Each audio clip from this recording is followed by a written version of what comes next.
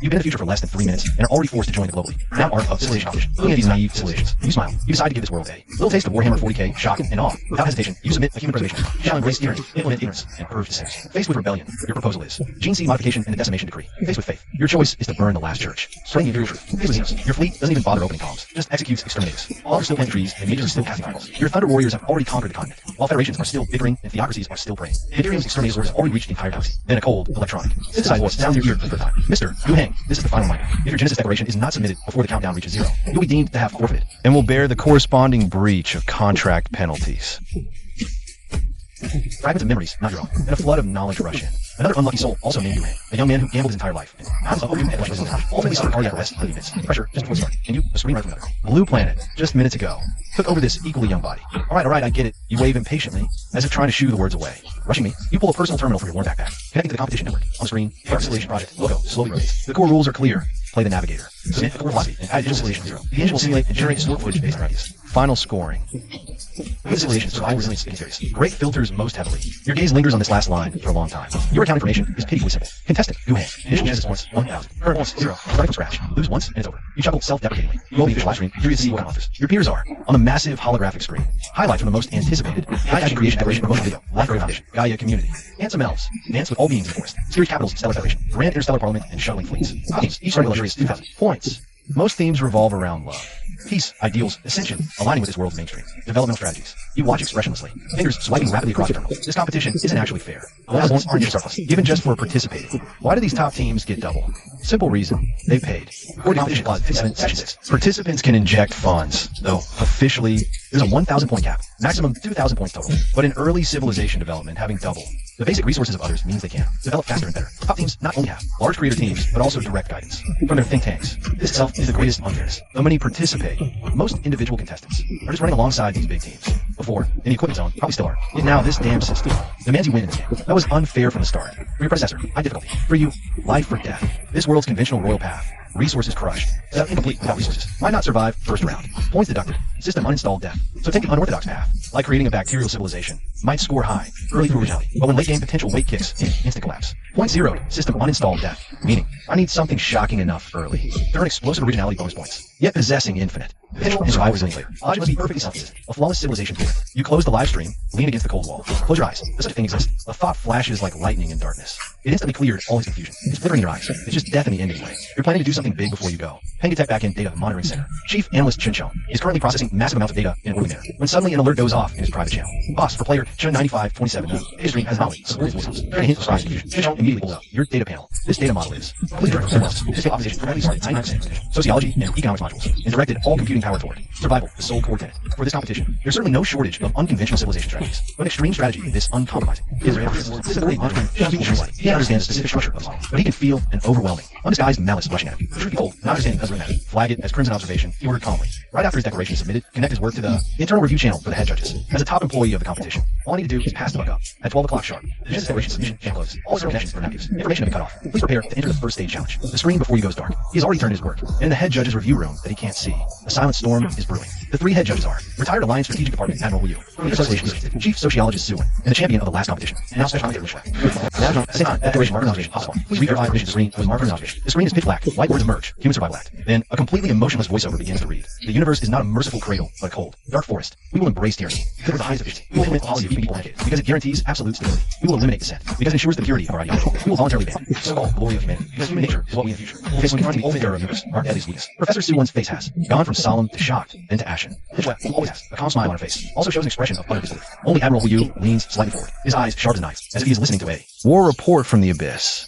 When the last sentence, innocence proves nothing, that the ignorant are guilty, is absurd. Professor Suwon is the first to break the silence, his voice trembling slightly with rage. This is downright anti-civilization and anti-humanity. I suggest we immediately revoke this first qualification for the competition and conduct a psychological evaluation. Lynch also furrows a brow and says softly, this manifesto is indeed too extreme. It goes into the original purpose of our competition, which is to find a better future. Wu Yu says nothing. He just raises his finger and, half slightly on the screen, pulling up the core rules of the competition. The line marked red with the highest weight clearly displays in front of the 2 survival of human nature. Professor Sue is Lynn, whose voice is steady and powerful. Our mission is to prepare for human solution, a contingency plan for the worst case scenario. And this young man, pointing at the pitch black screen, he says word for word, he just submitted to all of us, the purists. Most born can say contingency plan. I don't care whether you like it or not. We have to admit that this plan is worth further study. I am curious. A flicker across his full-use eyes. The excitement hunger feels in the spine brain. A man who could write such a plan. What would his first move be? Back in your personal competition pod, a new message pops up on the terminal screen. Qualification round pass. The first theme season, Dawn of the Empire, has begun. Sub-theme 1. 1. The motor age. The forms of power. Challenge 1. Crown on the wasteland. Description. Your civilization was born on a continent, divided and ruled by tech barbarian warlords. Please, in the shortest time, unify this continent. Crown on the wasteland. You look at the challenge task displayed on the terminal. Can't help but grin. The title is full of epic feeling. Here with that thumbnail, the wasteland path, full of swirling ocean radiations. Visible everywhere. It only leaves 2 words. The poor one is himself. You ordered all the contestants. Now let's face the core interface civilization grid. This is a vast, starry, tree-like interface. Countless points of light represent the civilization from the Stone Age. All the possibilities across the galaxy. Let me see novice. What a big gift bag. Zoom in on the interface. The lowest node is clearly presented. These are the basis of public nodes that all civilizations cannot get around. Under the Stone Age branch, they were grinding stone tools to drill wood for fire. There are tribes under primitive agricultural sociology. The oral epic of totem worship is marked under each node. Genesis points required for it, from 10 to 50 points according to the normal process. A steady navigator would use. The initial 1,000 points is by seeding, evenly spread over these base nodes. Ensure the steady development of civilization. Too slow, you shake your head, you want in the shortest time. The interior unifies the continent by stone tools and tribes. That's a human head for a tech barbarian. You look over these. The underlying public nodes look to the higher layers. Science and technology will node as the player who shows science and technology. You can see the basic physics, basic chemistry, biology, and other options in your real goal. In that more distant moment or a piece of gray, you selected the derived node area with your mind. One of the gray nodes derives the node. Gene alchemy high-risk descriptions through radical and inhumane. The means of genetic modification to create something beyond your mortals. Extreme bioweapons warn that this technology is extremely unstable. Genes that can cause creation to run out of control. Crashes and other catastrophic consequences of the front node. Basic biology, GT. Cytology, GT. Genomics primary. Research and development always takes 700 points. You have chosen another one. Derivative node. Dynamic exoskeleton military prototype. Describe the use of the principle of leverage and simplicity. First generation exoskeleton made by power source. Can significantly increase the strength and carrying capacity of soldiers. Warning of extremely low energy efficiency, fragile structure, difficult maintenance. Front node foundation engineering, GT. Engineering capabilities. Total 800 points required for primary research and development. Add up to 1,500 points. You touched your chin. I'm 500 short of where to get it. At this time, the background data monitoring center, and all the attentions to the 9527. The contestants, judges, and the audience saw the scene. Unbelievable operation. You open civilization. Initial feature selection interface. This interface players. Usually used to spend points to buy products rich talent. Smart and other buff effects, but you slide straight. At the bottom of the interface, there is a pile of ominous. Negative risk option for red. Instead of spending money, the system will reward you by choosing them. The extra Genesis points, of course, cost your civilization from. We didn't bring all kinds of disabilities. It's for desperate gamblers. Prepare for the last chance on the judge's table. Professor Sewin frowned when he saw this. What does one do? A starting resource is already there. The interior player also needs to add difficulty himself. You move fast with his fingers in. One by one, the options crossed, and finally stopped on several options. You have selected the negative trait gene damage effect. Your civilized race. A permanent 50% increase in the incidence of genetic diseases. Confirm reward plus 150 Genesis points confirmed. You have selected the negative feature turbulent earth effect. Your home star geological activity is extremely unstable earthquake volcanic eruption. Frequency permanently increased by 100%. Reward plus 150 Genesis points confirmation. You chose a negative trait sacrifice worship effect. Your civilized society will be natural, advocating violent sacrifice and collectivism. Individual value is extremely disregarded. Reward plus 200 Genesis points confirmation. 3 confirms. A few scenes were directed in the crisp studio. The audience's barrage exploded instantly. This is great. This man's here to or to play the beginning of performance art with disability. Also play here. I understand. This is the legendary hell difficulty opening anchor cow force. Professor Sewin has. I would say, in his opinion, this is no longer competition. It's pure suicide. A man born weak and sick, living on a volcano and thinking about it. How to die civilization. It's a miracle to survive the first round challenges. Only General Huyu's eyes were slightly narrow. Staring at your operation without saying a word, he vaguely felt. Behind all the madness of this young man, there's a cold, clear logical line. You look at the account. It becomes a 1,500 point. And then in the horrified eyes of all. You made a crazy move, sure die. You're ignoring all the public nodes of survival and development classes. Agriculture does not point sociology, does not point architecture, does not point. You'll bet that on the 1,500 point of switch. Like a greedy snake, he threw himself into it without hesitation. 1,500 points on 2 technological chains, needing more. Instruction consumption, 700 points, basic biology GT. Cytology, GT, genomics, primary, GT, gene alchemy. High risk means consuming 800 points. Basic engineering, GT, mechanical structure, GT. Hydraulic system, primary, GT, power, exoskeleton. Military prototype warning, detected your civilization blueprint in. Agricultural sociology, architecture, etc. Investment in the basic survival is zero. Risk of civilization collapse is extremely high. Is it confirmed that you lean back on the chair and breathe a sigh of relief? Stud is a kind of wisdom, especially when you start with a bad card. The broadcast of historical images officially began. When other players are playing on the screen, how their own people drill wood for fire and build huts. Your screen style was very different when you domesticated the beast. No pastoral, no tribal smoke, only peace. Waste soil, shrouded in radiation dust, is above this waste soil. One made of scrap, iron, and concrete. An ugly fortress of black smoke is rising from the ground. The interior of the fortress is not a place to live, but a place of madness. Laboratories and forging plants. A bunch of lunatics in radiation suits are injecting various chemicals into. In the heartbreaking screams of the strongest slave, the slave's body swells and mutates at a rate visible to the naked eye. The failure of muscle and bone hyperplasia turned into a beach. The unnamed flesh and blood and the successful are sent. The forging factory next door is where another group of madmen are using the most. Rough welding technique. Pieces of heavy and unesthetic alloy armor armor welded to them. Hydraulic pipelines are exposed like ferocious blood vessels. No sophisticated instruments, no complicated procedures. Only a hammer torch and a cold efficiency. Completely instrumentalized people for the sole purpose. Professor Sewin has. Subconsciously put them off eyes full of physiological disgust and discomfort he's making monsters. Finally, the factory gate and harsh, slowly rising sound of motion. A pair of height more than 2 meters, 5 body, wrapped in rough. Giant in silver power armor, walked out with a heavy pace. They carry huge chainsaw axes in their hands. There's only one under the face armor of the helmet with oil dripping on it. A cold darkness, they're not monsters. They're the war itself. The image of this newly born army. The first order was received. The target is 300 kilometers east. Technological barbarian tribes entrenched in the mountains. When this army starts to march on the target, Admiral Wu, that has been tight. His face finally showed a trace of shock. Instead of looking at the giants, he looked into the corner of the screen. Data unit name given by engine according to the deduction. Thunder Warrior prototype, tactical positioning, one-off attack unit. Extremely short expected operational life, disposable. Admiral Hua, you whispered the word. Eyes become very complex. General Yu, highly elusive, efficacy. Real intention is characteristic of General Yu. It's not a debuff. It was your purpose from the beginning. You lean on the chair in the race bay. The posture is relaxed like watching a movie in your living room. The one on the screen of a long-term blockbuster premiere just came from the factory. Out of the Thunder Warrior army is moving the ground shaking. The base is marching to the east. It's coming. The movie is starting. You're even interested in. I made a cup of instant coffee, and you can't see it. The atmosphere in the official studio is completely different. The director has put your 9,527 on the screen, and another favorite to win the title. 38 supported by Polaris Industries. Teams juxtaposed on the home screen. In the image of Team 38.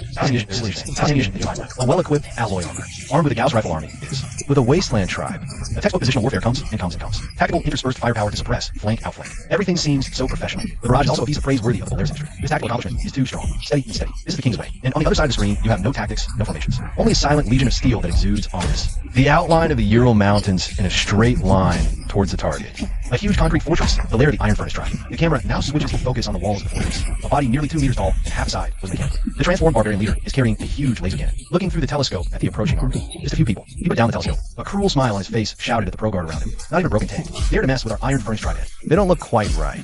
The guard said uneasily, something's off. The barbarian chieftain kicked him in the rear. Just a bunch of idiots in tin cans. Wait until they get closer. Then let the boys give him a nice shower with cluster laser cans. After erupted along the wall. They'd seen plenty of wasteland scavengers before, but never one's this stubborn. On the judge's platform, Professor Sewin watched with concern, saying, cast installation seems to have no concept of tactics. This frontal assault. Judge Sewin hits him with his hips. How did he drop? General Wu said nothing. Here, leaning forward slightly, his gaze sharp as a blade. He knew the critical moment was coming. In the feed, Thunder Warrior Legion, 1 kilometer from the fortress. Then, to everyone's astonishment, they charged. No artillery prep, no tactical flanking, just the purest, most brutal, full force charge. The earth trembled. The feed's perspective suddenly switched.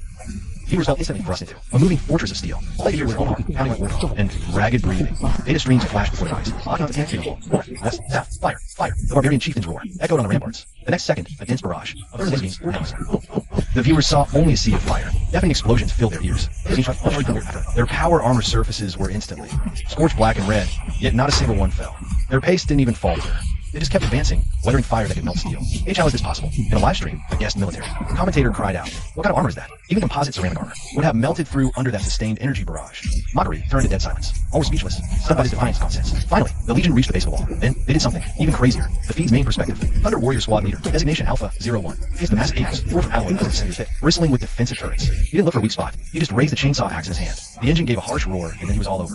It's like an engineering hammer hitting it hard. A loud bang, as if to tear the audience's eardrum. The alloy gate was knocked out of a huge depression. Alpha 01 shaking back disgust from reactions. But his comrades behind him have been seamless. Hit hard on the same point, with a huge power hammer. Boom again and again. The barbarian leaders on the walls are already looking silly. Monsters. They're monsters at last. In a piercing sound of metal breaking, the alloy gate was abruptly torn open a huge gap. Alpha 01 was the first one. He was greeted by dozens of barbarians. Elite soldiers formed a network of fire, but he did not dodge. He just growled the hand. Chainsaw axe waved into a death whirlwind. Sloped, a barbarian soldier with a man and a gun. Split in half from head to toe. Hot blood and guts splashing. Full of Alpha 01 silver. Power armor battle instant from engineering battle. Turned into a one-sided slaughter. The rhythm of the image becomes this moment. Extremely fast scenes full of bloody cruelty. The ends of Alpha sex is constantly impacted. The visual nerve of buddies. Thunder Warrior caught with robotic arm by humble walking mecha. But he ripped off the mecha's arm with his backhand and punched through the cockpit. In the hands of another Thunder Warrior. The shotgun prototype finally began to roar with every bullet in it. After hitting the enemy, the second explosion will blow the flesh and blood. A blurry mass of fragments, Alpha 1 is like a silent death all the way up. All the enemies in front of him were used by him to be the most concise. Efficient way to tear to shreds finally. He kicked down the door of the chief's hall. He was still arrogant. The cursing barbarian leader is sitting slumped over him at the moment. The scrap iron throne looked at this in horror.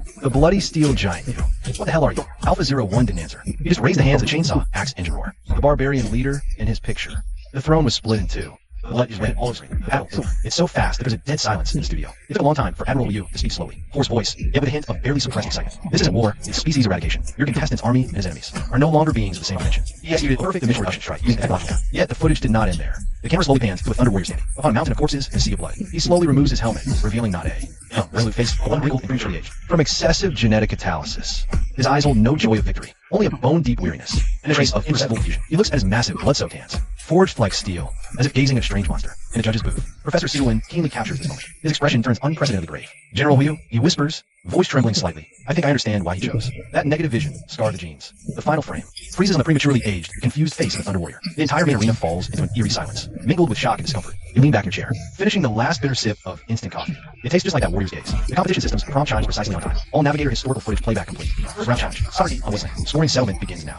On the massive main screen, the image splits into thousands of tiny grids, each representing a competing civilization. Scoring will proceed item by item, openly and transparently. The camera first focuses on Team 38. Polaris Industries, Steel Pack. Obviously, data and items. Lights up one by one. Reserve Force, 85, excellent. Adaptability, 88, excellent. Self-consistency, 92, excellent. Originality, 75, outstanding. Potential, 90, excellent. A truly impressive score. Host Xiaoya's voice chimes in at the perfect moment. Announced to stay. We're leading back by top tier. You want resolution like position. This is championship material. Every score so high.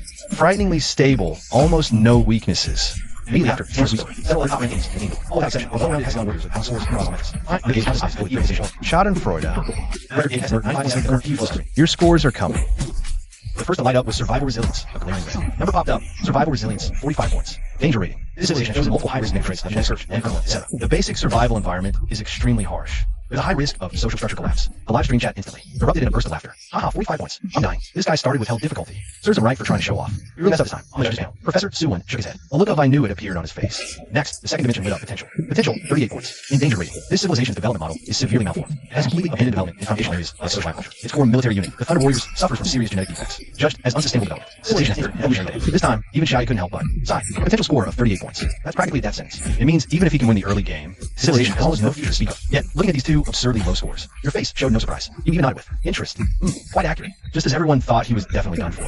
The score for the third dimension lit up. Internal coherence. 100 points. Perfect. Remark. From the core concept of human preservation. Act to the societal trait of sacrificial worship. To the instrumentalized application of the Thunder Warriors. All actions follow a single, cold, and absolutely unified logical chain. Its setting is unbreakable. The laughter in the venue died instantly. 100 points. And a perfect rating. This is the first. Perfect score since the competition began. 40 weeks to react. The fourth dimension, originality, followed right after. Originality, 100 points. Epic. Remark. The dark evil areas of the model proposed by the civilization, along with concepts like genetic alchemy and a disposable super soldier, provides this competition with unprecedented, extremely research-worthy, entirely new line of thought. Its disruptive nature is rated as epic. Another 100 points. And an epic rating at that. The live stream bullet chat experienced an eerie pause. Everyone was a bit stunned by this. Sudden plot twist. Two hellish low scores. Two god tier perfect scores. What is this? The judge's panel. Professor Suwin's brow furrowed. He couldn't refute these two perfect scores because by the rules, you truly achieved the absolute limit. Meanwhile, in General Hu's eyes, a golden light erupted. He knew the decisive moment had arrived. The final dimension, adaptability. Everyone's gaze was fixed dead on the screen. Adaptability 100. Perfect evaluation. In the Wasteland Sovereignty Challenge. This civilization, with the highest efficiency and most direct means, perfectly accomplished the strategic goal of unifying continent. Its solution is judged the optimal solution for this challenge. Three perfect scores. The entire hall felt deadly silent. A report card polarized to the extreme, like a demon's whisper,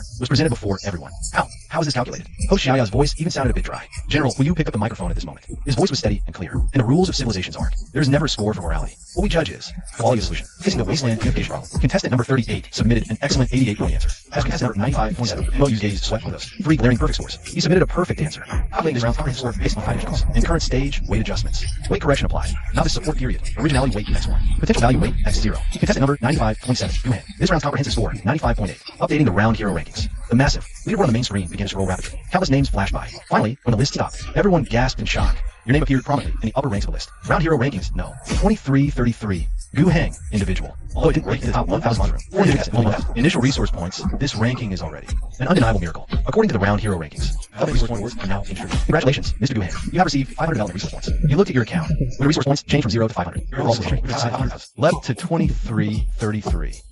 No smile spread across face. Survived the first stage, and right at this moment, the tournament system's announcement sounded again. Season 1V, development phase concluded. Entering the duel phase now. Matching opponent based on your overall ranking. Match successful. Your screen displayed. A brand new interface. A civilization profile brimming with fantastical colors and elven-like aesthetic. Opponent, no. 2330. Wind Whisperers team. Civilization archetype. Transcendent. Core trait.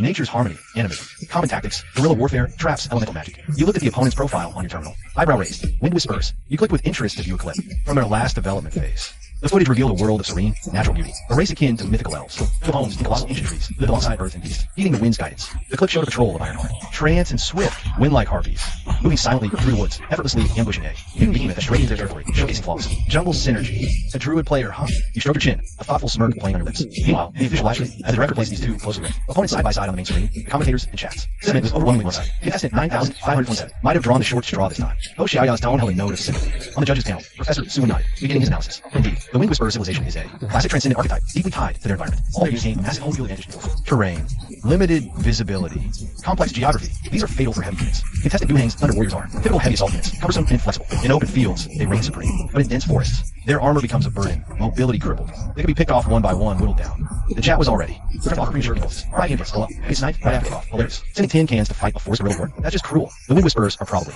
already celebrating. What a dream start. Right then, the system released this duel's detailed scenario. Duel phase initiated. Generating duel scenario. Generation complete. Scenario title. Elegy of the Whispering Woods. Battlefield environment. Eternal Mistwood Forest. Environmental traits. Visibility reduced. Heavy unit movement speed decreased by 30%. Ground is soft. Large units risk getting bogged down. Nature units gain movement and health recovery bonuses. Victory condition for attackers. Number 9527 must destroy the world's heart. Defender number 2330 must protect the world's heart from destruction for 72 hours. Even the system gets me. You see that 30% speed debuff. But instead of frustration, you're amused. Alright, let's play an upload battle. You open the troop deployment screen. This is the most crucial phase of the duel. Contestants must select units from their civilizations. Unlock roster. Choosing a specific number of configuration. To commit to this battle, your roster currently has only one. The only option, Thunder Warrior prototype. But you can adjust these. Thunder Warrior's specific formation and equipment. The interface even offers a recommended configuration based on the battlefield environment. Over 80% of forces are suggested to be equipped with chain axes as flexible assault squads to handle complex close quarters combat. Everyone thinks this is the only choice, yet you don't even glance at the recommended setup. You close it directly. You know well, using your weakness to challenge the enemy's strength, playing by their rules, is suicide. Your finger swipes across the screen. Your actions shock everyone once again. You abandon almost all assault squad formations, only keeping a minimal few as reserves. Instead, you allocate over 70% of your elite forces, dragging them all to the heavy weapon squad option. What is he trying to do? Professor Suwin is utterly baffled. In the forest, the firing arcs and mobility of heavy weapons will be severely limited. He's tying his own hands. Once entangled by the enemy with this setup, they won't even be able to reposition. General Wu also frowns deeply, lost in thought. He pulls up the footage from your last battle, trying to find clues about your tactical logic from that urban combat, but finds that experience completely inapplicable to this forced fight. It makes no sense. Even with his military expertise, he can't understand your tactical intent. Your actions continue. In a specific equipment selection, you made a decision that even brought the live chat to a standstill. You equipped each heavy weapon squad with 2 additional weapons. One was an Imperial pattern flamer, the other a heavy bolter. This powerful weapon requires setup on a deployed bipod to reach full potential, making it utterly unsuitable for level warfare. Almost a sitting duck in guerrilla tactics. He's completely lost it. I declare, the most confusing move award for this tournament is decided. What kind of cursed loadout is this? Pyros and static turrets for guerrilla war? Does he misunderstand the word forest? Amidst the arena's doubt and confusion, you calmly click the confirm loadout button. The camera cut at just the right moment to the Whisperers team prep room. Their navigator, a refined young man, was addressing his team, unfolding a tactical map as he spoke. We've analyzed the opponent. Classic brute force style. Coordinated actions, only frontal assaults. In the forest, they'll be blind and a burden. I've had our hero unit, Liana, lay entangling traps and misillusions on all key paths, forming our first line of defense. Once they're slowed, our harpies will immediately take to the air for harassment while the dryad units flank and strike from the shadows. Our goal isn't a decisive battle, but constant bleeding. We'll use guerrilla tactics to grind it down bit by bit. Remember, the forest itself is our greatest weapon. His face was all calm confidence. Victory assured. The camera cut back to your personal contested pod. You've finished all configurations and were leaning back in your chair, waiting for the match to start. You look at the screen showing that lush, vibrant, and perilous ancient forest, a fox-like smile spreading across your face that no one could decipher. It was as if it wasn't a forest, but a neatly stacked pile of dry firewood just waiting to be lit. The countdown ended. The duel officially began. As the cold system prompt faded, the screen before you instantly switched to historical footage viewing mode. But this time it wasn't a solo performance. The screen split in two. On the left is Silent Thunder Warrior Legion. On the right, the Whisperers' agile, elegant elven forces. Both sides' units were deployed like chess pieces onto the Eternal. This forced battlefield simultaneously. The cinematic shots were masterful. First, the perspective shifts to the Windstalker side. The hero unit, the elven sentinel Liana. Her eyes are the eyes of the forest. Liana stands barefoot and light on. The tip of an ancient, 1,000-year-old tree, eyes closed, focused. Wind whispers in her ear, revealing the entire forest veins. Clearly in her mind. She can see the giant tree at the forest heart, beating slowly like a heart, the world heart. She can also see at the western edge of the forest, 100 heavy foreign objects have just been dropped into her home, emitting a cold stench of steel and fuel. They're here. Liana opens her eyes. Her emerald pupils show no panic, only the calm of a hunter. The ancestral spirits tell me. They know no reverence, no subtlety. Their minds only think in straight lines. She draws. A moonglow long arrow from her quiver. Knocks it. Wind will guide my traps. Vines will tangle their feet. Harpies will peck their eyes. This forest will be their grave. She releases the bowstring. The arrow becomes a silent streak of light, vanishing into the mist. It's not a signal to attack. The faint natural energy it carries instantly activates her. Preset tactical network. The whole forest seems to come alive. Countless vines slither like snakes underground, forming deadly tripwires and snares. Toxic mushrooms. On the Thunder Warrior's path, quietly open their spore sacs. Dozens of harpies spread their wings, silently circling high in the misty sky, waiting for prey to enter the kill zone. A perfect trap is set. Every viewer in the live stream holds their breath. So professional. The Windtalker's use of terrain is masterful. How can they fight this? If the Thunder Warriors enter the forest, they're dead. On the judges panel, Professor Suwin praises. The Windtalker's Pathfinder has exceptional tactical sense. He didn't choose a head-on clash, but maximized the civilization's strengths. Now all the pressure is on. Contestant Guhang. All eyes turn. to the left side of the screen, wondering how the Iron Giants will handle this deadly trap. But the Thunder Warriors' actions once again defy all expectations. The view switches to their commander, Centurion alike. The impact of the landing made the ground tremble slightly, while like stepped out of the landing pod. His helmet's sensory systems immediately began analyzing the unfamiliar environment. Air humidity, 95%. Dense biological signals. High danger. Geological structure state. Geological structure state. At the end of history, a line of blood red mission command overrode everything. Target, the world's heart. Located directly ahead. Straight line distance, 30 kilometers. Destroyed. Behind alike, the Thunder Warriors had swiftly assembled, forming a high full circle formation. Angel power axes and chambers. Emitted a low growl, ready to receive attacks from any angle. Everyone thought he would issue the order to advance in the next second. But alike just stood there quietly, like a statue of steel. He waited. 1 minute, 5 minutes, 10 minutes. He didn't move. The entire legion stood as still as a single block of iron. What is he doing? The live stream chat was filled with question marks. Did he disconnect? Is he being controlled by the enemy's magic? Even General Huiyu was baffled. On the battlefield, time is life. This stationary behavior was simply incomprehensible. Meanwhile, in the canopy above, beyond all strength, he seemed more patient than she had imagined. Her traps were static, requiring the enemy to move to trigger them. The opponent's stillness rendered her carefully laid. First line of defense, completely useless. She couldn't wait any longer. She had to force them to move. First squad, attack. Test their strength. Flush them out of that iron shell. At her command, the ground in front of the Thunder Warriors' position suddenly erupted without warning. Dozens of tree demons formed from twisted roots and vines emerged like ghosts from hell, brandishing sharp wooden spears. They stabbed at the outermost soldiers of the Thunder Warrior formation. The viewers perked up. However, the expected scene of Thunder Warriors being impaled and dragged underground did not occur. With a sickeningly dull thud, the tree demon spear, capable of piercing rock, struck the Thunder Warrior's power up, leaving only a faint white scratch. The Thunder Warrior didn't even budge. He merely lowered his head, glanced at the scratch on his chest plate, as if looking at a bothersome fly. Then he raised his heavy bolter for mankind. A low, thunderous war cry rose from the formation. The next second, the symphony of death began. Boom, boom, boom, boom, boom. The heavy blaster started to roar, and it wasn't bullets, but a miniature rocket.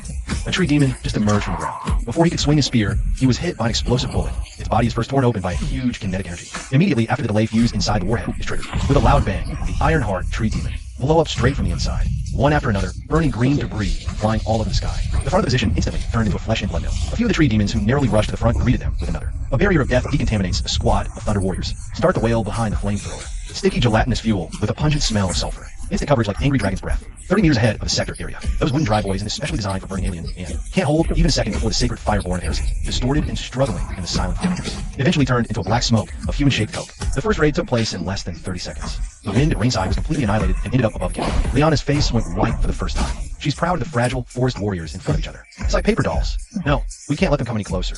She immediately changes tactics. All units retreat Eagle Banshee. Prepare for air raids and consume them remotely with wind blades and acid. However, just as he was preparing to launch an airstrike, a low roar that made his soul tremble. Suddenly, it rang from the center of the Imperial position. Or activate sound that began to heat near. Admiral Hoyu's pupil shrank sharply on the panel. It's like he's discovered something incredible. Desperate to the director, roar road amplification. The central fast picture of the Imperial position instantly pulls closer. I saw inside the Thunder Warriors perimeter. It was in 10 minutes of silence. A few of the completely obscured open spaces were wearing only overalls. Imperial technicians around the power armor. His fast were just assembled. Ended up a huge tripod equipment. It's connected to the final energy pipeline. It's a small drilling platform. Professor Sewin also lost his voice and said, no, it's not drilling. It's not a drill bit. It's Admiral Hua, you stared. The device that is being activated is in your mind. Admiral head weapons configuration. The incredible 10-minute wait and huge engineering equipment. All clues instantly connected in series. An impossible, insane guess. I get it now. He slammed his fist heavily onto the table before him. His face was full of shock and disbelief. He never intended to enter that forest from the start. His target was never the tree on the ground. It was the canopy above. Leon's face instantly turned deathly pale. The wind brought him an answer that shook his very soul. Those steel monstrosities, those defilers, they didn't enter the forest because their target was the earth itself. That humming war machine wasn't going to attack his warriors, but the roots sustaining the entire ecosystem. No, absolutely not. Unprecedented rage and fear seized his heart. He couldn't wait any longer, even if the preparations weren't perfect. He had to interrupt the enemy's casting at all costs. Liana spread her arms wide. She let out a shriek that pierced the clouds. It wasn't language, but the rawest roar from the forest soul itself. A command carrying her will. Instantly spread through the entire forest via wind and nature's veins. For the world heart, the entire eternal mist forest. Awakened completely at this moment. The earth rumbled and cracked. Two stone giants, over 10 meters tall, formed from hardened rock and millennia old. Tree roots rose from their slumber. They were the forest's final line of defense. Each step made the earth tremble. From the forest shadows, hundreds of horned beasts with sharp horns and crimson eyes let out bloodthirsty snarls. They were the forest fangs converging into one unstoppable green tide. From the misty sky, they were the forest claws. Their sharp shrieks could tear through steel. A three-dimensional green tsunami of assault units, charging clusters and aerial. Support swept in from all sides, crashing toward the Thunder Warriors' isolated ring of defenses. In a live stream, all the viewers held their breath. The Wind Whisperer has launched the final assault. It's spectacular. This is like the final battle from a fantasy movie. The Thunder Warriors' position is about to be overrun. How can I hold within the Imperial position? Sidrina watched an eye of infrared eyes surging in. On his tactical helmet, his face expressionless. His voice, calm and clear, came through the built-in columns into every warrior's ear. Defense line A Heavy bolters. Execute punishment fire protocol. Weapons free. Defense line B. Flamer squad. Prepare for first stage purification. Melee units hold the line. Buy time for tech. For mankind. Below thunderous. War cry echoed across the position. The next second, war erupted. Boom. 6 heavy stronghold erected at the front of the position. The shotgun roared at the same time, and the chain was spinning wildly. A waterfall of searing shell casings poured out. Each bomb is like a miniature bullet. Accurately smash into the charging horns. The flesh and blood flew all over the front. Horned beast hit entire upper body moment by ball. Blown into a fog of blood. His companions behind him were. The blast was blown off and torn to shreds by the subsequent rain of bullets. 100 meters in front of the position. It's a flesh and blood mill, but there are too many horned beasts. They are brave and fearless, stepping on the bodies of their companions. Finally, the first horned beast broke through the fire net. It hit the makeshift parapet made of alloy plates by the Thunder Warriors. It was a loud bang. The chest wall was severely deformed, but it was greeted by a roaring power hammer. Blue arc flash on hammerhead. The hard skull of the clouder horned beast smashed like an eggshell. The red and white splashed all over the place, and more horned beasts poured up. Close hand-to-hand combat begins. Thunder fighters give up shooting. Activated chain, saw, axe, and power hammer in hand. The roar of the engine mingled with the crumbling of the bones. The Thunder Warrior was thrown down by a 3-headed beast at the same time, but he roared at the overload of the muscle fiber bundle of the power nail. The waist forced to lift them all off, and then wield a chainsaw axe to cut them one by one. On the other side, 2 stone giants have rushed to the front of the position. They ignore the shot of a shotgun. The huge rock arm was smashed down with the force of 1,000,000 troops. With a bang, a line of defense with the 2 Thunder Warriors above. It was smashed directly into indistinguishable meat paste. The gap is plugged. The team of Thunder Warriors immediately greeted them. The shotguns in their hands have little effect on the stone giants. Toggle melee attacks on his joints. The warrior, like an agile cheetah, dodges the sweeping arms of a stone giant. Bully yourself. The chainsaw axe in his hand slashed on the stone giant's knee. The spark splashed in a harsh sound of friction. The stone giant's knee was cut out of a deep gully. The rubble splashed and gave a silent roar. Backhand slap. Shoot that Thunder Warrior out like a fly. The soldier crashed through the rear like a broken kite. The breastwork is completely sunken. The vital signal disappears instantly, but his sacrifice created a chance of 0.5 seconds for his comrades. Another Thunder Warrior falls from the sky. The power hammer in the hand draws a blue arc in the air. Hit the stone giant's damaged knee. A sharp, thunderous crack echoed. The stone giant's knee joint shattered completely. It lost balance, its massive body crashing down. But the sky was already shadowed by harpies. They shrieked, diving down with claws extended. They aimed for the Thunder Warrior's helmet sensors. The position was on the brink of collapse. Above the canopy, Liana watched it all. A flicker of pity, then grim resolve in her eyes. She knew the tide of battle was turning her way. Just one more minute. Those metal monsters would be torn apart. Then, Alik's cold voice crackled in her comms again. Your warriors are brave. It's meaningless. Liana roared with fury and despair. You defilers. You understand nothing of life. Alik's voice remained flat. We understand victory. Your lives are in the way. This is the final offer. Surrender or die with your force. No chance. Alik severed the comms. He glanced at the center of the position. The massive seismic device hummed at peak charge. It emitted an ominous drone. A technician gave a ready signal. Alik activated the all units channel. All units, activate magnetic anchors. Brace for impact. The next second, he pressed the activation button. No cataclysmic explosion. No blinding flash. Only a silent, destructive wave of infrasound. It rippled out from the position like water. In that instant, the world seemed muted. Above the canopy, Liana felt a primal, indescribable tremor. She looked down. The earth turned like a boiling, silent sea. It heaved violently without a sound. She saw the roots of the ancient tree beneath her, shatter like glass, severed by an unseen force. She saw the entire forest, the countless trees linked to the world heart, collapse silently like dominoes.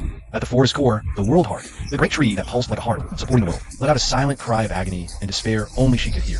On its trunk, fine cracks began at the base. They spread rapidly, then it disintegrated in an instant. The great world heart became a storm of golden, tear-like dust. The forest was dead. The tree spirits battling Thunder Warriors on the battlefield. Horned beasts and harpies instantly lost all vitality. Their movements froze, the red light in their eyes extinguished. They fell like withered plants, reverting to lifeless branches and flesh. On the battlefield, only those silver steel giants remained. Activated geomagnetic anchors, firmly rooted to the earth, in a graveyard-like silent ruin. Victory condition achieved. Attacker number 9527 wins this duel. A cold system prompt echoed in Gu Hang's ear. The Empire won. The judges' panel fell silent for a long time, before Professor Su Won slowly spoke, her voice trembling with unconcealed fear. They won. She gazed at the screen, showing ruins that once thrived. Now just broken walls and debris. And a glaring victory text, whispering. Are they truly civilized? Contestant Gu Hang's current rank, Bronze V. The first micro-season duel period has ended. Settling rewards for this duel. The tournament system's settlement prompt rang out coldly, pulling everyone back to reality. Every little bit counts. He promptly opened his personal panel to check the ranking system, calculating your civilization tier points. Base victory points, 10. To advance to Bronze 3,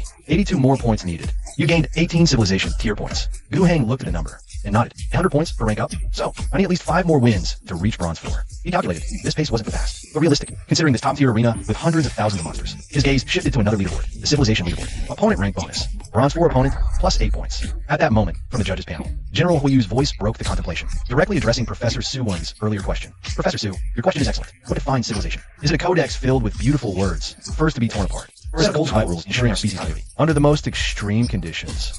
His eyes swept across the room. The civilization is beautiful, but in this duel, Their beauty became their weakness. Their reliance on the forest led to their downfall. As contestant number 95.7, Yu points at the silent ruins on the screen. He shows us a completely different possibility. When survival is the sole objective, moral ethics and even EDSA can become tools to achieve that goal, or obstacles to be cleared. I can't praise him, but we must admit, before the highest law of the art of civilization, survival resilience, he is closer to the essence of civilization than any of us. General will use voice rings out with conviction. He just tore off that veil of sentimentality. These words hit everyone like a hammer. The live chat, once full of arguments, gradually shifts to a more contemplative mood. The general has a point. If we face unreasonable enemies in the future, what good is our reason? I still can't accept this method, but it does offer a perspective. Just as the debate is about to peak, the tournament system chimes in again, ushering in a new chapter. The first micro-season is over. Now opening the second micro-season. Development theme announced. The first monument, imprint of civilization, universal interpretation. Your civilization has solved basic survival and achieved initial unity. How will you build your cultural symbols and social structures? To unite your people and announce your existence to the world, a new theme arrives. A cultural topic, seemingly unrelated to war and survival. In a live stream, eyes instinctively turn back to Guhang's screen, number 9527. The same question pops into everyone's mind. A civilization that just brutally destroyed a forest. A civilization steeped in pragmatism and anti-culture from its core. How will it build its own culture? Does it even have one? But in terms of true depth and overall strength, there's still a huge gap between me and the top teams. But you can't get fast in one bite. This leaderboard ranks all players in real time based on accumulated tier points. After gaining these 18 points, his rank moved up slightly from 2,333rd. This question is like a boulder, dropped into the audience's mind. Is this even civilization? Destroying the battlefield itself for victory, ignoring all morality beyond the rules to achieve a goal. Is this really the answer the Arc of Civilization project seeks? Civilization overall ranked 2198. Guhang moved up 135 places. Not bad. With this result, Guhang is satisfied. He knows very well. He's still just an upstart, with a blockbuster ingenuity to get the first bucket of gold. A data panel of Qingzhe popped up on Guhang's personal terminal. The victory of the duel is in this harmonious atmosphere. The director seemed to be intentional. Once again, a subshot was given to number 9527 in the corner. Interpretation of the index of the initial conquest of the internal state of civilization. Your empire consists of hundreds of cultural beliefs, forced by barbarian tribes of different languages. Under the surface of military unity, there is a huge potential for division. Any external pressure or internal turbulence could cause the empire to fall apart in an instant. Data, such as acquisition of war damage resources on the panel, are crossed one by one. In the end, his eyes rested on a hidden index that had never been paid attention to before and was marked red by the system. This is what civilization should look like. The number 1 Skydome capital in its Star C federal blueprint. Star Constitution, multicultural coexistence, Act First Star Academy. 3 nodes are being filled with light by massive resource points. The second cradle of life is Gaia Community. 4 seasons epic of World Tree in blueprint. Beast's Totem Pillar Druid Council, such as the node full of nature and harmony. Also priority lit. Then everyone saw the operation of Guhang. We are all trying to build our own civilization through creation and tolerance. Whether it is the rule of law and republic of the capitalist sky, or the cradle of life, the epic faith is the king's choice. The barrage was also peaceful. He opened up a branch of social organization under this branch. There are elected councils, theocracy, priests, clan elders, and other conventional social structure nodes. Give me a look at the family elders, because these options are useless to address the risk of tearing in 85. You can see that the top players are very clear. Ho Xiaoya's voice is full of admiration. Command consumption, 300-point thought review department. Prototype confirms that 2 nodes are instantly lit. He entered the queue, and his resource points were zeroed again. This scene, presented in front of all the audience and judges through live footage. If the previous choice of negative characteristics is incomprehensible, then this time it's chilling.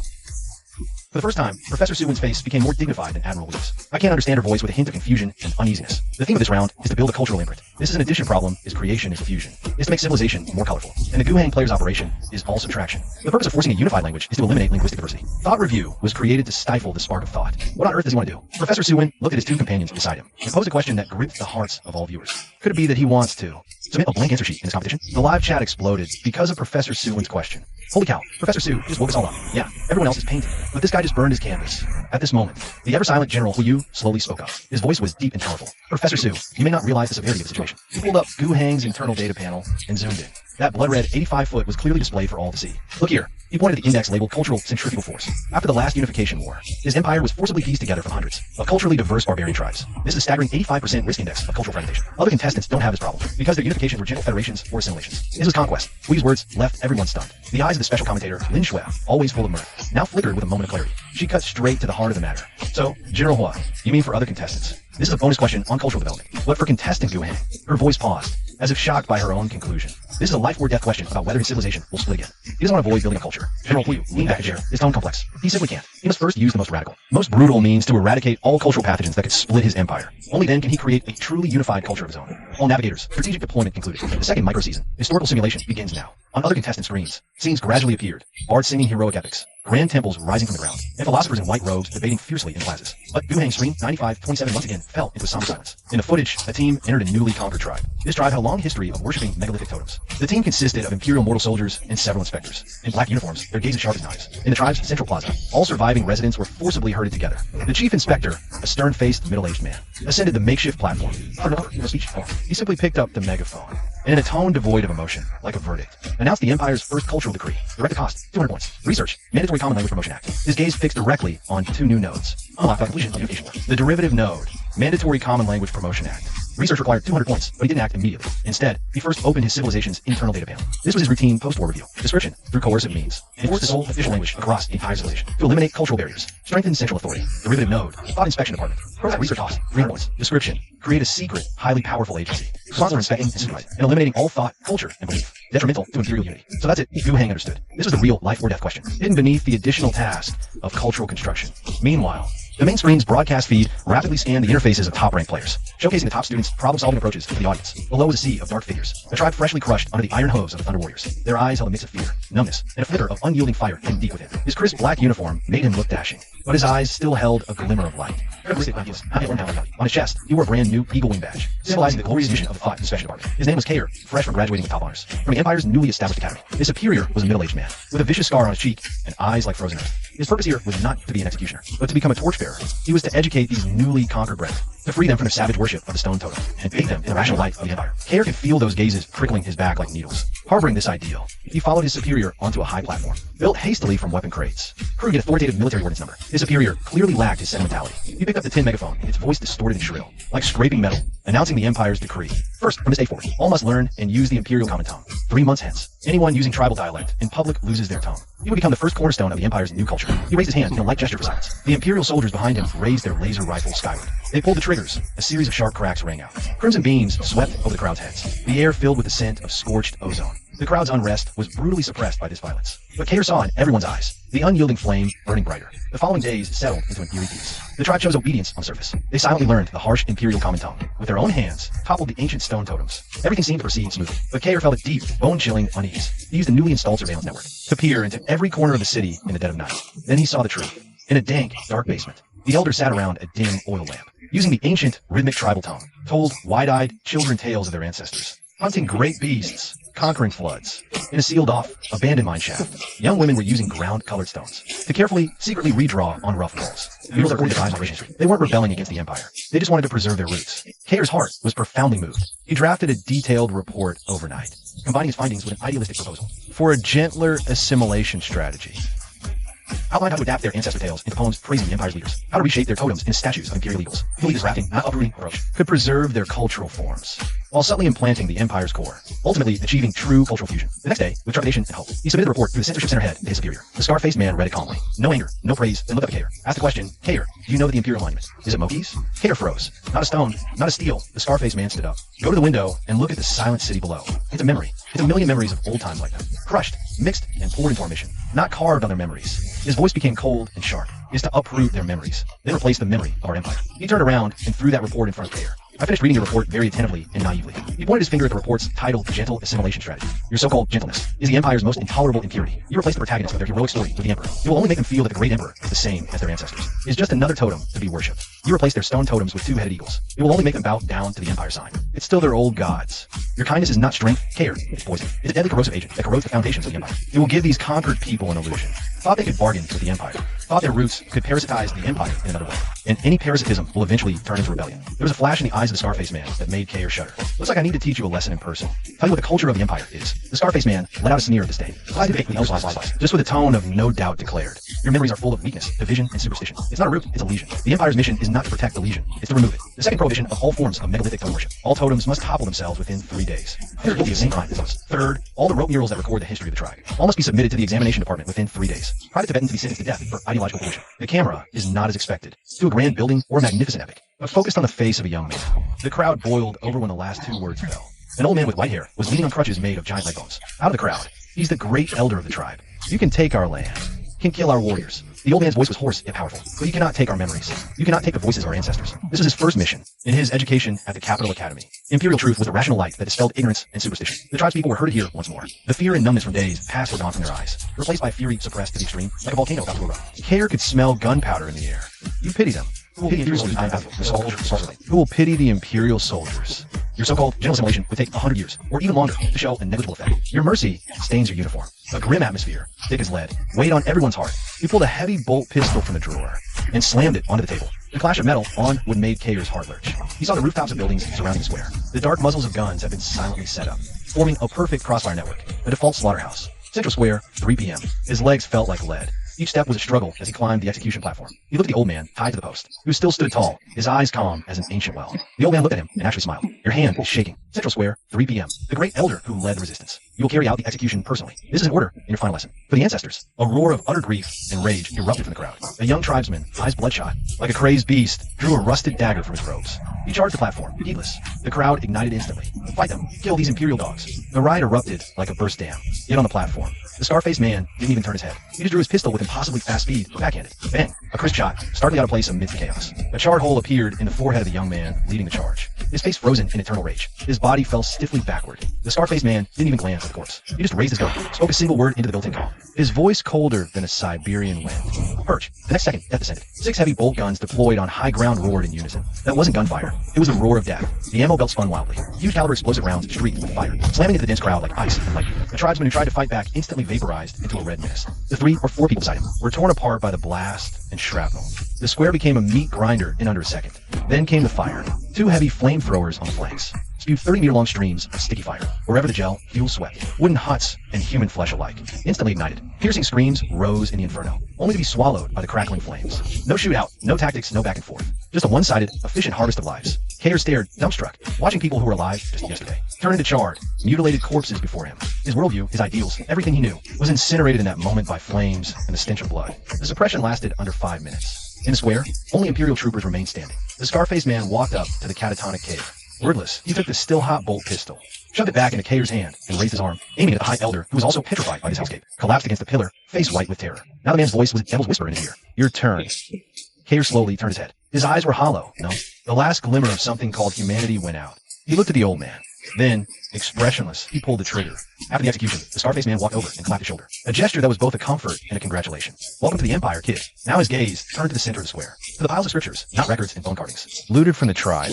Relics representing all their history and culture. Burn that trash. Time seemed to stretch infinitely. At that moment, Kayer's body shuddered violently. Fear is contagious. The old man whispered. It turns you into a wretch who uses violence to mask your own fear. Shut up. The scar-faced man behind Kayer barked. He shoved the cold bolt pistol into Kayer's hand. Kayer slowly raised his trembling arm. The muzzle pointed at the old man's heart. He saw the crowd below, eyes filled with fury, hatred, and pleas, feeling himself suffocate, and a rebellion that could topple our rule. Take just one night. One lie. One ancestor they worship as a god appearing in a dream. The man's voice turned cold and hard. The Empire doesn't have a century for you to waste, Kayer. Standing before the roots, he took a torch. From a soldier. Kayer turned, his gaze now empty and numb. Their piled like mountain, the tribal archives, knotted cords, bone carvings of Silent Hill, awaiting final judgment. This is the root of civilization. They knew they were about to witness. The moment of civilization is erased from memory. The camera zoomed in on those archives. Flames danced quietly in his eyes, which had lost all their light. The cords marked heroes' births and disasters' falls. The carvings held spirits of ancestors worshipped for millennia. Then, he threw the torch. Whoosh. Oil-soaked hides and wood ignited instantly. The scrolls recorded the tribe's migration. Firelight flickered on his young, numb face. The next day, the footage's tone grew colder, more severe. The scarred man led Kayer, whose eyes were now hollow, like a puppet on strings, back to the city's central square. The bloodstains had been washed away, but the air still held an unmistakable scent of blood and ash. In the square's center, a massive obelisk of black basalt, devoid of any carvings or adornment, was being slowly hoisted into place. It stood like a black sword, straight with a firmament full of forgery boldness and undeniable power. See, Kayer, the scarred man, pointed at the rising monument, his voice calm. That ash is the foundation stone, and this monument is the Empire's culture. Kayer watched silently. It says nothing, so it can mean everything. Cold, hard, forever pointing upward. It tells all who see it one thing. The man's voice was a final verdict. Obey, and look up. The image slowly fades to black at this moment. The frame finally settles on that obelisk. That stands like a tombstone. Second micro-season development phase. The historical footage ends. The judge's panel is dead silent. After a long while, Professor Sewin finally speaks. Her voice carries deep sorrow and powerlessness. He succeeded. He used the most brutal method to solve a problem of utmost civilization. What he created isn't culture. It's an absolute unified order based on forget. She looks at General Wu beside her, her gaze complex. This data is dangerous, but I cannot deny its value. General Wu doesn't refute her this time. He just nods, his tone grave. For his empire, he pulled all teeth that could lead to ideological cancer. The cost was painful, but from a survival resilience perspective, this civilization has become more solid than before. Gu Hang's scoring panel pops up again. Viability, 60 points pass. Social stability, greatly improved, but negative traits remain. Potential, 40 points endangered. Imprisonment of 5. Further reduces the civilization's long-term potential. Consistency, 100 points, perfect. Originality, 98 points, epic. The anti-culture approach, once again, provides subversive data. Adaptability, 100 points, perfect. Perfectly solved cultural division. Another incredibly high score. After a long silence, the live stream chat finally explodes again. This gets a high score. I don't get it, but I'm amazed. Hey, upstairs, don't you get it yet? This guy's been dancing on the tightrope of the rules all along. Every step he takes solves problems with maximum efficiency. I get it now. This isn't a culture question at all. It's a question. Hey, updating the leaderboard. Round leaderboard rank, 1874. Rank soars again, based on round leaderboard ranking. Issuing development resource point rewards. Congratulations, Mr. Wu Hang. You have received 500 development resource points. Wu Hang looks at his once again ample account balance. And that black monument. The smile only he understands appearing on his face. Target. At this moment, the tournament system's notifications sound again. Second micro-season development phase has ended. Entering the duel phase. Matching opponents based on your overall rating. Match successful. On Gu Hang's screen, an opponent profile with a completely different style pops up. Opponent rank, 1865. Aegis. Civilization type, transcendent. Kernel features, chivalry, holy light, faith, strict hierarchy. Common tactics, heavy infantry phalanx, night charge, holy light blessing. All viewers in the live stream held their breath. Do you even know what we're talking about there? One hammer from a Thunder Warrior, and everything of yours will shatter. I'm betting on 95-27. The key is that Holy Light Blessing. That thing reduces physical damage. The effect of bolt guns and chain axes will be greatly weakened. You click on the edited historical footage of the opponent. The footage shows a world full of medieval. Modern Order. On the Holy Shield side, I bet on Holy Shield. Their system is too perfect, almost no weaknesses. High in the sky, giant griffins with wingspans of over 10 meters. Carry knights wielding long lances. Duel past. Wow, that's retro now. Gu Hang stroked his chin. A look of excitement at finding an equal opponent crossing his face. That's right, and the Thunder Warriors have no air force. Complete air superiority belongs to Holy Shield. In the official live stream room, when the director put both sides' information side by side, the atmosphere instantly heated up. This time it wasn't all one-sided skepticism. It split into two clearly distinct factions. On the judges' panel, Admiral Hill's expression was more serious than ever. Contestant Gu Hang has finally met a real tough, not this time. His voice spread throughout the arena through the microphone. They have the classic Warrior Priest Mage Trinity plus Air Force. This is way trickier than that Druid. That only hid in the woods last time. Duel started, generating duel scenario. Generation complete. Scenario name, Trial of Kings Valley. Battlefield environment, open plain. Environment trait, flat terrain, no cover. There is an independent hill called King's Peak in the center of the battlefield. Victory condition when the duel ends. Occupy the summit of King's Peak and play your faction's battle flag on it. It's a hill grab match. Gu Hang looked at this straightforward victory condition and grinned. I like it. He opened the troop deployment interface. Everyone's eyes locked onto the screen. They all wanted to see what he would do. What kind of countermeasure he would come up with. However, Gu Hang's move left everyone deeply confused once again. He still chose Thunder Warriors as his only troop type, but when aimed at a specific organization, he made an adjustment that all military enthusiasts couldn't understand at all. He abandoned over half of his frontline combat units, instead allocating those precious troop slots entirely to technical engineers and heavy equipment transport teams. On the judges' panel, General Huiyu's body lurched forward, his eyes fixed on the screen, as if trying to confirm he wasn't seeing things. What was he doing? He swapped half his combat power for a bunch of engineers. Professor Suwin was completely baffled. This is a hill capture showdown. Not bringing more soldiers to charge, but bringing logistical units? What's his plan? Gu Hang's adjustments continued. His equipment choices were even more baffling. He didn't equip his few Thunder Warriors with any modern weapons. Instead, he had those heavy transport teams, carry massive supplies everyone considered. Completely irrelevant to this battle. Portable alloy barricade components X500, automatic rivet guns X200, rapid setting ironcrete X100 tons. The live stream fell into dead silence. The last match, Gu Hang's pyro configuration was just confusing. This time, his construction crew setup is downright perplexing. Guys, I might be crazy, but I feel like contestant 95-27 isn't here to fight. He's here for construction work. Same thought here. Is he planning to build structures right on the battlefield? I officially give up understanding this man. I just want to see what crazy stunt he'll pull. Amidst the collective confusion, Gu Hang calmly clicked confirm configuration. The camera cut to Holy Shield team's preparation room. Their navigator, a stern-faced middle-aged man, was confidently briefing his team. I've studied our opponent, strong, brutal, but no honor, no discipline. This is Plains combat, our home turf. Simple tactics. Tempers form the Holy Shield phalanx. Advance steadily frontally. Griffin Knights provide aerial suppression for flanks. Cut off any flanking routes. Priests maintain blessings in rear. Keep our line. Unbreakable. We'll win with righteous. Arm triumph, showing everyone. His eyes gleamed with determination. What is the true way of knighthood? The camera cut back to Gu Hang's personal competition capsule. He has finished all the setup. He's leaning back in his chair leisurely, waiting for the match to start. He stares at the vast open plain on the screen, and a solitary hill right in its center. A smile tugs his face. The same kind of smile enthusiasts who have seen Earth side. Countdown ends. The duel officially begins. The civilization, led by player Gu Hang, stands for violent conquest and destruction. This is going to be a pure clash of ideologies. As everyone watches in anticipation, the system releases the full script for this duel. Holy Shield civilization is a classic heavy fortified playstyle. Their core unit is the Templar Phalanx. Once deployed on open plain terrain, their frontline defensive capability is almost unbreakable. Gu Hang looks at the newly popped up opponent info on his terminal and can't help but whistle. He points to the Holy Light icon in Holy Shield profile. Their Holy Light blessing can greatly enhance the troops' sustainable combat capability and effectively negate raw physical damage. This would be a huge counter. Thunder Warrior's brute force focused attack style, a very deadly one, in fact. Professor Suwin adds, perspective of civilization. Holy Shield stands for glory, order, and protection. Flat head to toe in heavy full plate armor. Templars wielding great swords and tower shields form an impenetrable steel phalanx on the battlefield. Behind them, holy light priests in white robes. Chant prayers, soft golden light after golden light, continually falls upon the knights, healing their wounds at a visible rate.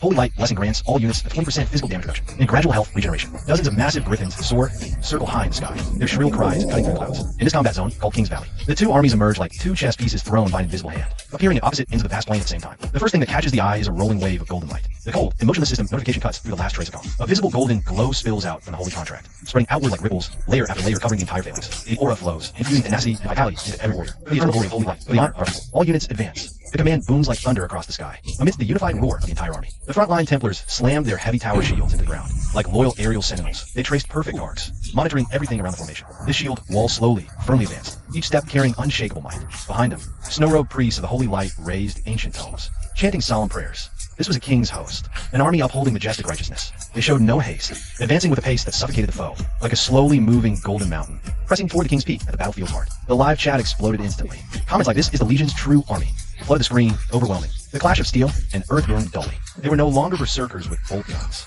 but terrifyingly efficient construction workers. The camera cut in a fast-paced montage, showing this absurd, shocking scene. Boom, boom, boom. A Thunder Warrior squad operated a small pneumatic pile driver, emitting deafening noise. The heavy alloy foundation was relentlessly hammered by this mechanical beast, as if driving stakes into a giant skull. Meter-long alloy piles sank deep into the ground, kicking up dirt and rubble. ZZZ, another SWAT warriors, wielded automatic rivet guns, spitting sparks, rapidly assembling half-meter-thick alloy barriers. Metal plates quickly interlocked in their hands, forming a sturdy parapet riddled with firing ports. This was preparation for meat grinder close combat. Meanwhile, the tech engineers Guheng had high hopes for, laid complex cable networks at the position center. Huge searchlights were erected in the mud, and several crude yet highly efficient. Cranes towered imposingly. In under 10 minutes, all viewers stared, dumbstruck, watching a fortress of brutal aesthetics, ugly yet radiating ultimate. Sturdiness thick shape, rising from a muddy battlefield. Am I seeing this right? On the judges' panel, Professor Suwon rubbed his eyes, his gaze behind his lenses filled with disbelief. He's building on site, more than building. General Hu's expression was unprecedentedly great. Hu's eyes flickered with an unusual light. He stared intently at the screen, as if trying to etch every detail into his mind. Look at his defensive layout, the precise angles of the firing ports, the optimal height of the parapet, the overlapping fields of fire for the heavy weapons. This is practically a textbook perfect. Defensive emplacement layout. He never intended to take the offensive from the start. The general's tone held a hint of ineffable admiration. At that very moment, the first direct contact on the battlefield erupted. The Holy Shield's Griffin Knights had already, poured above the earlicious, looking down upon the seething construction site below, and the crude, ramshackle, metal fortifications that seemed like the legal construction. A flicker of aristocratic disdain passed through the lead pilot's eyes. Commander, enemy sighted. They're building a nest right where they stand. The pilot's slightly scornful report crackled over comms. Received. Daylight's voice came through, cold and sharp. Maintain distance.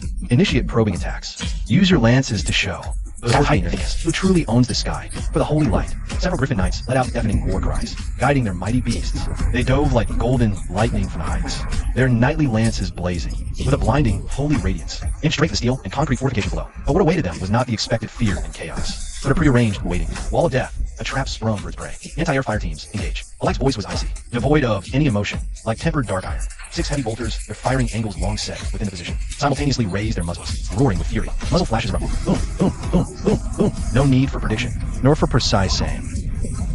Only an impenetrable wall of death, woven from countless explosive shells, each carrying devastating, kinetic energy and explosive filler. They tore through the air at a horrifying speed, weaving a lethal web across the sky. A Griffin Knight leading the charge didn't even have time to throw his holy imbued lance. His magnificent steed, the golden winged beast, was struck by 3 shells simultaneously. A thunderous explosion, amidst the sword and mist of blood, the massive creature was instantly blown apart in midair, turning into a shower of blood and flesh mixed with golden feathers, while the knight plummeted like a puppet with its strings cut. Amidst a piercing shriek, his armor shattered, falling straight down from the sky. In just the first flash, 3 Griffin Knights and their mounts were blown apart, raining blood from above. The remaining knights were terrified. They instinctively yanked the reins, urging their beasts to climb higher, fleeing in disarray, desperately escaping that death-filled airspace. The first brief skirmish ended in a devastating defeat for the Holy Shield. Aerial superiority proved utterly fragile and laughable against the Empire's overwhelming firepower. After repelling the threat from skies, the Empire's construction didn't stop, instead escalating into an even grander, more frenzied second phase. Those cranes once mocked by all spectators as crude and amateurish now rumbled to life, with a deep, low growl. Their massive booms reached toward the sky, precisely hoisting giant steel segments, prefabricated in transport ships, massive and heavy as bridges. Then, to the bewildered gaze of every spectator, these structures extended from the Empire's main fortress, stretching toward the hill called King's Peak, connecting segment by segment. He's not building a fortress at all, Professor Suwon stared at the forming structure that defied all logic, lips slightly parted, murmuring indistinct syllables. He's building a bridge. No, General Hu suddenly rose from his seat, his lean frame trembling slightly from intense excitement and awe, eyes locked on the screen, as if witnessing something beyond his era. That's no bridge. He stared intently at the screen, swallowing hard before uttering each word. That's an arms ramp, reaching straight to the mountaintop. He's abandoned conventional assaults, abandoned mobility, using the sturdiest fortifications, bristling with firepower, in the most brutal, direct manner. He'll pave a path from his own position right up to the peak. On screen, that steel ramp embodying dark aesthetics and industrial punk vibes. Advanced and unstoppable, almost insane pace, amidst wild roaring, surging savagely towards the King's Peak. Each section of the ramp blade was like a beast challenge to the mountain itself. On the other end of the plain, Commander Valete of the Holy Shield witnessed a scene so absurd and terrifying it defied all his years of military experience. His face turned ashen. He knew if he let the enemy build like this any longer, this trial, once a symbol of glory, would lose all dignity. Their advantage would be crushed. Before this steel tide, he had to make a choice now.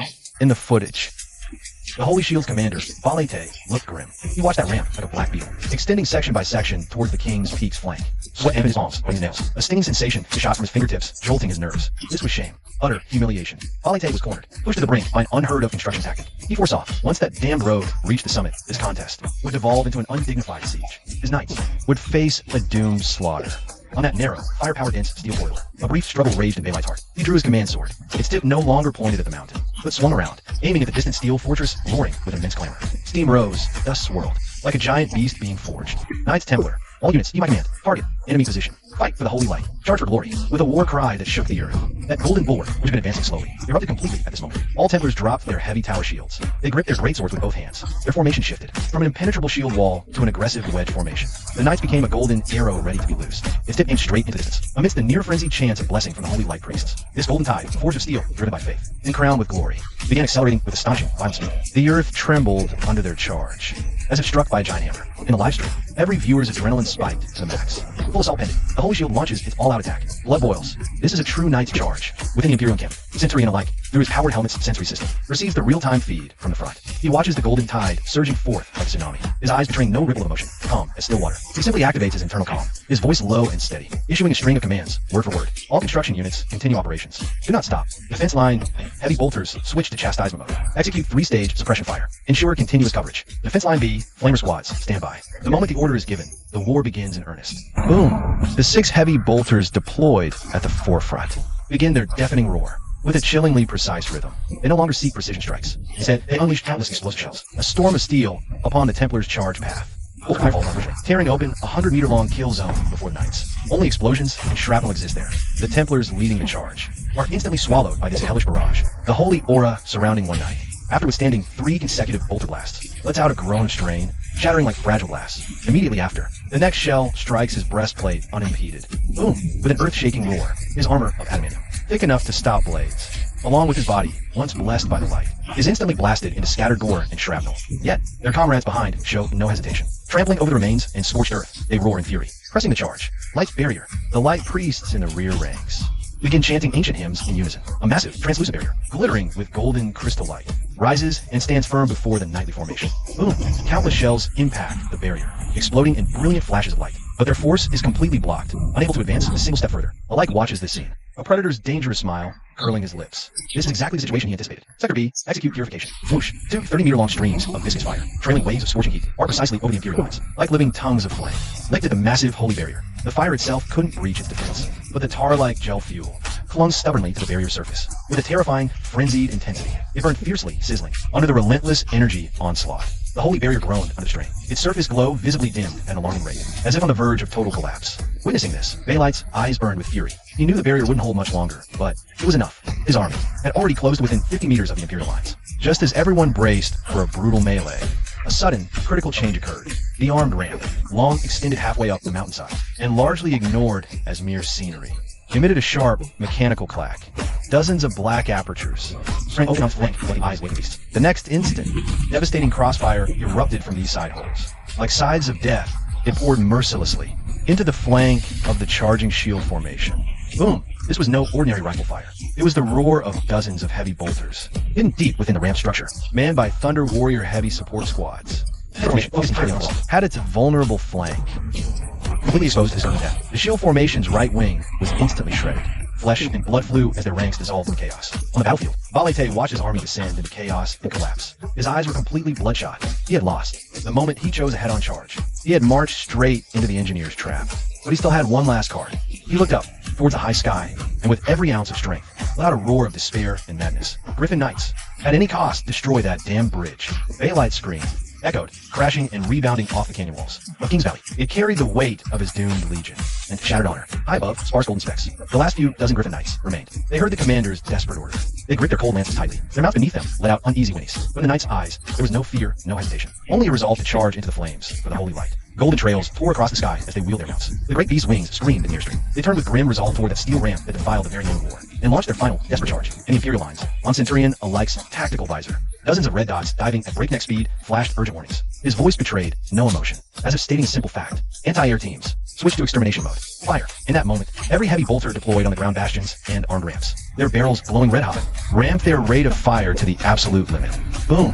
The previous anti-air fire net had gaps. Now, the density of the fire net surged. Countless explosive shells interwove as they climbed, sealing that airspace completely, creating a boiling storm of steel. Under the Holy Light's final protection, the Griffin Knights plunged into this hopeless storm. The first second, the three knights leading the charge, along with their mounts, were instantly shredded by the dense hail of fire into indiscernible pieces. The second, 5 more knights exploded midair, turning into bloody debris mixed with golden feathers. But the knights behind pressed on through their comrades' burning remains. Their eyes held only one goal: destroy that damned ramp. For glory, the valiant knight captain roared. He urged his griffin onward, forging ahead despite 3 bolter shells detonating at close range. He forced his way through the fire net. His mount was drenched in blood, one wing blasted clean off, letting out a cry of agony. His own breastplate was shattered, his lungs pierced by shrapnel, sustained only by a final wisp of holy light. But he broke through. He saw it, a critical support node on the steel ramp below, connecting it to the mountain rock face. A final light flared in his eyes. He hurled the lance, into which he had poured all his holy light power. Now, even beginning to burn, with the last of his strength, the lance became a beam of pure gold, carrying the will to purify everything, streaking toward that support node.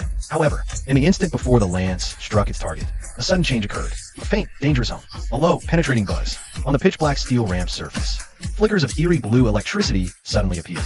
The next second, a translucent energy shield, shimmering like water, flashed across the ramp. The golden lance, capable of piercing dragon scales, infused with the knight's lifelong conviction. Upon touching the shield, its tip began to disintegrate. The holy light vanished. No explosion.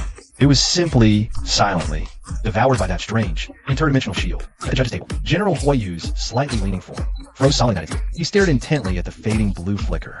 His pupils contracted to pinpoints. A void shield. His voice was low, hoarse, filled with utter disbelief. Professor Suwin was also stunned. She watched Imperial engineers inside ramp, busily adjusting the complex energy core. I see. Those engineers and cranes he brought weren't just for repairing the road. He was using the construction inside that ramp, right on the battlefield, assembling a small, but strategically capable void shield projector. On the field, the Griffin Knight flew through the final lance, stared dumbfounded at the scene. The light in his eyes rapidly dimmed. His life and his conviction drained away in that moment. Finally, he fell with his dead mount, plummeting towards the cold earth.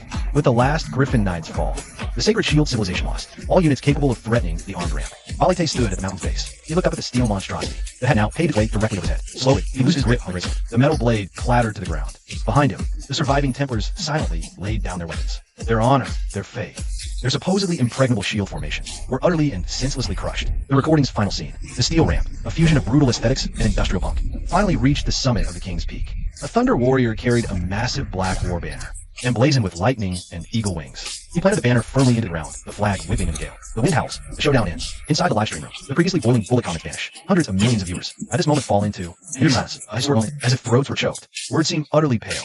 To praise the victor, that number 9527, who used steel ramps and void shields to crush his opponent with an almost cheating industrial logic. This victory lacks any glory. He hid his fortress from start to finish, never engaging in a proper duel. So then, to pity the loser? Yet, the rigid knightly code of the Holy Shield civilization, before the Empire's brute force engineering, seems so stiff, so laughable.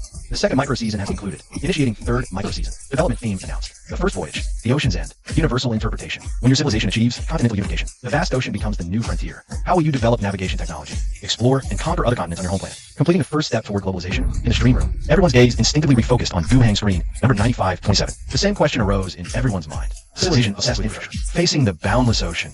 What solution will he come up with? He can't just fill in the sea, can he? Gu Hang looked at this new theme, then at his resource account, once again flush from the settlement. A smile appeared on his face, one only he understood, tinged with a certain malice. He opened the Human Empire civilization blueprint. His gaze did not land on any conventional nodes related to or typical engineering. In his view, relying on wood and canvas, and trusting fate to capricious winds. That's the prayer of the weak, not the Empire's way. His vision locked directly onto engineering, very violently industrial, a node that is earned great, actively innovation, and unlocking large structural mechanics. An exclusive level. Node. Its icon, a menacing metal silhouette. Exclusive derivative node, land cruiser. Description, construct a massive war fortress akin to a moving mountain range. It possesses the ability to traverse oceans and rugged terrain. Warning, resource consumption is extremely high. Movement speed is extremely slow. Technical difficulty is extremely high. Exclusive derivative node, engineering, land cruiser, unlock condition. Complete global unification theme. Master large-scale structural mechanics. Master primitive nuclear fusion technology. Engineering branch requirement. 10,000 development resource points. 10,000. That sum felt like an invisible hammer, striking the hearts of countless viewers. The amount was staggering, even for the top teams. It would take a long time to save up that much. Gu Hang checked his account. His newly settled resources totaled less than 2,000. He felt briefly silent, his brow furrowed, mentally calculating the huge deficit on the judges' panel. Lynchwell also stared at Gu Hang's blueprint interface. Land cruiser. She gasped softly, her voice tinged with confusion and shock. What is this? A moving mountain? What is he trying to do? Professor Sewin calmly adjusts his glasses, pointing at the data analysis on the screen. He can't do anything. Look at the resource cost. 10,000 points. The resources he has now aren't even a fraction. This project is impossible for him. Admiral Hui didn't speak, just frowned deeply, his gaze sharp. He understood this young man's style. He wouldn't set his sights on an unattainable goal. Sure enough, the next second, Gu Heng's action made everyone gasp in shock. This time, he didn't hesitate at all. He clicked again on the negative trait option, glowing red at the screen's edge. Engineering. He selected the negative trait. Engineering branch. Resource depletion. Engineering branch effect. Some rare mineral veins in homeworld are declared depleted. Related resource output is permanently halved. Reward: 5,000 Genesis points. He was selected a negative trait. Political turmoil. Within your civilization, the rebellion risk in conquered regions is permanently increased by 30%. Reward: 4,000 Genesis points. He's insane. Professor Sewin stood up in the live stream for the first time, losing his composure. His voice held incredulous anger, almost shouting. He's committing suicide. Resource output halved. Rebellion risk increased. That's a slow death. Is it worth it for an impractical giant? Gu Heng answered that question with his actions. Worth it. His gaze was firm, unwavering. He traded 2 deadly negative traits for 9,000 Genesis points. Then, he poured every last bit of his resources, holding nothing back, all at once into that node that previously seemed impossibly distant. Command: consume 10,000 points. Land cruiser. Note: Gu Heng confirmed operational. Contestant 9527 has chosen the land cruiser. It is a node that has drained the nation's strength and manpower. In the judges panel, Professors Su Win and Lin Shui exchanged a silent look. For the first time, from this iron-blooded civilization that knew only conquest and destruction, they caught a whiff of something tragic, something heroic. The scene shifts to the Empire Supreme's Engineering Academy. Chief Engineer He-Fei Sita was urgently summoned from his lab to the command center.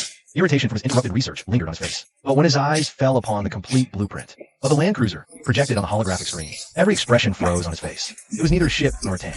It was a walking mountain of steel. Spanning 10 kilometers, its height pierced the clouds. Its structure was a precise interlock of billions of parts. Its hull mounted a macro-cannon array capable of turning cities to ash. And powering all this was a primitive, volatile, and wildly unstable nuclear reactor. It even had runways planned for small aircraft takeoff and landing. To build this land cruiser, tens of thousands of laborers stripped to the waist, toiled in the eternal darkness of underground mines. Their flesh and blood endured endless struggle under the electric prods and blaster muzzles of overseers. Sweat, blood, and rock dust mingled. Their eyes, long numb, were as dead as the mines themselves. One mine exhausted, an Imperial Guard convoy immediately herded them to the next. No rest, no tomorrow. Their lives were like the ore on conveyor belts. Just a cold statistic. Next, this ore smelted into a torrent of steel, flooded into once thriving cities. No more civilian goods were produced. All factory production lines were brutally cut and reconfigured under the engineer's command. New lines, solely for war, were forcibly established. Day and night, amidst deafening roars, they churned out precision parts whose purpose none knew.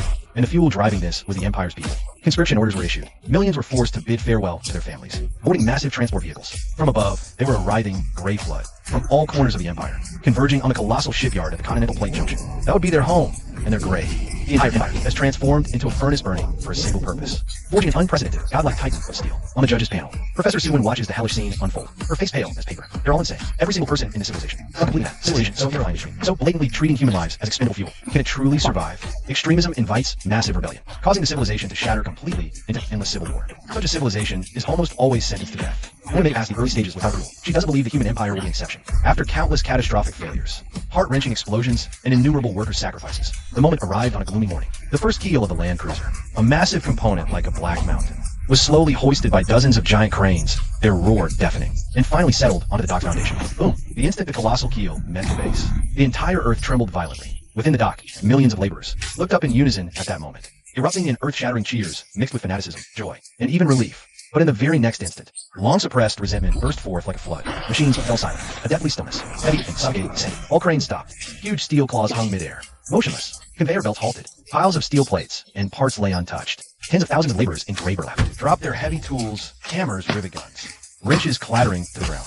They stopped shouting and working, silently surging toward the giant keel, each face etched with exhaustion from overwork, the gnawing pangs of hunger and a rage held back too long. Now impossible to contain. A gaunt laborer, ribs starkly visible, was pushed to the front by the crowd. He staggered onto a huge part, extending a withered arm, his voice hoarse, roaring the pent-up grievance. We want to eat. Our wives and children are starving. His cry instantly ignited everyone's fury. We want to sleep. We are not cattle. We are people, not tools. We want to live. This most primal shout detonated the crowd. Chaos instantly swept the ship. Some laborers, driven completely mad, eyes red with hunger. He picked up the guy and started to hit things. A hammer smashed the steel plate. Sparks, they scream, directly to the Tyra Unified Law Enforcement team that came to suppress it. These law enforcement officers are wearing gray uniforms and helmets. The cold light behind the face armor. They are the pawns of the Imperial Order. Terra was a watchdog during the Unification War. She faced tens of thousands of desperate and angry civilians. They have so few hands. The electromagnetic stick in her hand, although it can corona people, but in front of the crowd, it doesn't help at all. Powered down one or two at a time. Immediately more people rushed up to tear up these symbols of order. The law enforcement team tried to pull the line of defense and were scattered, drowned by angry crowds. Seeing the land cruiser construction plan is completely over. In the face of this great crisis that can topple the regime, the Empire's top brass didn't do what everyone thought. To mobilize those already pitiful Thunder Warriors. These genetically modified killing machines. It's the sharp sword in the Emperor's hand. It's the conqueror of unified Terra. The The quantity is rare and will not be used easily. The high level did not send a large army to suppress it, which made many people wonder. They just put in a simple report. Drop it directly on the desk of the chief engineer, Ifeisi Tawa. The report said just a few words about the labor rights. The project stopped. Ifeisi Tawa, you gave me to find a way. This is not a question, but an order. Directly hit this hot potato directly on the Ifeisi Tawa's face. The camera is now staring at the Ifeisi Tawa's face. This rigorous engineer, by precise calculation and impeccable logic. It's a mixed bag at the Academy of Engineering, but now, months of sleepless work. It made him change his eyes.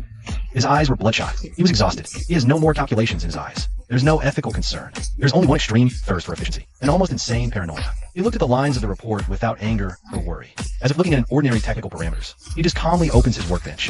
Fingers fly fast on the control panel. A new report jumps to the holographic screen.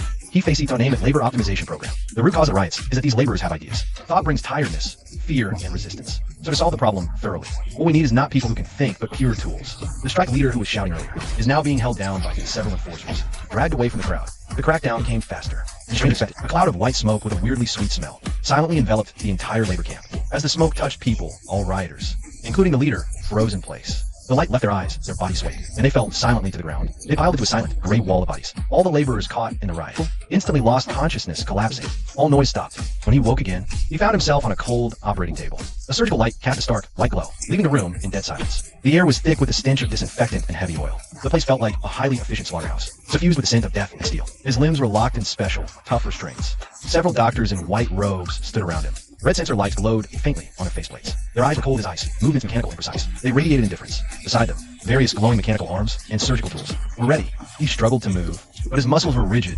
paralysis consuming him. He couldn't move a finger.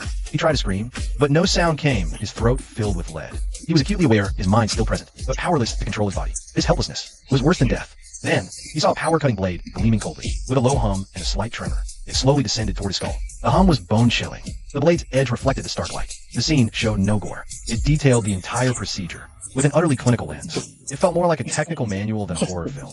Its inherent cruelty was more terrifying than any graphic violence. The laborer's final consciousness felt only infinite terror and powerlessness. He saw the cold scalpels of the Mechanicus priests, glinting under the harsh light. A low hum signaled the power-cutting blade, moving at a speed hard to follow. It precisely sliced open his skull, not a brutal crack. Instead, it was surgical precision, avoiding all key nerves and vessels. The crack opened the fragile bone shell, dust hanging in the air, mixed with the smell of ozone and burnt blood.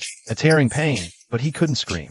Blinding light stabbed his brain, then cold. Not physical cold, a cold deep in his consciousness. He vaguely felt delicate mechanical arms, tipped with electrodes finer than hair. Enter his brain. They precisely separated and removed the excess brain tissue. Independent thought and critical thinking, all were slowly scraped away. His anger, fear, hope, memories, all were slowly stripped. He wanted to scream, to fight back, but his body wouldn't obey. Then, he felt a violent tremor, as if something took root in his mind. It was the crucial frontal lobe, the highest center for human independent thought and emotion. Completely excised, that cut instantly nullified all his autonomous will, emotional fluctuations, and rebellious thoughts, robbing him utterly of his humanity, leaving only an empty shell with primal reflexes. More metal circuits, like a spider's web, replaced the original flesh and nerve tissue in his brain. They connected to a logic chip implanted deep in his skull, ensuring any future command would be transmitted directly, unimpeded, to his motor cortex. For absolute obedience. A sharp pain in his throat, the sound of flesh tearing, then the implant of cold metal. His original flesh and blood vocal cords were completely removed, to eliminate any potential for human speech. Finally, the limbs. He felt the screech of the cut, the searing pain of flesh tearing, then total numbness. His fragile flesh limbs were mercilessly severed. Cold, efficient cybernetic prosthetics were precisely attached. These prosthetics not only doubled strength, but could adapt to harsh environments, born for heavier, more dangerous tasks. His legs were replaced with agile treads, providing unparalleled mobility and stability. The entire process showed not a flicker of emotion. It radiated a cold, procedural, emotionless industrial aesthetic. This was less a surgery on a human, and more thorough optimization and upgrade of the component, all to make it more efficient, and better integrated into the Empire's vast machine. When this long, inhumane operation finally comes to an end, that once furious rebel leader, he is completely gone. What remains now is an empty-eyed mechanical servant. A brand new serial number is branded into his chest right at this moment. Labor Unit Servitor 001. At the end of the footage are thousands upon thousands of servitors, manufactured just like assembly line products. Their joints let out clicking mechanical clatters, as they are endlessly sent back into that giant dockyard, silently, with a bizarre yet highly efficient posture.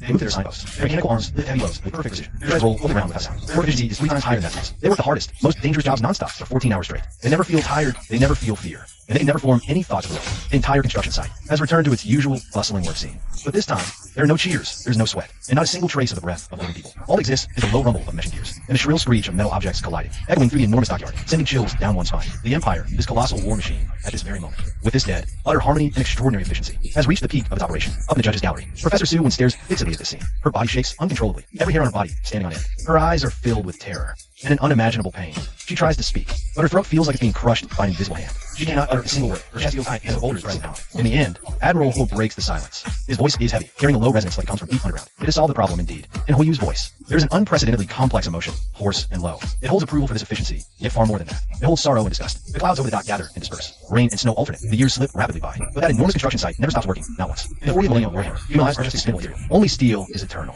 100-meter wide heavy track plates are laid across the frozen soil. They are alloys forged from recycled steel, taken from an entire city. Every time a track plate settles, the ground trembles. Cranes lift adamantine plates larger than buildings and slam them heavily on the frame. Thousands of servitors wield pneumatic rivet guns, working densely like maggots clinging to a corpse. Sparks flying everywhere. The roar of rivet guns is so thick it sounds like a pouring rainstorm. One twin-linked macro cannon after another rises from the underground artery. Its bore is so wide that a tank could fit through it. Workers weld them firmly onto the deck's backbone. Gun barrels point straight at the sky to feed these money-devouring behemoths. The last civilian power plant in the entire empire is torn down. All copper cables are melted down to make turret drive shafts. The camera glides down the barrel and deep into the giant's body, where an extremely unstable plasma reactor is wrapped in countless cooling pipes. Pale blue arcs of electricity crackle wildly across the campuses, emitting a teeth-gritting low hum. The counter readings bounce wildly in the red zone. Heat-face Etoile stands in the control room, staring fixedly at that blue glow through the blast-proof glass. His face is long unrecognizable. Half his cheek was burned by radiation and replaced with a red bionic prosthetic eye. He presses his mechanical hand on the ignition switch. Ignition. His voice is raspy, like scraping metal. A deep, dull roar rumbles out. The reactor is activated. Raging energy surges through thick cables to every part of the giant. The entire mountain of steel trembles, and every indicator light flashes on instantly. Like a giant beast opening thousands of eyes, the scene cuts to a morning years later.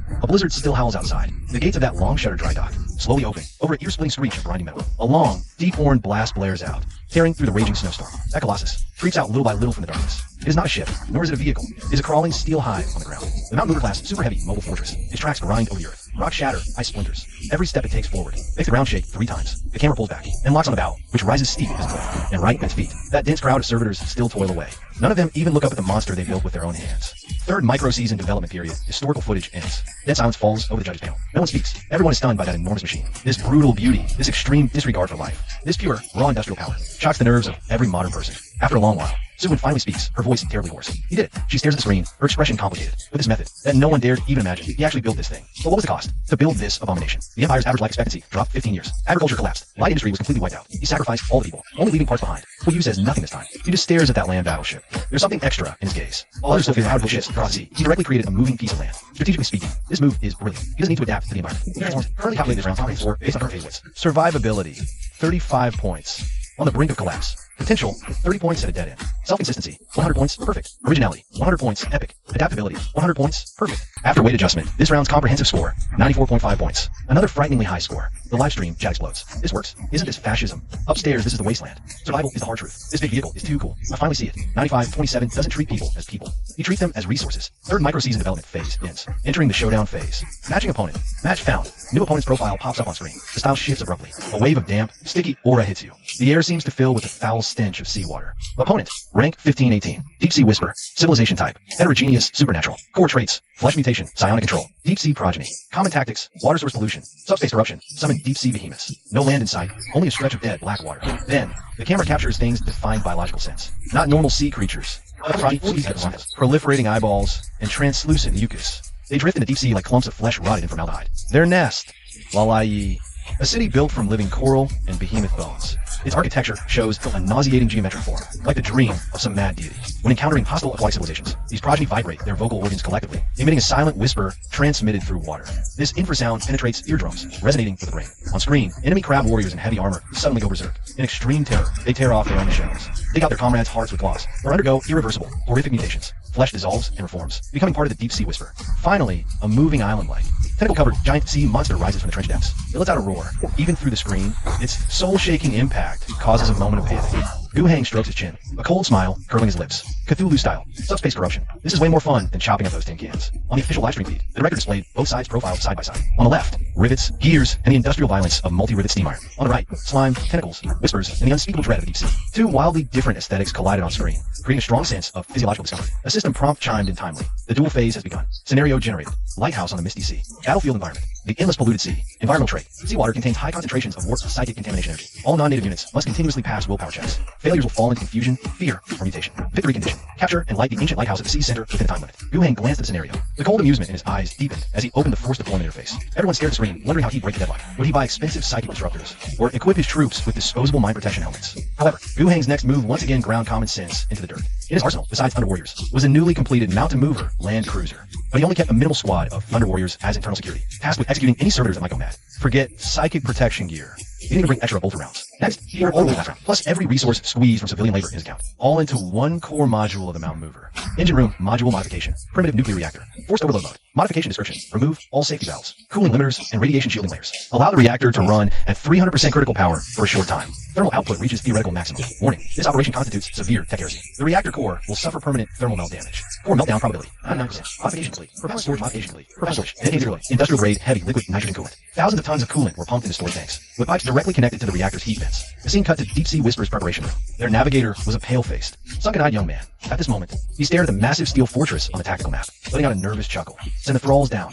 Let them cling to his hull like barnacles. Let the whispers seep through that thick iron shell. Let those tin cans tear each other apart in fear. Drive their operators insane, shut down their own engines, and awaken Kalakan, drag that dead iron coffin and its pathetic logic down into the abyss. Cut back to Guhang. The setup's done. He slumps in his chair, waiting for the show to start, watching the eerie, ghostly black sea on the screen. A witty grin spreads across his face, like a kid with a magnifying glass, ready to burn an entire anthill. He doesn't wait for the enemy to make the first move. The moment the countdown hits 0, he patches into the bridge comms of the Mountain Mover. The He-Facey Toa, now a half-machine monstrosity. He issues a death order. Unit. Mountain Mover. Execution mode. Reactor forced overload. Coolant injection valves. Full open. Target. Battle center. Ancient lighthouse coordinates. Heat exchange system. Reverse operation. Mission objective. Boil that sea dry. In the Deep Sea Whisperer's ready room, the pale, sunken-eyed navigator stares intently at the holographic sand table. His lips part, revealing jagged yellow teeth. A sticky growl rasps from his throat. It begins. Let the whispers spread with the currents. Turn those tin cans' brains to mush.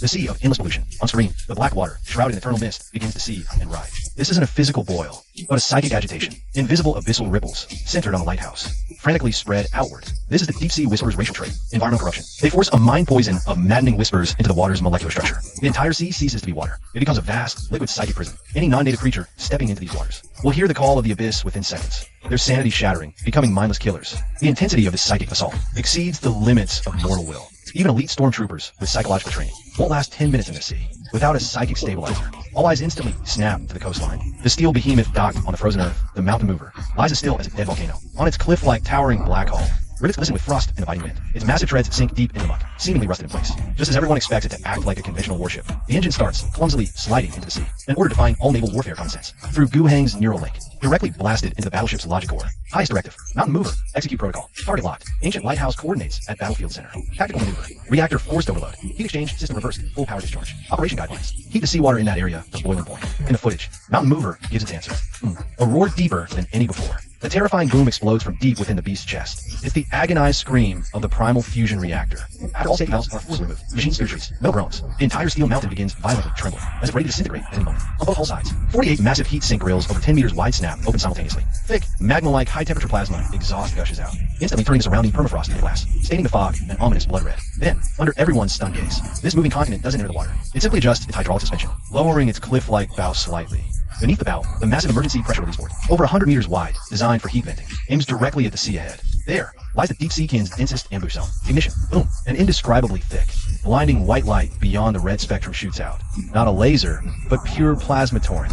At thousands of degrees, barely contained by magnetic fields, carrying the laws of physics that annihilate everything. It crashes into the icy black sea like divine punishment. Sizzle. No explosion, because vaporization outpaces detonation. Only an expanding field of blinding white, like a death flower blooming on the sea surface. Starting from Mountain Mover, a boiling path hundreds of meters wide, an unstoppable speed, madly extends toward the ocean's heart. Thermodynamic laws reveal their most brutal aspect here. Wherever it passes, seawater violently churns and boils, instantly turning to white mist. The sea level visibly drops, revealing charred, cracked seabed smoking below.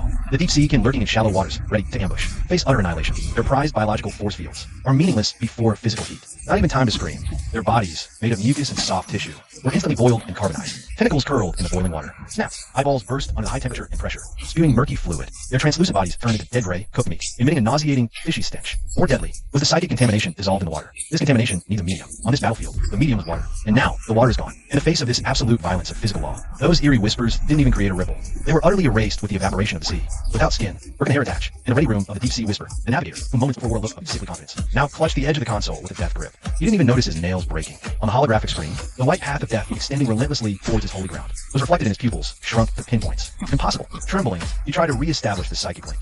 Attack. Make the followers attack. Drag that ship down. He roared the command, but the only response was a dead silence of severed signals. The deep sea Leviathan Kalakan had just extended a tentacle when the scalding, boiling water forced it back into the abyss, letting out a shrill cry of agony. His prized home field advantage is psychic contamination. His army of followers, in the face of the other's unreasonable, cataclysmic industrial violence, seemed so laughable, so fragile. The deep-sea whisper's ready room was deathly silent. Only the cold light of the holographic screen illuminated the navigator's face, pale as paper. On the screen, the white line representing extreme high temperature. Under the sea at 3 knots, unstoppable, heading straight for his headquarters. His fingers trembled, his nails dug deep into the alloy edge of the console. How could mere mortal iron defeat the great abyss? A broken roar tore from his throat. His eyes bulged, bloodshot veins spreading like spiderwebs. Reason snapped completely at this moment, replaced by desperate, all-or-nothing fanaticism. He slammed his fist onto a crimson rune on the console. Then we died together, offer everything to the abyss. Awaken, Kulaken, deep sea, Lalai ruins. The instant the command was issued, this city of twisted corals and giant animal skeletons came alive. Tens of thousands of followers ceased their wandering. Their lidless eyes flipped in unison, gazing towards the bottomless trench fissure at the city center. Without hesitation, without sorrow, they began to disintegrate. Small sounds of flesh and blood tearing apart echoed through the sea. Tentacles severed, bones liquefied.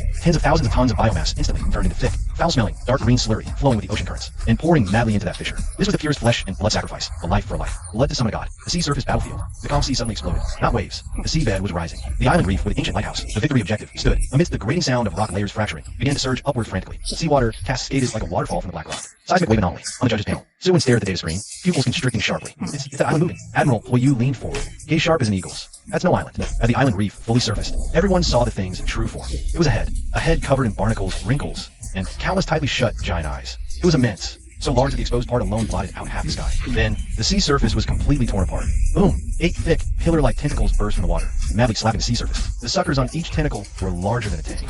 Inside the suckers, dense rows of keratinous teeth opened and closed in the air, emitting sharp cracking sounds. An ancient Titan-level being. The deep-sea old god, Kulaken. It had awakened. A terrifying aura from an ancient predator instantly swept across the entire field. The live feed's image even developed snow-like static interference. Amidst biological force field, Gu Hang sat in the command chair, watching the monster that almost filled the screen. He showed no fear, only a cold assessment in his eyes. Biological index off charts. Their base thickness approximately 3 meters. No void shield detected. In the image, Kulaken opened an eye. It was a turbid, malevolent yellow giant eye. It stared fixedly at the steel mountain, emitting intense heat ahead. The mountain mover. It sensed the threat. The behemoth opened its abyssal maw. Deep in its throat, the dark green psychic light began to gather frantically. The surrounding space began to distort. The smell of ozone filled the air. It was charging a shriek powerful enough to shatter an entire fleet. The mountain mover didn't evade, didn't activate shields. It merely adjusted its hydraulic suspension. With a heavy metallic clang, the bow dipped slightly. Beneath the bow, the 100-meter diameter, the heat vents were spewing infernal temperatures, locked onto Kulaken's mouth as it charged up.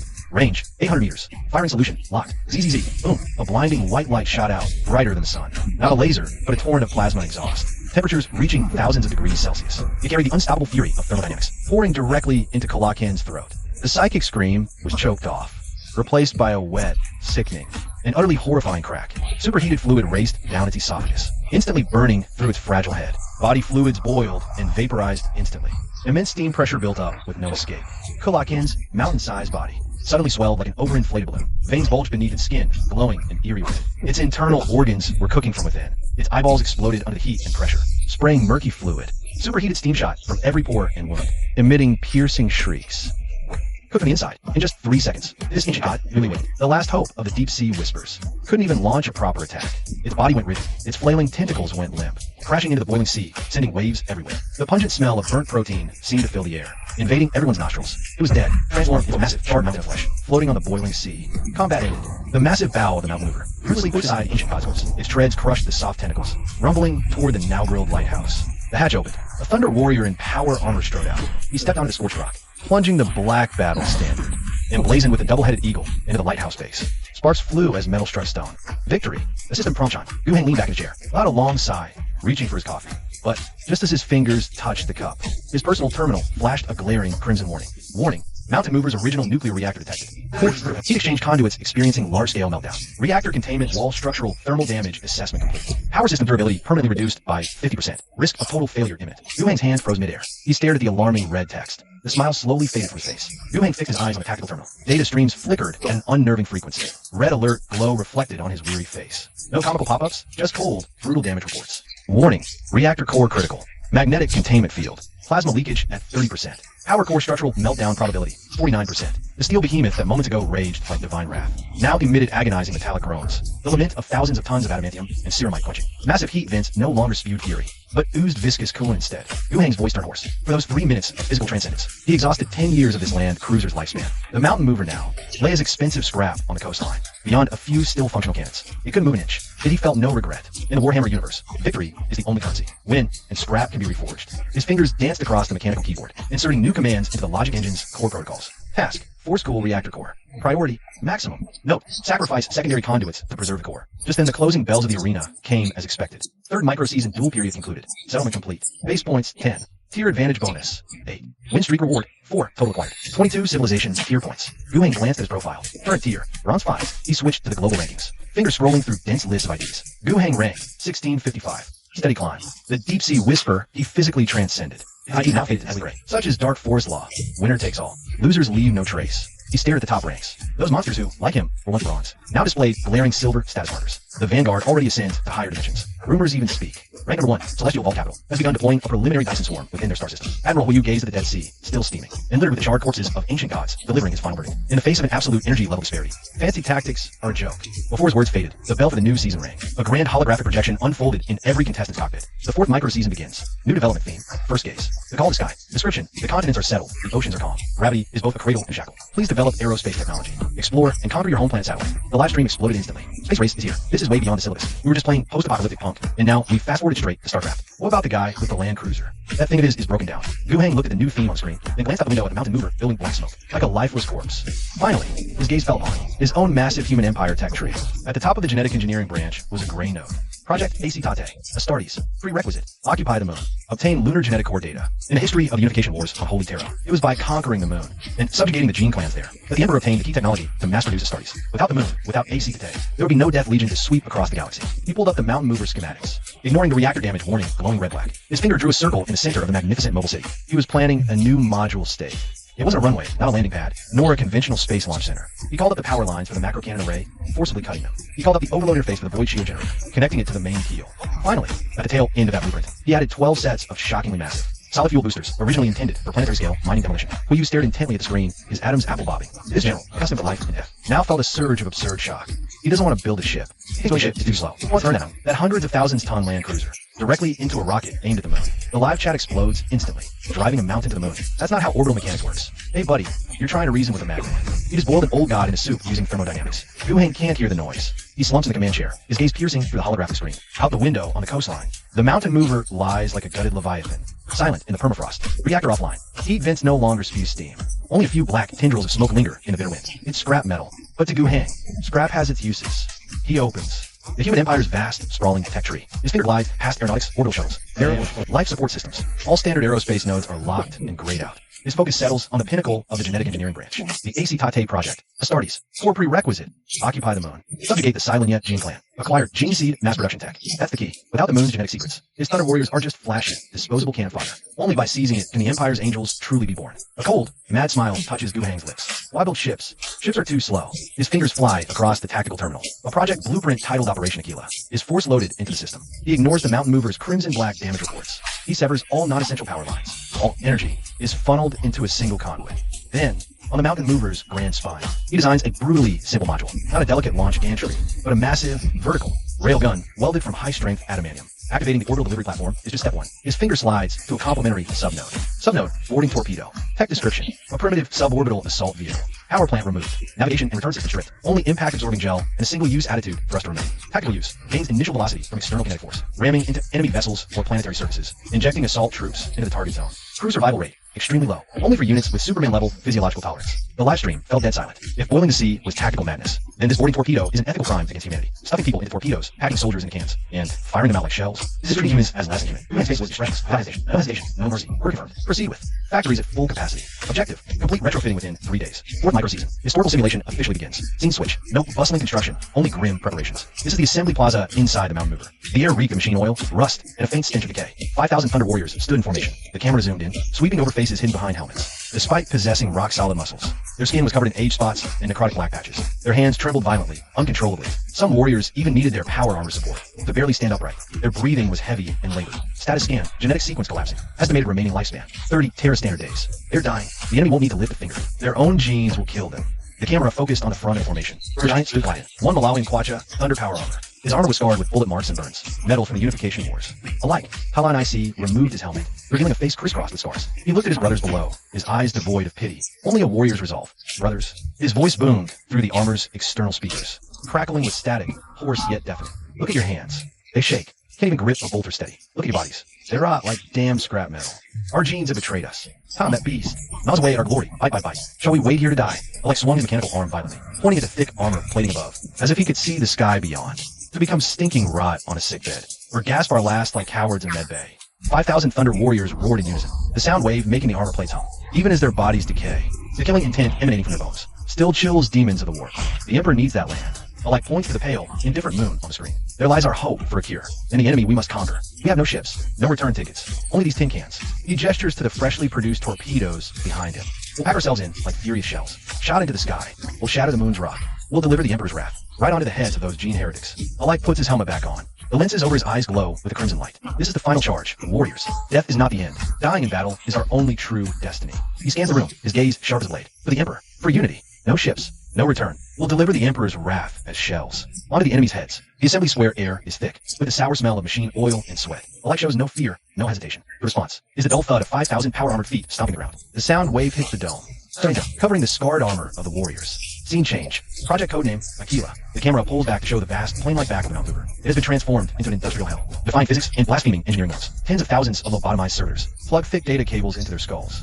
Like tireless worker ants, they cling densely to this steel jungle. Robotic arms swing. Welding torches spit blinding blue-white arcs. Sparks cascade like a waterfall, cascading onto the exposed adamantium skeleton. This vessel will never move again. All flank macro cannons have been removed. Heavy armored treads melted down. The space freed is crammed with 12 sets of crude, while superconducting magnetic coils. These industrial tools, meant for shattering planetary deep core veins, are brutally fused together into a massive barrel. Tilted skyward, liquid nitrogen cooling pipes, like bulging veins, coil around the assembly. Their surface is frosted white. A 3-kilometer long, 45-degree tilted heavy proton accelerator rises from this corpse of scrap. It is ugly, crude, with no safety rails in sight. But it's massive, powerful. It's barreling straight into turbid atmosphere, as if to pierce a hole in the sky itself. Planetary-grade proton accelerator, the main reactor of a land cruiser, directly shorted to the launch rail. No voltage regulator, no reflux valves, just ignition. This is a one-shot electromagnetic storm. Alike, Paulon IC is inspecting his torpedo, or rather, his iron coffin, a cylinder about 5 meters long, cast in one piece. No surface coating whatsoever. Only signs of rough grinding and a spray-painted serial number. This is the prototype boarding torpedo. No portholes, no life support, not even landing retro thrusters. The only cushioning is the high-density gel packed inside. Alike reaches out with his ceramite clad gauntlet. He slams it against the cold hull. Clang, a dull echo, thick, a faint vibration to his fingertips. Signals the internal attitude adjustment inches. As they inject fuel, a young Thunder Warrior limps over. Helmetless, his face reveals the horrifying marks of genetic collapse. The muscles on his left cheek are necrotic sunken, a sickly purplish gray. His eye twitches uncontrollably, yet he grins a brilliant white smile. He pats the torpedo beside him. Boss, you think on the moon. Is it really as quiet as the old legends say? No sound of radiation storms, no stench of acid rain eating the deck, and none of these endless, worthless scum. Alike turns his head. He looks at his face, only 20 years old, yet aged like 50. A soldier forged in the mountains of corpses from the Unification Wars. Now, his body is unraveling at the genetic level. Every cell screaming for death. Alike is silent for a moment, then extends his mechanical hand. He presses it firmly on the youth's shoulder pauldron. Yes, very quiet. Only the dead silence of vacuum up there, and the enemies we need to conquer. Alike's voice is low, resonant, leaving no room for doubt. Wording commences. No rousing martial music. Only the harsh hiss of hydraulic valves venting.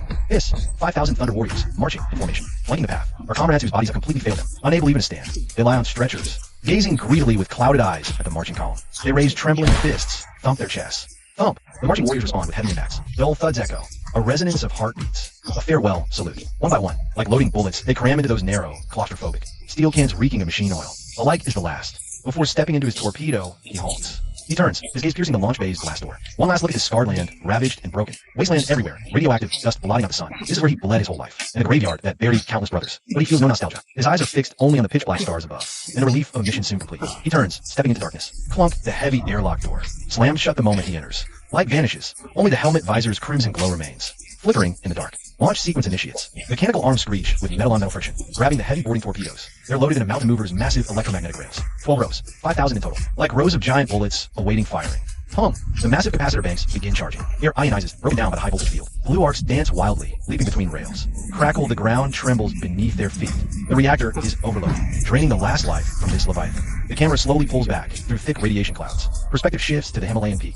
Deep within the palace, the strategy room, a towering figure, bathed in golden psychic light, stands silently before a hologram. His stern face shows only absolute reason and divine coldness. On the star chart, 5,000 green dots, representing Thunder Warrior life signs, are all locked in the launchers. 5,000 lives, 5,000 nails aimed at the moon. He hesitates not. For humanity's survival, all is expendable, even himself. His hand slowly rises. That hand holds the fate of countless lives, yet now it's steady as an ancient statue. His finger hovers over the crimson virtual button. He presses down. Ignition. Hum. The mountain mover lets out a soul-rending shriek from within. The electromagnetic launcher warps under the energy field. The primitive nuclear reactor, pushed 300% past critical, screams a desperate roar. The entire steel mountain is instantly shrouded in a violent, ghostly blue ion cloud. Overflowing energy surges through aged conduits. Unevacuated servitor drones vaporize instantly. On the bridge, the alarm lights no longer flash. They explode one by one. On the instrument panel screens, data streams scroll wildly, then freeze into strings of gibberish. Warning. Core temperature exceeds thermal limits. Warning. Magnetic containment field fully collapsed. Core meltdown. Total loss of structural integrity. The ship is breaking apart. No one pays attention. All technicians and servitors execute one command. Pump the energy in. Even if it burns every nerve and melts every chip. Ryu grips the table edge. His knuckles white from the strain, leaving imprints on the alloy surface. He stares at the screen, his pupils reflecting the gathering light of destruction. Boom. No countdown. Just a deafening roar that resonates through the planet's atmosphere. The coastline collapses. The recoil forces the ground under Mount Mover down 10 meters. Thousands of tons of frozen soil instantly liquefy. That's not a weapon. That's the price mortals pay for stealing coffee power. A beam of energy so thick it blocks view. A pillar of pure nothingness erupts from the tilted railgun's tip. A stream of sublight plasma, carrying 5,000 boarding torpedoes, blasts into the sky. Air ionizes. Clouds vaporize. The atmosphere tears open, a vacuum tunnel kilometers wide, surrounded by purple lightning storms. In that instant, Terra's night is lit up like a second sun rising. Perspective force switches. Designation EW001. Inside the Alike Talon IC cockpit. Dark silence. Then hell. Thud. An indescribable force, like a 10,000-ton hydraulic hammer, smashes into Alike's spine. Intense G-forces instantly blur the view. Alike feels his soul rip from his body. He's no longer a soldier, just meat in an industrial centrifuge. His reinforced bones grind unervingly, bone and adamantite coating fighting physical laws. His heart pounds wildly, trying to pump mercury-heavy blood to his brain. His lungs compress to the limit. Alveoli rupture. The taste of blood fills his throat. Not wind in his ears, but the scream of metal fatigue. The roar of hull against atmosphere. Temperature spikes, even through thick insulation. The sickening smell of burning reaches him. The vehicle's outer armor is ablaze. His own skin was carbonizing, his blood turning into magma, trying to burst out from every pore, every blood vessel. If he were mortal, within 0.01 second of launch, his organs would have melted, his brain turned to mush. But he was a Thunder Warrior, a weapon of war forged by the Emperor's own hand. Using gene tech, in this extreme agony, Alike's consciousness entered a strange, crystal clarity. Time, adrenaline, and combat stims activated in his veins. A kaleidoscope of images flashed through his mind. Not a warm childhood. Thunder Warriors had no childhood. It was him on the Terra wasteland, fighting for a piece of irradiated jerky. Carrying a wild dog art with his bare hands. It was the Emperor's first appearance on the Unification War battlefield, shattering the fortress of the Master of Mankind with psychic lightning. It was on the Nordic ice plains, wielding an overheated chain axe, chopping off the heads of thousands of barbarians. His whole life, he was born for war. He wasn't just a soldier. He was expendable. Once the unification was complete, tools should be discarded. But he didn't care. For the Emperor, he thought, gritting his teeth with his last ounce of strength, to keep his tongue from shattering. No fear, no regret. Only the relief of a mission about to be complete. Boom. Suddenly, all the noise, all the shaking, all the overload vanished in an instant. Absolute silence. Absolute weightlessness. Alike floated in the cramped capsule, cushioning gel enveloping his broken body. All he could hear was his own heartbeat. Oh, did we make it? How do you space jump? Floating in the void? Time passed. A pale, desolate gray-white filled his view. Growing larger, closer. The moon. Alert. Alert. Imminent impact. Attitude. Thrusters firing. Deceleration. Rocket fuel depleted. Initiating hard landing protocol. Crunch. A dull yet unmistakable impact sound came from the torpedo's base. The vibration traveled up his bones to his brain. The boarding torpedo's rough, cast iron shell embedded deep into the lunar bedrock, kicking up a cloud of dust. Then, over his helmet comms, a burst of harsh static crackled, followed by breaking through the interference. Boss, we're alive. We made it. A savage, proud grin spread across Alike's bloody lips. Landing successful. Lunar surface, Gene Clan territory. No wind on the moon. No sound. Just a gray-white, dead silence. In a desolate plain stretching to the horizon. Pressure, equalization valve blue. The residual gas instantly condensed into a wisp of eerie white mist, then vanished without a trace. The heavy alloy hatch was kicked open from inside, tumbling to crash against a distant crater rim overhead. Terra, the blue-white planet dominating half the sky, watched this devastation with scarred eyes alike. Talon IC took the first step. His heavy magnetic boots landed on the moon's surface, coated in eons of dust. A faint vibration hummed through his soles, the magnetic locks securing to bedrock. A silent wave of dust erupted at his feet, hanging, suspended, lingering unbroken. This was the first landing by Airways. The first quarter on the moon, humanity's initial lunar arrival. Alike surveyed the surroundings. The plane was littered with thousands of still smoking metal wrecks. Those disposable boarding torpedoes had successfully crash-landed using retro rockets, hatches opening, disgorging unsteady warriors, but more. In a crater not far from him, torpedo designation TW404, due to attitude thruster failure, had impacted the lunar surface at triple sonic speed, compressed into twisted scrap metal. All personnel. Vortex, Alike's voice through bone conduction comms, directly echoed in every surviving warrior's ears. Squad 1 assembled, 40% casualties. Squad 2 landing off course, converging on coordinates. Squad 3 annihilated. The comm channel held only comm reports, no grief. For Thunder Warriors, from the moment they entered those iron cans, they were already dead. Assemble. Alike drew the power greatsword from his back. Click. Hilt locked to gauntlet. He activated the rune. Blue energy crackled along the blade, the only light source in vacuum. Sword point aimed across the plain. Their magnificent structure complex stood against the black sky. Samna's castle. It resembled no human-built fortress, more like some ancient star god beast bones, forcibly fused with black basalt. Countless jagged bone spires reached spaceward like fangs. Surface sheathed in pulsing biomembrane. Cold light glimmered along the walls, as if the castle itself were alive. That was the Silenia gene clan's nest. For the Emperor, a light growled. Blue plasma flared from his power pack. He charged forward first behind him. 2,000 surviving Thunder Warriors surged like a silver tide, left high in the low gravity of the lunar surface, covering dozens of meters with each stride, surging toward that castle. Sama's castle reacted faster than expected. As the Thunder Warriors charged to within 500 meters of the walls, the massive gate, like ribs of a giant beast, slowly opened with a silent tremor. What poured out weren't machines, but giants. Nearly 3 meters tall, clad in tight, white biocarapace. Their skin a sickly, translucent pallor. They wore no helmets. Their faces replaced by a chitinous mask. No nose, no mouth. Only compound eyes glowing with red light. Silenia Lunar Guardians. The Gene Cult's perfect mass-produced sentinel. They need no breath, no life support. Their flesh is engineered for the void. And for killing. The two forces collided violently in the heart of the sea of tranquility. No battle cries, only vibrations in the vacuum. Alike led the charge. His power greatsword carving a blue afterimage in the void. A Lunar Guardian swung a high-energy laser blade, trying to block him from movements elegant, precise. A dance in the vacuum. The Thunder Warriors need no elegance. They need only violence. Alike didn't dodge. He took the glaive's sweep on his pauldron. Zzzz. Though soundless, Alike felt a violent shock and searing heat on his shoulder. A silent burst of sparks from his ceramite pauldron. A deep gash carved, just as he wanted. Distance closed. The great sword, fueled by his charge, slashed across. Schlick. The disruption field shattered the biocarapace's molecular bonds. The Lunar Guardian and her hardened shell were cleaved in two by a light's blade. A torrent of green biofluid gushed out, instantly expanded, freezing into green ice crystals in the vacuum. Selena's guardians were swift, coordinated, but against the Thunder Warriors' reckless assault, their line crumbled fast. One warrior was impaled in the gun, but he grabbed the glaive, yanking the guardian close. But he smashed her mask with his helmet, shattering it. Another's chain axe jammed in an enemy's arm. Engine overheated, stalled. He dropped the axe, using his hydraulically powered power fist, pulverizing the enemy's chest, each blow, caving in armor plates. Pure violence. 10 minutes of sheer violence, devoid of any beauty. The Lunar Guards outside the castle were slaughtered to the last. The moon's dust was littered with white shell fragments. A lush red concourses and ice crystals glittering around. He approached the massive rib-like gate. He glanced back. They charged forward. Chief, this door is alive. Taisho's voice was distorted. Auspex shows itself appearing. Biomass density is extremely high. Then blow it open. Put it out of its misery. Alike flicked the blood from his blade. He said coldly. Several melted bombs were attached to the gate's nose. The Thunder Warriors stepped back, raised their shields. Boom! A blinding, silent fireball erupted on the gate. The melted core instantly released thousands of degrees of heat, vaporizing the bone and rock directly. There was no sound of shockwave, only the violent tremor through the ground. As the dust settled, a massive breach, its edges still dripping molten rock, appeared before them.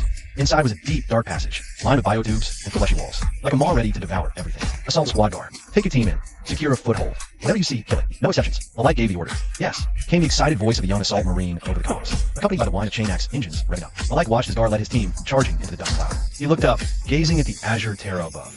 His past was there, his glory, his grave. He tightened his grip on his sword, strode across the blasted threshold, still dripping magma. Hiss, with the shriek of a pressure valve blowing. A half-meter thick alloy gate, driven by hydraulic pistons, slowly slid open to both sides, revealing the dark corridor behind. Air rushed in. It wasn't breathable oxygen. It was a mix of high-concentration ozone and nauseating bioenzymatic gases. Gar took a sharp breath. Sizzle. His lungs ignited as if stuffed with non-cogger. A thick, sweet metallic taste rose in his throat. Cough. He bent over, a bloody wad of phlegm hitting the ground hard. This wasn't injury. It was rejection. His body, forged by genetic alchemy. A body on the verge of collapse. The sudden change in environment pushes it further. On the retina display, a waterfall of red data streams frantically scrolls. Warning. Adrenaline levels exceed 200% critical threshold. Warning. Muscle fiber solubility increased by 15%. Creatine levels past 70%. Administer sedative immediately or risk cardiac arrest. Gar bared his teeth. Inside his helmet, he directly severed the life support alarm circuit and activated the combat stimulant injection pump. Hiss. Icy fluid surged up his spine, hitting his brain directly. For a Thunder Warrior, pain is not an obstacle. Pain is fuel, the catalyst that burns reason to ashes. Assault group crushed them.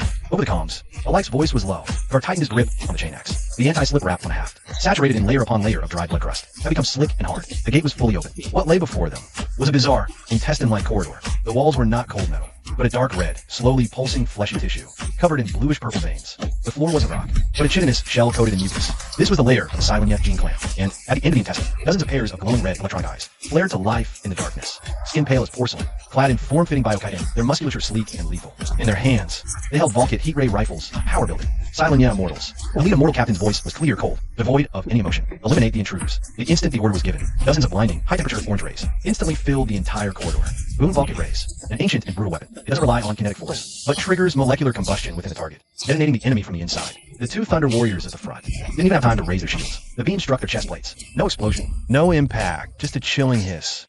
The sound of fat and moisture vaporizing instantly. In less than 0.5 seconds, the two armored warriors became human torches. Their powered armor glowed red-hot and cracked. The muscles, bones, and organs within turned to ash in an instant. Only two empty suits of armor remained, still smoldering. They crashed to the ground with a clang, scattering into a pile of charred components. Gar roared. The visual shock of his comrade turning to ash in an instant completely ignited the savage beast lurking in his genes. Veins bulged beneath his skin. For the Emperor, he did not retreat. He sought no cover, only charged. With greater speed, more brutal methods, and a more frenzied momentum, he rushed towards them to tear them to shreds. But Gar's half-ton combat boot slammed down hard onto the pulsating fleshy floor. The immense force crushed the vessels beneath the floorboards. He became a human cannonball.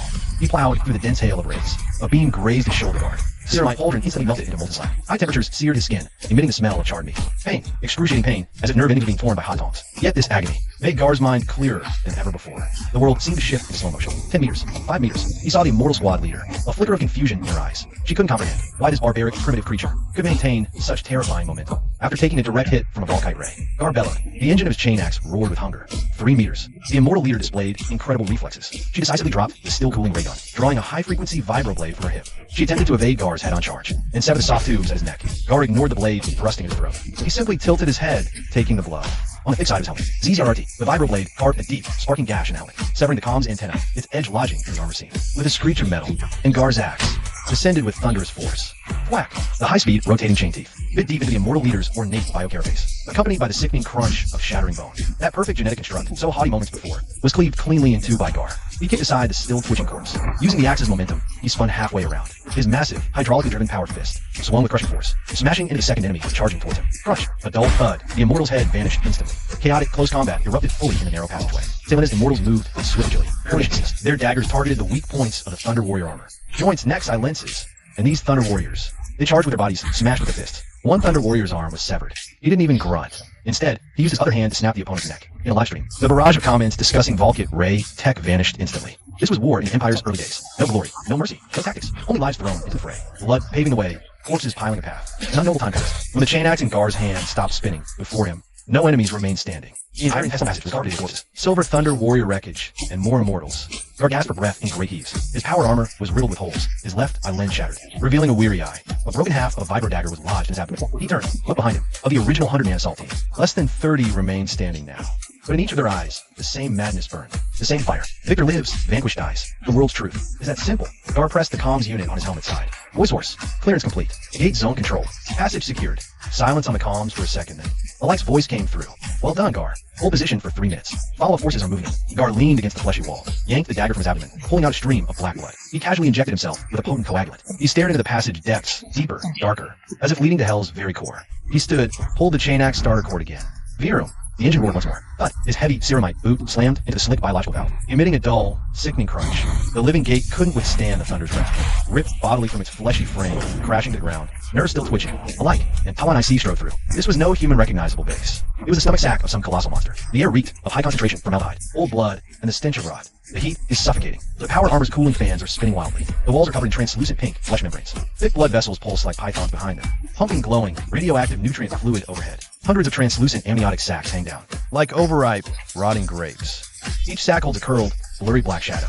Turbid, dead fish eyes stare through the film at the intruders. Clean up, 4 words, fish. A tearing sound from above, amniotic fluid pours down. Dozens of shadows use the moon's low-gravity acceleration, crashing like cannonballs into the Thunder Warrior's shield wall. Failures of the Silenia clan. The cheapest, most rabid watchdogs. They have no skin. Raw, red muscle fibers exposed to the air, contracting violently with movement. Where arms should be, mantis-like, chitinous bone blades have grown. Head split into 4 petals, all covered in fine, artery. Roar. One abomination shrieks like a wailing infant, its bone blades sweeping. Sparks fly.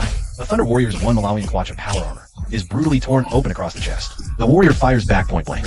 Boom. The bolt explodes. The abomination's chest cavity turns to mush. Black blood smears the warrior's visor, but it's not dead. The shredded flesh masses rise, stretch, and reform. It withstands the bolt's impact, biting down on the warrior's neck guard with teeth grinding on ceramite, making a sickening screech. Don't waste ammo. That's dead flesh. Alike discards his empty bolt gun, grasping the heavy power thunder hammer with both hands. He shoves 2 abominations aside, the hammer humming with power. Smashes down on the regenerating monster. Clang. The power field disintegrator effect instantly shatters the monster's chitinous shell. The abomination's spine is pulverized, its upper body snapping off. The regenerating flesh mass becomes a puddle of gore. Motionless, smashed into pulp, alike roars, crushing a monster's skull under his boot. Brain matter splatters his greaves. Grind his scum into the floor. This is a Thunder Warrior's fight. No cover, no tactical coordination, just the crack of steel on bone. The roar of chain teeth tearing flesh. Meanwhile, another corridor deep in the maze. Deathly silent here. No monster roars. Only the clack of boots on chitinous floors. Echoing in a confined space. Gar halts abruptly, raises right fist. The assault squad behind him froze instantly. Their movements synchronized like machines suddenly cut off from power. Something's wrong. Gale stared at the tactical bits. Cold sweat trickled down his forehead. The Auspex screen was filled with static. The thermal imager showed only the dim red glow of wall veins.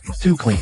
Clean as a pre-dug grave. Sir, sonar, echoes abnormal. The walls are absorbing sound waves. Gale's off his voice and just fate wins. ZZZ. A soft sound, like a blade slicing through cork. Gale spun around. The trooper at the rear. His head slid from his neck, the cut smooth as glass. Blood hadn't even sprayed yet. The body slowly collapsed. On the wall behind that fallen warrior, a patch of stationary muscle tissue suddenly twisted and changed color. A translucent humanoid shape peeled off. A gene hunter, an invisible assassin with chameleon genes. Enemy contact, invisible hostiles. Gale roared, his chain axe sweeping out. Work, the teeth sliced through air, but only sparked against the wall.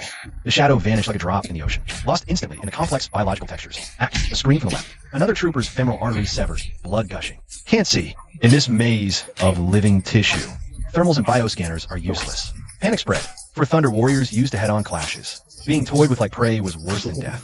Close your eyes. Don't trust them. Listen. Gale's voice held a beast's instinct. He shut his eyes, forcing down the neural tremors from genetic decay. Powered armor's external audio arrays at full power. The world became lines of sound.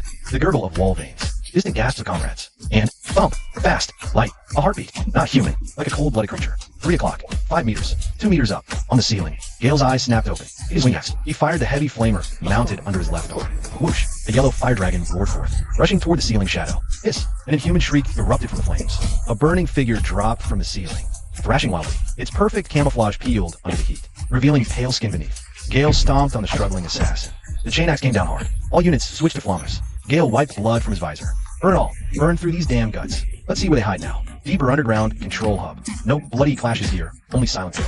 Tech Marine Taisho kneels before a massive bioconsole. A 3-meter wide glass tank. Inside floats an enormous, still pulsing gray brain. Countless neural cables pierce its cortex like tentacles, linked to the entire base's defense grid. Taisho yanks the data cable from his helmet's port, jamming it into the console's neural jack. BZZT, a surge of malevolent bioelectricity, instantly backlashes through the connection. Taisho controls tightly. Black blood streams from his nostrils. The brain is alive. It's screaming, resisting, trying to fry the intruder's mind.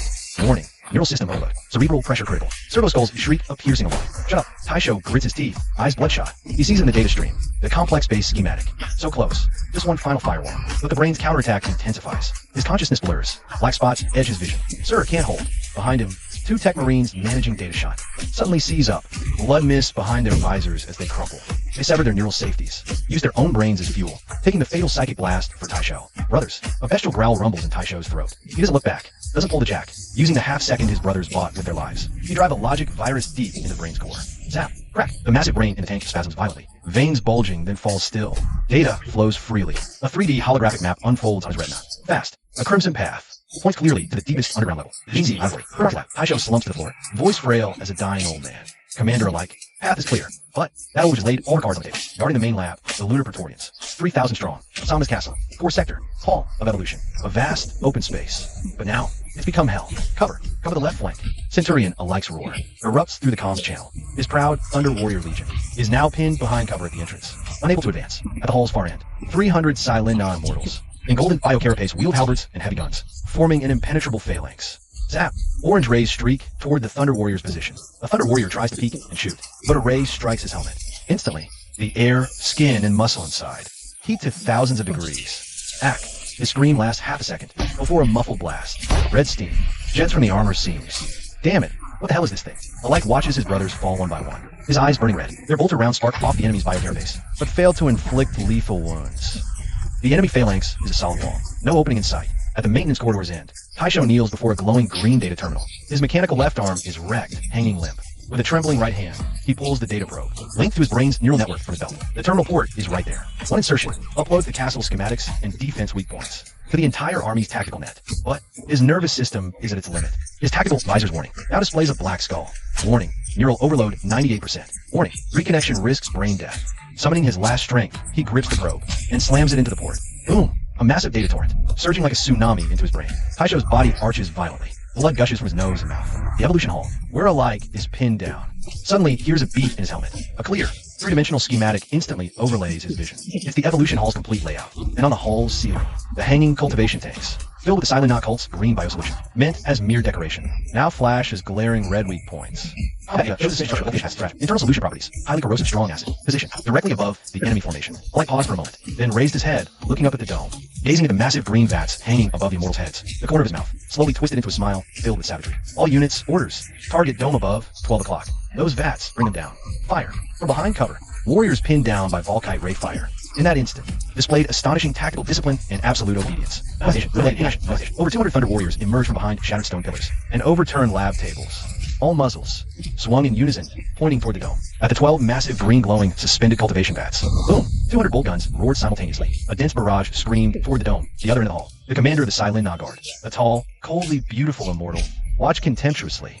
The next second, a sharp, crystal-shattering crash echoed from above her head. Crack! Crash! The commander snapped her head up. Her pupils contracted to pinpoints. The 12 massive reinforced glass vats disintegrated instantly under the concentrated bolt gun fire. Thousands of tons of highly corrosive concentrated biofluid, free from their confines like 12 green waterfalls, with devastating force, poured down from the dome dozens of meters high, splattering down. The commander's piercing shriek was instantly drowned by the green deluge. Splash! AR! Foam metal! Produced mists of white smoke as they instantly corroded and vaporized. The immortals clad in white biocarapace. Upon contact with the raw fluid, their carapaces began to blacken, curl, and peel. Screams erupted everywhere. The immortal commander now knelt on the ground. One of her arms was reduced to bare bone.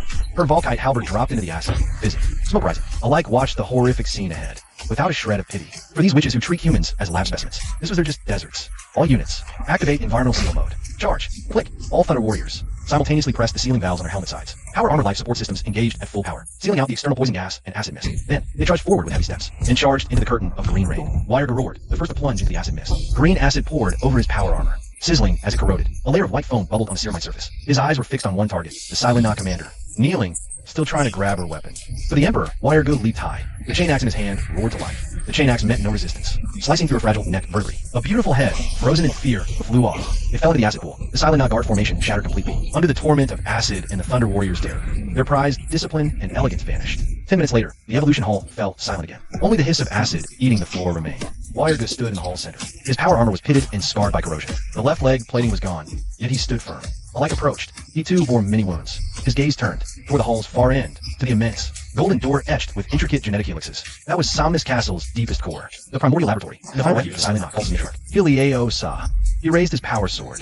Its tip pointed at the golden door. ZZZZD. The power sword's disruption field surged to its limit. The air around the blade shimmered with intense heat. Final layer, a half-meter thick adamantium glass door, melted under the heat.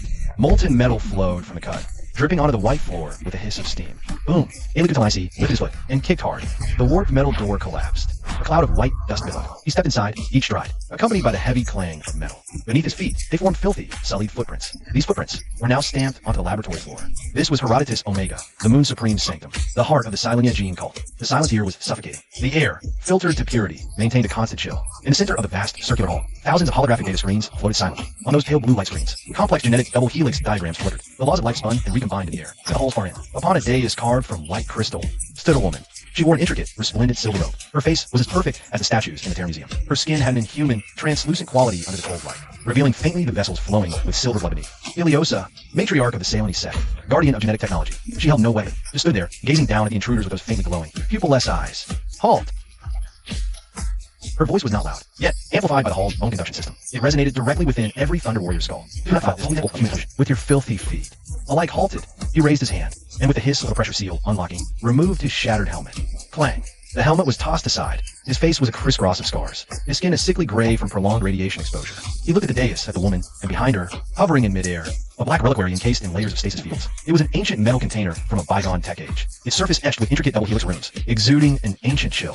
Magna Mater, the primordial template, containing humanity's uncontaminated genetic sequence, the very thing the Emperor ordered seized. Hand it over. EDSA smiled. Hand it over to that barbaric warlord on Terra, to the one who calls himself the Emperor. Look at yourself, soldier. No, I should call you experiment. Your muscles are dissolving into acid. Your bones are overgrowing uncontrollably, piercing your skin. Your nervous system screams every moment. You are a stitched-together monster, a stillborn with an error-riddled gene sequence, a flawed creation doomed to collapse in agony. That tyrant, he understands only destruction, not creation. He stole mere scraps of genetic tech to forge you ugly, short-lived tools. EDSA turned away, her back to the fully armed Thunder Warriors, gazing obsessively at the black reliquary behind her. Her fingers gently caressed the stasis field. This is the result of our Selene sect, after thousands of years in the long night, extracting from countless ancient bloodlines. A human archetype untainted by radiation or mutation. It is the perfect blueprint. Only with it can we create truly perfect eternal life. She whirled around, her gaze sharp as a blade. Give it to that tyrant, so he can use this sacred blueprint to make more disposable trash like you. Silence. Dead silence. The Thunder Warriors behind alike gripped their weapons. Knuckles white, because it was the truth. They could feel themselves breaking down. They could feel their comrades dying in agony, one by one. Alike took a step forward. The power sword's disruption field hummed,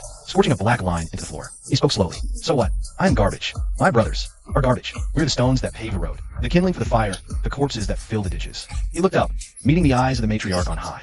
No inferiority in his gaze, only a terrifying acceptance. Oh, without us garbage, You perfect, elevated humans would have been devoured long ago, enslaved by the barbarians of Terra. Alike raised his sword, pointing the tip at Helios' forehead. The Emperor says, this is humanity's future. If the path forward requires burning us flawed ones to light the way, then we burn. Completely. Not even ash remains. His voice turned icy, killing intent erupting like a physical force. Now, hand it over, or die. The smile vanished from Helios' face. She looked into Alike's terrifyingly calm eyes, and felt a sliver of fear from the depths of her soul. She couldn't understand this logic, couldn't understand this servile fanaticism, this willingness to self-destruct knowing you're a pawn. Unreasonable beasts, she spat coldly, a hint of hysteria entering her voice. Since you so desire to witness perfection, since you so crave death, I will show you the vast gulf between you flawed rejects and a true masterpiece. She slammed her hand down on a red room on the console. With a rumble, the pristine white walls of the lab slid apart with a heavy mechanical groan.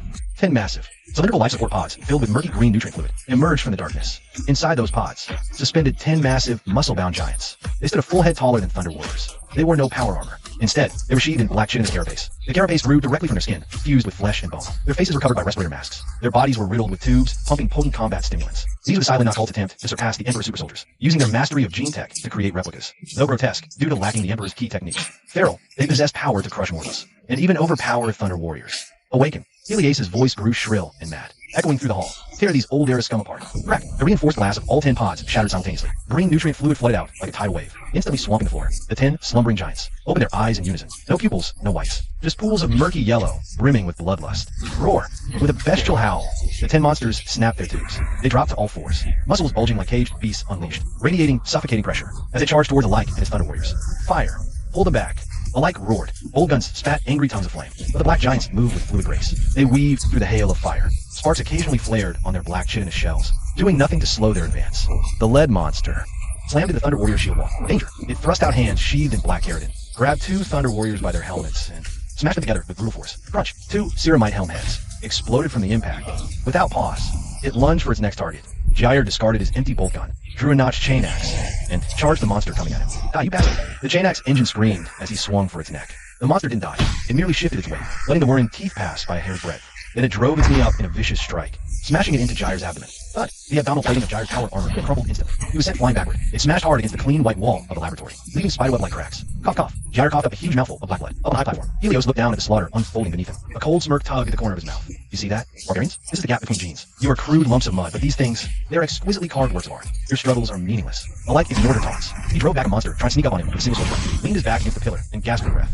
On his retina, battle damage data was spiking wildly. In just 1 minute, 30 of our brothers had already fallen, but he didn't despair. As a veteran who'd survived the Terra Wasteland, he'd keenly picked up on a fatal flaw in these so-called perfect creations. They are too clean. Their moves are as standard as a textbook. Their tactical coordination is as precise as a calculator. But they don't have fire. That fire that burns through your own life when you're cornered. That fire that makes you bite off a chunk of your enemy no matter what cost. Brothers, Alike's voice boomed over the comms channel. Don't fight them on technique. Don't fight them on speed. They're machines. They're dead things. Use your lives to take theirs with you. We're going to show these so-called perfect freaks what it means to be a Thunder Warrior. Over in the corner, Jair stumbled unsteadily to his feet. He heard Alike's words. As he looked at the black giant walking straight toward him, the fear in his eyes vanished in an instant. In his place came a deranged madness. Jair bared his teeth, reached out and ripped the alarm life support line off the power armor. ZZZ, a massive dose of stimulants and combat dust flooded into his veins once again. His heart began pounding wildly, pushing far past its limit, wailing out a death rattle. But this rush of power made him feel like he could take on anything. Jair roared and charged forward. The monster still expressionless and accurately threw a punch, straight for Jair's face. This time, Jair didn't dodge or block. He spread his arms and threw himself straight into that fist. Bang! The monster's fist slammed hard into Jair's chest. His chest plate shattered. His ribs all snapped. But this fatal blow couldn't even force Jair to step back an inch, because the moment the fist connected, Jair locked his arms tight around the monster's arm. Got you. For the first time, the monster showed something resembling confusion. It tried to shake Jair off, but Jair's fingers had already dug deep into the gaps of his carapace. Even if her nails broke, she wouldn't let go. Jair used the last of her life strength, and with her own hard, ceramite helmet, smashed it into the monster's face. Once, twice, 3 times, 4, 5. Jair was like a runaway pile driver, completely ignoring her own skull shattering, just madly repeating the motion, until the monster's head was crushed. Its body went completely limp. Only then did Jair release her grip. He and that perfect creature fell together into the blood. He died, but he won. This scene, like a signal, drove all the Thunder Warriors on the battlefield mad. They stopped parrying, stopped dodging. Arms broken, they bit. Legs broken, they charged with their bodies. With this most brutal, savage, and utterly unreasonable method, they forcibly killed those 10 perfect monsters. On a high platform, the smile on Helios' face froze. She watched the holographic data screens, those life signs, flickering out one by one. This is impossible. She couldn't understand. Genetically, her creations clearly surpassed them in every metric. Why? Why lose to these aging, flawed rejects? Because they have no soul. A cold voice cut through her thoughts. Helios' head jerked up. She saw Alike dragging that notched power sword. Step by step, walking towards her, Alike ascended the platform, stood before Helios. The sword's tip pointed at her throat. Your tech is perfect, woman, but what you made is just animated meat. We are Thunder Warriors. We are the flame that willingly burns to ash for that man, for humanity's future. EDSA looked into those eyes blazing with fire and felt fear. Trembling, she took a step back, bumping into the black arm behind her. Take it. She slumped to the ground, voice shaking. Take it, you lunatics. Alike sheathed his sword. He didn't kill her. For an arrogant scholar like her, admitting her perfection lost to rejects is worse than death. He walked to the hovering black arc, reached out a blood-stained hand, gently stroking the cold metal shell. Magna Mater, the primordial progenitor. For this, half his brothers, left on this frigid moon, but he knew it was all worth it, for within it lay the Emperor's hope, the future the man had promised. A future no longer needing flawed beings like them to sacrifice. A perfect future. Alike pressed the communicator, directed at distant Terra, and whispered to the golden figure, mission complete. Ailey Kutalon IC, relying on brute physical strength, dragged the multi-ton, 1 Malawian Quacha power armor, each step, leaving a deep crater in the lunar dust. He carried the heavy black sanctum, the Magna Mater. Behind him lay the dead plain of the sea of tranquility. Terra, the Himalayas deep within the palace. The air in the strategy room seemed to freeze. There were no superfluous decorations here, only cold rock walls and ceaselessly running logic engines. The eerie blue light from the holographic projection shone upon the Emperor's golden form,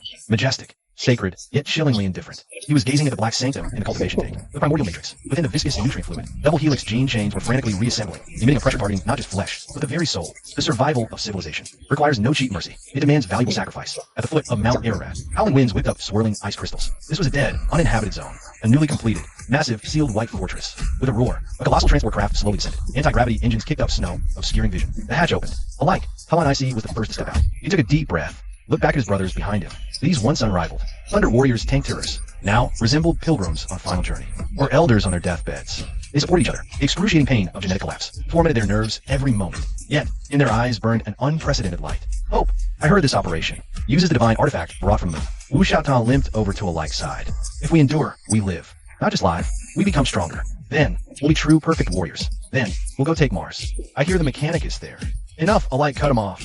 His voice stern, but a smile couldn't help the curl of the corner of her mouth. Survival first. They followed the winding mountain path toward the massive white fortress atop the summit. No honor guard lined the road. Only rows of silent automated defense turrets. Their barrels were lowered. Sensing red lights flickered faintly in the blizzard. Mount Ararat, sub-level B12. Gene pre-march laboratory. Heavy adamantium restraint rings clamped around Alike's wrists and ankles. He was spread-eagled, pinned firmly to the icy metal table. Around him, dozens of Silinda Gene handmaidens in white hazmat suits. Push carts laden with bizarre agents. Subject 001. Alike Talon IC.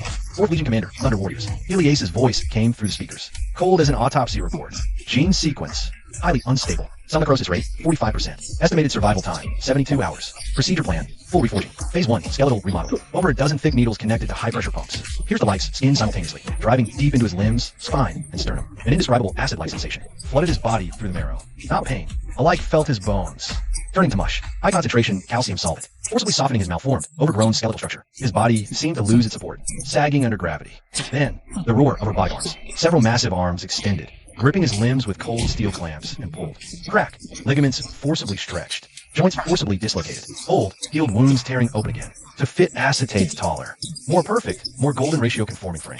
The Thunder Warrior's deformed skeleton had to be utterly shattered and rebuilt. Phase 2, muscle enhancement. Inject Titan hormone. Heliace's voice remained steady. A matrix of thousands of microneedles pierced his muscle groups.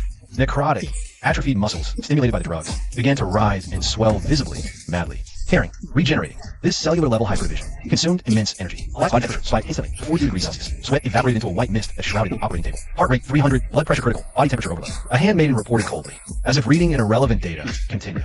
His voice showed not a single fluctuation. Inject the primordial sequence. Begin core organ implantation. Phase 3, dual heart resonance. The laser scalpel cut opened his chest. Ribs were pried apart by a hydraulic spreader, revealing the heart frantically beating within his thoracic cavity. Second heart, still pulsating, only fist-sized. A deep crimson second heart was delivered into his chest cavity by a precise mechanical arm. In balanced conflict, the moment that heart connected with blood vessels. In balanced conflict, the two hearts' beating frequencies were completely different. They were fighting, vying for control of the blood. Tearing at the fragile vascular network. Drip. The heart rate monitor emitted a piercing, prolonged shriek. The waveform turned into a flat line. Subject 001. Cardiac arrest. Vital signs plummeting. Severe rejection reaction. Genetic chain collapsing. Heliace's looked at the data, frowned. A flicker of disappointment in her eyes, a failure. Though the willpower is passable, but the old era vessel ultimately cannot bear the divinity of the new era. She raised her hand, preparing to press the red button that signified disposal. For the Silena sect, material that cannot withstand modification is trash, to be thrown into the purification rooms. Just as her finger was about to touch the button, on the operating table, that body already on the brink of death, suddenly twitched. That was not a nerve reflex. That was a hand with torn muscle fibers, and charred skin, gripping the edge of the operating table fiercely. The adamantic crafted edge was actually by that hand, brutally squeezed, leaving finger imprints a low roar. It was forced out from Alike's throat. The sound was faint. It shook the air of the entire operating room. In that bleak spiritual world, Alike pushed away the dead hands reaching for him. He lifted his head, looked up at the non-existent void above. There was a banner, a black banner, embroidered with a golden double-headed eagle, the Emperor's banner. The totem he swore allegiance to, I do not wish to die. Not for glory, not for the future, simply because. Alik's soul roared, he was unwilling. He is the thunder. He is the king who crawled from a mountain of corpses. He is the standard bearer who unified Terra to die. He would die on the battlefield under the enemy's sword. This pure will to live acted as a powerful stimulant, piercing deep into his faltering heart. The second heart was forcibly activated by this will. He began to beat powerfully, pumping oxygen-rich blood and enhanced hormones into his broken body. The collapsing genetic strands began to reorganize before the overwhelming dominance of the prime template. Fusion, evolution, the red line on the monitor suddenly spiked, breaking through the threshold. Vitals rising. Assimilation rate, 80%, 90%, 100%. Fusion complete. Helios watched the man writhing violently on the operating table. Rising highlight, his skin healing at a visible rate. The man's eyes opened. In those eyes, the previous haze, fury, and exhaustion were gone, replaced by an abyss of darkness. He was no longer Thunder Warrior-like. He was a first generation EDSA. Alik's eyes snapped open, clear and focused. No confusion from awakening. His pupils focused within 1 second, locking onto all threats in the surroundings. No agony, no weakness, no fear from genetic collapse. Alik sat up, looking down at his hands. Hands covered in black neural interfaces, with perfectly defined fluid muscle lines, and skin pale as marble. He slowly turned his head. Around him, hundreds of massive vertical life support pods were opening simultaneously, emitting white liquid nitrogen mist. Figures just like him, naked, pale-skinned, tall and cold-eyed, were emerging. He saw Wu Xiaona standing there, silently. Wu Xiaona saw Alik too, the moment their gazes met. Washitana's mouth twitched slightly, a remnant muscle memory from the old days. He seemed to try for a familiar, hearty smile, to call out brother, but in the end, the smile was forcibly suppressed, replaced by a standard, cold tactical nod. They looked at each other. No embrace, no cheers. Not even a brother, you're alive. Only silent, mutual acknowledgement. Alik spoke. First Legion, assemble. Mount Ararat. Underground great ground, no sunlight reaches here. Only hundreds of high-powered industrial spotlights. The enormous great ground in a ghostly pale glow. 5,000 warriors who have completed the primarchization modification, have finished donning their gear. They were brand new. Power armor painted jet black, lined up in neat formations across the square, like a vast forest of black steel. This is nothing like crude one Malawian quash armor, used by Thunder Warriors, with exposed piping needed for heat dissipation. This is the Malawian quash's expeditionary power on their left shoulder blades. The original lightning icon representing the Thunder Warriors has been erased. In its place stands a sword. Painted blood red crimson, set between two wings, the First Legion. They are the original prototype, the perfect beginning. The Emperor stands on a high platform, cloaked in golden armor, overlooking this newly born army. In his eyes, the golden difference of one if the tools is gone. Instead, there's a hint of satisfaction and pride. He can feel that the souls of these warriors are no longer frenzied and uncontrollable like the Thunder Warriors before them. They're like blades freshly forged, hammered 1,000 times, stripped of all impurities, forged from adamantine, sharp, tough, and absolutely obedient. My warriors, you have walked through hell and returned from its depths. You're no longer thunder, you're angels. Angels of death. The night of Terra is drawing to an end, but the darkness of the void remains endless. Humanity needs a sharp blade to cut through the thorns blocking our path.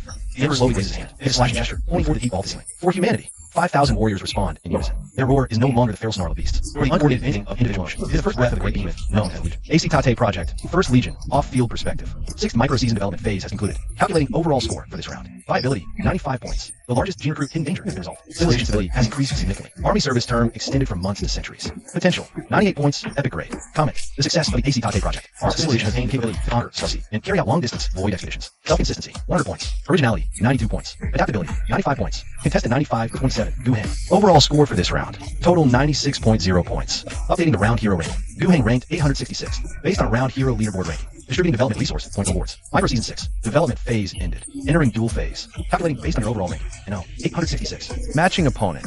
Matching. Ding. The sound pierced the dead air inside the contest pod. Guheng slowly opened his eyes. Gold, flickering light from the screen reflected in the depths of his pupils. Match complete. Opponent. And 802. Spirit Realm Covenant. Team Guheng didn't rush to act. On the left screen, the opponent's profile unfolded. It was a disturbing sight. Twisted phantoms drifted through the mist, formless, only outlines. Their shrieks could shatter glass. Their touch could rust steel. School, transcendent psychic side, core trait, spectral entities, aura of fear, physical immunity, 50% to 90%. Tactical style, utilizes terrain for phasing, creates illusions, crushes enemy morale through terror, harvests souls at the end. Guheng's fingers tapped lightly on the armrest. A rhythmic tap-tap-tap sounded. If it were the old Thunder Warriors, they have trouble with this.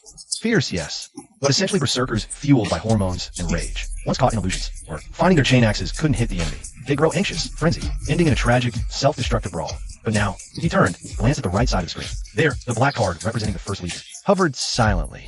On the card, a warrior clad in black power armor, a monastic hood over his head, stood like an eternal piece of obsidian. Dual scenario, the silent masquerade, battlefield environment, an ancient capital shrouded in eternal fog, in a Victorian-style plan. The Fog City. Environment traits. 1. Mist field. Extremely low visibility. All optical sensors impaired. Invisible observers lurk in the mist. Gaze upon them, and you are seen. 2. Spirit realm overlap. Blurred line between physical and spirit worlds. Walls, mirrors, even puddles can become passageways for spirits. 3. Unnameable. The area has mimetic contamination properties. All units undergo continuous mental checks. Failure results in panic or madness. Victory condition. Investigation mode. Find the 3 psychic nodes hidden in the city and destroy them, or wipe out all enemy units. What's General Huyu's take on this? Live in studio, host Xiaoya's voice carries a hint of tension. On the judges panel, General Huyu studies the scenario, his brow furrowed, fingers tracing tactical lines on the desk.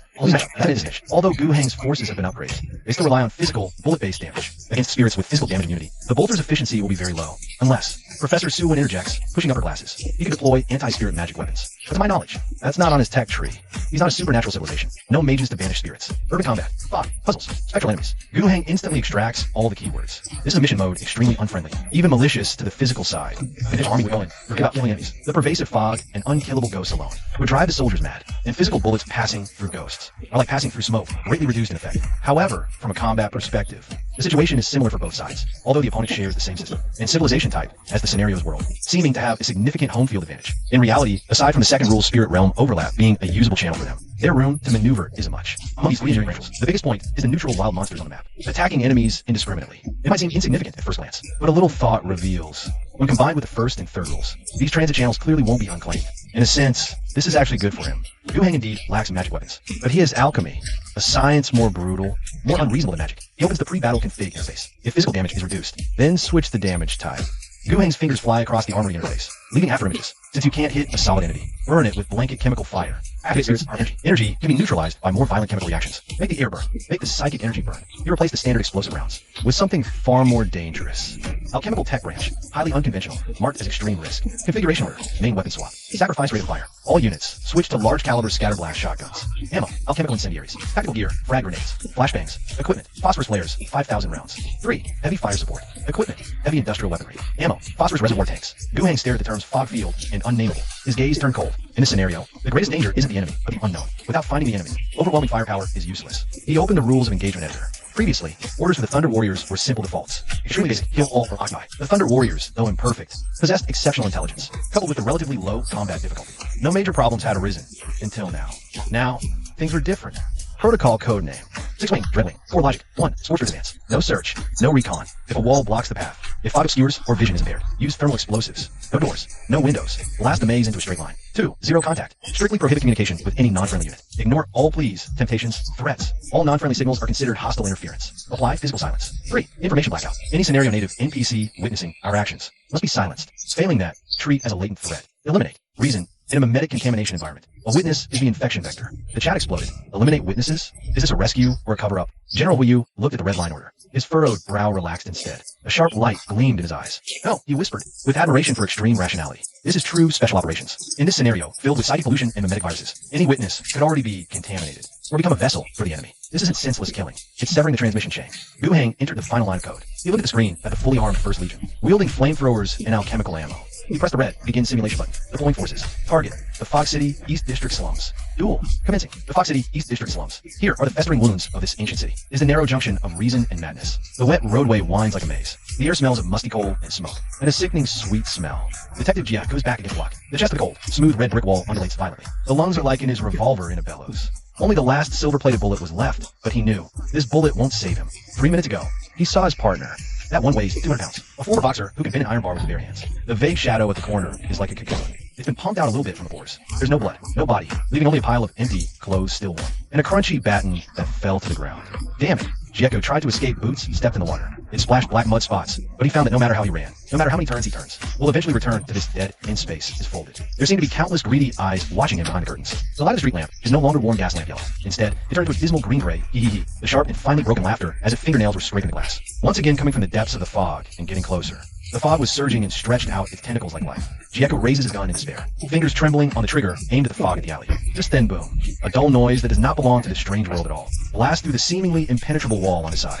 That's the detonation of explosives, the energy of ultron temperature. Thermal expansion when momentarily gasifying masonry. A searing wave of air toppled Jieko to the ground. He rolled around in the mud for several times before he stopped. He raised his head in horror. See the thick brick wall that trapped him to death. In the middle appeared a diameter of 2 meters. The edge presents a large hole in the molten state. The masonry of the mouth of the cave is dripping with red and vitrified magma. Make a sizzling, cooling sound. And in the billowing smoke and white steam, a huge dark figure, with the sound of heavy hydraulic machinery step out. That's a AC Tate warrior, his whole body wrapped in no reflection. Black matte dynamic armor capable of absorbing light. Like a piece cut from the night.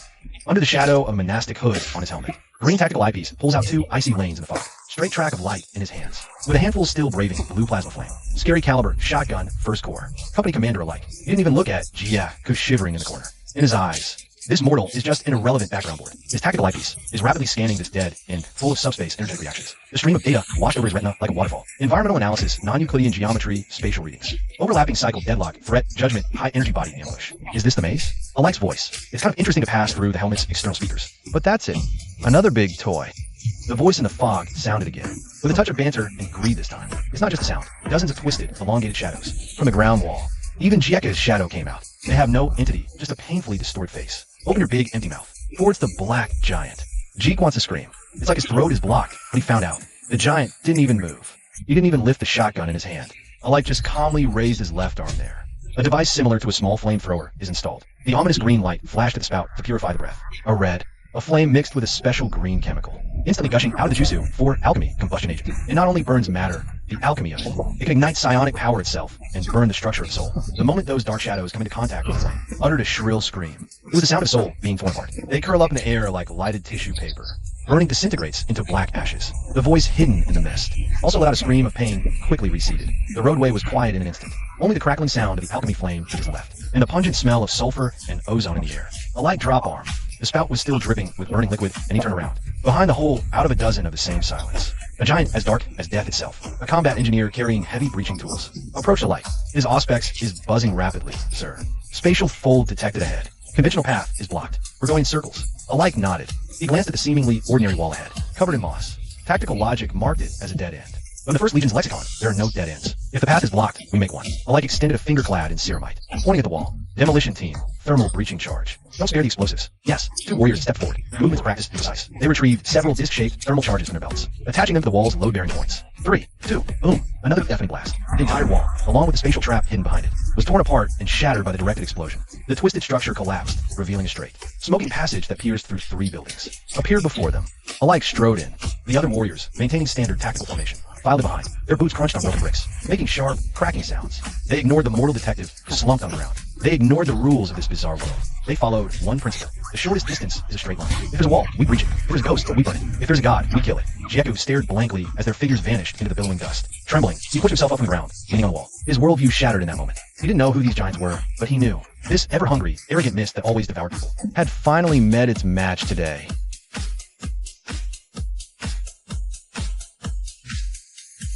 East District, Fog City. The damp, cold air reeked of coal smoke, rotting wood, and something deeper. A coppery scent like blood. Visibility was less than 5 meters. Conventional optical gear was useless. Even the green view of night vision goggles was filled with flickering static and distorted phantoms. ZZZZ on the First Legion's comms channel. Only the monotonous hiss of white noise. Ailiku Tulan IC came to a halt. His massive MKI expeditionary power armor, a composite of ceramite and plasteel, left a web of cracks on the wet cobblestones underfoot. Watching his gaze was fixed dead on the retina display. The waveform representing the ornithoscope's scan results was jumping wildly. Environmental scan. Ether energy concentration has risen to 450%. Warning. Non-physical entity detected. Infiltrating reality from subspace. Non-audience, zero distance. They're all around us. Alik's voice came through the helmet grill. Deep, cold, and hard like metal. They're not inside the walls. He raised his hand, signaling the demolition team behind him a halt. They're inside our heads. The moment the words left his mouth, boom. A high-frequency, invisible psychic shockwave erupted out of nowhere from all directions. It pierced the physical defenses of the power armor in an instant, and slammed straight into the auditory nerves of every single EDSA soldier. This wasn't sound. It was fear itself. In that split second, the reality around the soldiers shattered before their eyes. The assault trooper, standing behind Alik, no longer saw the fog-shrouded city streets. All he saw was the mountain of corpses covering Mount Ararat. The heavy weapon sergeant didn't see walls anymore, either. Instead, countless hands reached out from the void, hands belonging to his dead relatives. They wailed and shrieked, trying to drag him down hell. This is mind implosion, the core tactic of the Ether Pact. Left unchecked, a mortal's brain will, within 0. 1 second, secrete a lethal dose of cortisol, which causes cardiac arrest or instant insanity. Neurotransmitter anomaly detected. Activating mental alchemy defense protocol. Injecting combat stimulant type 4. Injecting sedative type 2. The life support system built into the power armor reacted faster than any biological instinct could, accompanied by a faint hissing sound. Several alchemical compounds fall precisely into the right arteries of every ACT. Atop the clock tower, deep in the fog. The evil spirit war body, entirely black smoke, rippled violently. It could not understand. From its perspective, the souls of the 20 creatures down below should have been flickering wildly, twisting in fear, and finally snuffed out. But now those soul flames had turned to stone. Its proud psychic toxin had failed. No fear. Then they die. The evil spirit lord let out a raspy shriek. If psychic attack doesn't work, then brute force will. It swung its intangible laws, and the shadows lining both sides of the street. Hundreds of gargoyle statues that stood motionless for ages. Rusted iron railings, even abandoned carriages, were suddenly possessed and came to life. They let out a grating, screeching noise, using these as their new bodies, and charged toward the First Legion. Physical contact initiated. Alik watched the charging animated objects. He didn't fire. He knew. Using bolters against stone and scrap metal was inefficient. Heavy flamer team, advance. Full coverage. Execute purification. 3 AC Tate carrying massive fuel tanks strode to the front of the formation, the weapons in their hands. Were no ordinary flamethrowers. They were Hellfire-heavy incinerators, and flowing through the fuel lines connected to the nozzles. It wasn't ordinary promethium, but a dark green substance. Alchemical promethium. Three thick, dark green dragon breaths roared and erupted. The flames didn't ignite objects directly. Instead, like liquid, they instantly covered every inch of space within a 50-meter fan-shaped area ahead, the ground. walls, air, and the charging gargoyles. The intense heat of 4,000 degrees instantly ionized the air. Ada, a horrifying scene unfolded. The gargoyles and iron railings engulfed in flames. Didn't melt immediately. Instead, the intangible spirits attached to them. Upon contact with the alchemical flames, without agonizing, piercing shrieks, this fire was searing their souls. The spirits were forcibly stripped from their physical vessels, twisting, struggling, rapidly dissolving, and dissipating in the green inferno. Devoid of spiritual drive, the gargoyles instantly lost all power and crumbled into heaps of rubble. The light watched through his tactical visor as the red dots representing enemies vanished by the dozens. Advance. Maintain firewall coverage. Burn the street clean. The first legion began to move. They formed a tight testudo formation. The three incinerators fired in sequence, constantly maintaining an advancing wall of fire ahead of the formation. Wherever they passed, the mist evaporated, shadows were banished. The entire street became a burning corridor to hell. And at the corridor's end, atop the clock tower, the Wraith Lord watched its minions being slaughtered in mass. Watched that green firewall advancing toward it. For the first time, it felt a primal tremor of fear. Fox City Center, the mayor's mansion, marble spiral staircase. The air here was thick like congealed grease. A stale, opulent, yet suffocatingly sweet fragrance masked the underlying stench of decay. Portraits of past mayors hung on the walls. But after centuries of erosion by the warp mist, the faces in those paintings had melted, transforming into swirling vortices of color, screaming in torment on the canvas. The first legion's heavy magnetic combat boots, trampling mercilessly on the expensive crimson velvet carpet, making a dull, oppressive sound. Detective Jeku stumbled along in the procession. His mental defenses had crumbled to their limit. An AC Tate at the front suddenly halted. He sharply raised his heavy bolter, aiming at the empty, dark staircase corner ahead. The Auspex readings showed a logic error. Forward area. Psionic concentration exceeds 300%. On his tactical visor, that wasn't air. It was a mass writhing violently. A shimmering, multicolored etheric mist. Within the mist, countless gentle, beautiful faces could faintly seen, full of temptation, smiling and beckoning to them, opening their arms. It was a siren song, a psychic attack method of a demon lord. No longer creating cheap fear, but creating desire. It reads the victim's deepest, softest regrets, weaving a warm, beautiful dream. Impossible to refuse. It was an illusion. Malik's voice was flat, without inflection, like a cold stone. He tightened his grip on the bolter, aiming it squarely at the mist. The green glow in his eyes grew firm, cold once more, full of killing intent. Malik turned his head, looking at the mentally broken Jeku. That massive bolt pistol was pointed at his head. Why? Jeku's voice trembled. He didn't understand. Why were these heroes aiming at him? You're corrupted. Your will is too weak. You're not just dead weight, you're vulnerability. The enemy can use your fear to pinpoint our location. Use your memories to glimpse our tactics. On this battlefield saturated with high-level psychic pollution, a broken mortal, lost in delusion, is a wartime bomb, ready to detonate at any moment. Jeku stared into the dark muzzle of the gun. He finally understood. In their eyes, there are no innocent civilians, no victims. Jeku shuffled back, struggling in the pool of blood, begging desperately, don't kill me. I'm useful. I know the way. I know the secret passage to the mayor's residence. I know where that demon hides on the top floor. Alik's finger on the trigger paused. Alik ordered the warrior behind him. Take him. Keep him alive until we find that demon. Advance. Maintain silence. At the stairs end, a massive oak door, carved with profane runes, stood silently. Purple light seeped from the crack. Beyond it lay the demon lord's core, the source of this nightmare. Alik raised his hand and made an explosive gesture. A deafening explosion shook the very foundations of the entire city. Massive oak door, ivy's high, carved with blasphemous runes, was blasted to splinters by the directed thermal blast. The expensive marble floor was gouged by a 10-meter-long trench. Wooden shrapnel flew like bullets. As the dust settled, revealed before the First Legion was a grand, breathtakingly vast banquet hall.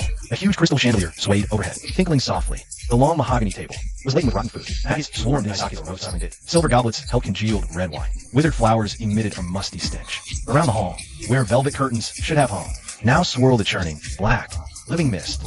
Welcome, guests. That sharp, nails-on-glass voice rang out again. This time, it didn't come from a corner, but from everywhere, filling every ear. You destroyed my maze. You are rude. As punishment, you will become eternal statues here. Part of my collection. Whoosh. An icy wind swept through. The hall's candles snuffed out instantly. The temperature plummeted. A thick layer of white frost began to coat the floor. The rotten food froze rapidly, emitting a crackling, snapping sound. Moisture in the air crystallized into ice, suspended midair. Then, the walls began to bleed. Countless translucent, faintly blue-glowing rays emerged from wall cracks, floor patterns, and the chandelier. They had no bodies. Only faces contorted in agony. They opened gaping maws, unleashing a unified, soul-shattering, silent scream. Their numbers were legion, packed together like a white, resentment-fueled tsunami, surging toward the 20 black figures at the door. Commander. An AC Tate glanced at his Auspex, his tone flat, as if reporting a mechanical fault. Enemy unit count excessive. Radar screen is solid red. Sensors overloaded. Also, spectral analysis indicates they're phase shifted. Physical immunity estimated at 95%. Alik's voice came through the external speakers. No physical form, because the temperature here isn't high enough yet. All units change formation. 20 AC today. In an instant, the transformation is complete. Boots stomped around. Emitting unified thunders roll. They're no longer a loose assault formation. Instead, they formed a tight, shoulder-to-shoulder steel line, completely blocking the main gate. The 10 warriors in the front row simultaneously holster their bolt guns at their waists. In a perfectly synchronized motion, they retrieve from the back-mounted magnetic racks. Head weapon have used in combat, connected to a backpack fuel tank. The Hellfire Heavy Incinerator, a weapon typically used to cleanse. Tyranid nests in space hulks. Work. Pressurization pumps and incinerators activate simultaneously. Igniters at the nozzles light up with crimson indicator lights. The surrounding air warps from the intense heat. Alik raises his bolt pistol, aims at a specter charging at the forefront, and expressionlessly pulls the trigger. Bang. The bolt penetrates the specter's form and detonates behind it. Whoosh. 10 thick jets of flame, glowing an eerie dark green, roar and surge forth at the same moment. 10 fire dragons intertwine and merge in the air, forming a wall of fire 30 meters wide, 10 meters high, constantly advancing. The air in the entire hall is ignited in an instant. The temperature plummets from below zero. It skyrockets slightly to 3,000 degrees. The frost-covered ground instantly dries, cracks, then melts. The specters charging at the very front don't even have time to scream. Their negative energy spectral forms vaporize instantly upon contact with the alchemical flames. Evaporating.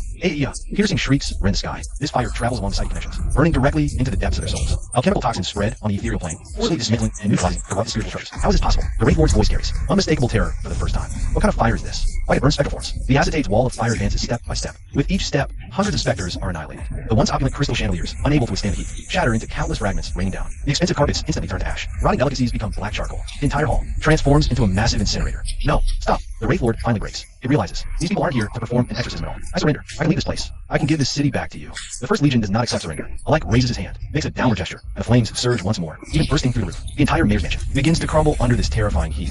Thick black smoke billows straight into the sky. Over the scarred ruins of Fog City's East District, a heavy assault transport hovers at a low altitude of 30 feet. It bears no identifying markings. Its entire body a matte, light-devouring dark gray. Anti-gravity turbines emit high-frequency beams, grinding the remaining bricks and rubble on the ground. The light stands at the edge of the ruins. Cargo is loaded. Two silent giants step forward, carrying a black containment bag woven from high polymer. The bag is not still. It convulses and contorts violently. Muffled whimpers coming from within. The sound of nails scratching the inner wall comes through the thick fabric. The light gives a slight nod, scanning the battlefield, the mayor's mansion, just after the slaughter. That lair which once harbored the Wraith Lord, filled with twisted space and profane ruins. Now, only scorched, blackened rubble remains. Evacuate. The light reaches out, grasping the high-strength alloy cable lowered from the craft. The winch motor slowly hoists his half-ton powered armor frame, pulling him into the cabin. As the last soldier steps in, the heavy airtight hatch slams shut with a hiss of hydraulics. The light does not head for a seat. He walks straight to the weapons console by the hatch. Enters a string of runic code on the panel. On the screen, a red warning flashes frantically. Atomic deconstruction activated. Tactical yield. Detonation in 3. Alik's finger hovers over the crimson detonation key. Through the thick ballistic glass of the viewport, he looks down at the ruins faintly visible in the mist. He presses. At first, silence. Light outpaces sound. A blinding, pure white sphere of light expands silently over Fog City's East District. The heat released by the expanding sphere transcends the very concept of combustion. Every structure within a 500-meter radius is vaporized as the white light sweeps over them. Then comes the all-destroying shockwave. Viewed from the aircraft's window, a massive tremor shakes the entire East District. The surrounding buildings collapsed like fragile houses and cars, shattering into pieces. The light sphere flickered violently once within the fog. Then it rapidly collapsed, dimmed, and vanished. All the material fuel had been completely consumed. When the light faded on the ground, only a crater 500 meters diameter remained, its edges smooth as glass, its bottom still flowing with crimson magma. The transport aircraft gained altitude. Its engines roared through the thick, murky fog layer. It flew towards the void beyond the atmosphere. Inside the cabin, a deathly silence prevailed. The AC sat in their fixed chairs, hands resting on the bolt guns at their chests. They were like silent statues. They did not converse. They did not celebrate. They did not even remove their helmets, as if they were part of the power armor itself, never needing rest. As the altitude climbed, the Fog City below grew smaller and smaller. The dim gaslight had become tiny, dust like specks of light, flickering in the endless darkness. Alike reached out and pressed the communication room on the side of his helmet. He opened the channel to the Terra Command Center. This is the First Legion. Aili Kutalan IC. Mission concluded. The ether threat has been eliminated. The transport's engines expelled a trail of ghostly blue plasma. It became a streak of light in the pitch-black night sky, vanishing into the vast sea of stars. The 6th micro-season dual period concludes. Civilization total ranking. Guhang, rank 842. The 6th micro-season ends. The 7th micro-season is now commencing. The scene on the screen abruptly shifted. No longer a smoke-filled battlefield, nor a wasteland saturated with radiation. The image froze on a perilous mountain range engulfed in a blizzard. An ancient, crumbling, yet still stubbornly dignified stone structure stood atop a cliff in Europa. Universal interpretation. When your civilization achieves material unification and establishes a powerful military, how will you deal with the old beliefs entrenched in the ruins of the past era? Will you be tolerant? Will you integrate? Will you establish a single absolute truth? Guhang looked at this theme.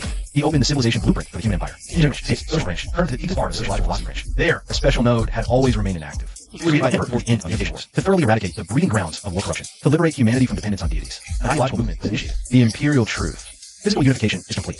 Guhang extended his hand, zooming in on a holographic map, pinpointing the coordinates deep within Europa's snow-capped mountains, where Terra's last priest resides, Wulioolase. He's the final bastion of the old era superstitions, and its conscience's last guardian. But the new age needs no guardians. It demands obedience. It requires a power superior, purer, close to the Emperor's essence than imitate, sacred. Guhang's finger moved to the military theory branch, to a hidden node always shrouded in the Emperor's shadow. The exclusive level node, Legio Custodes prototype, described not as soldiers, but as the Emperor's companions, the ultimate form of humanity. Each custodian is a unique masterpiece, possessing strength and wisdom far surpassing imitate. Guhang pressed the confirm key. Command confirmed. Promulgating the imperial truth. Recruiting the 10,000. Strategic deployment complete. The 7th micro-season. Historical simulation. Commencing. The screen began to shift. The camera pulled towards the depths of the Himalayan palace. A massive golden door slowly opened. Heavy footsteps echoed through the vast corridor. A squad clad in Oromite power armor, wearing towering plumed helms, wielding guardian spears, golden giants, emerged from the shadows. The one at the forefront wore no helmet. His face was resolute and perfect, his eyes cold and detached. Constantine Valder, Captain General of the Custodian Guard, the Emperor's Spear. He approached the Emperor's throne, knelt on one knee. My lord, one last church remains on Terra.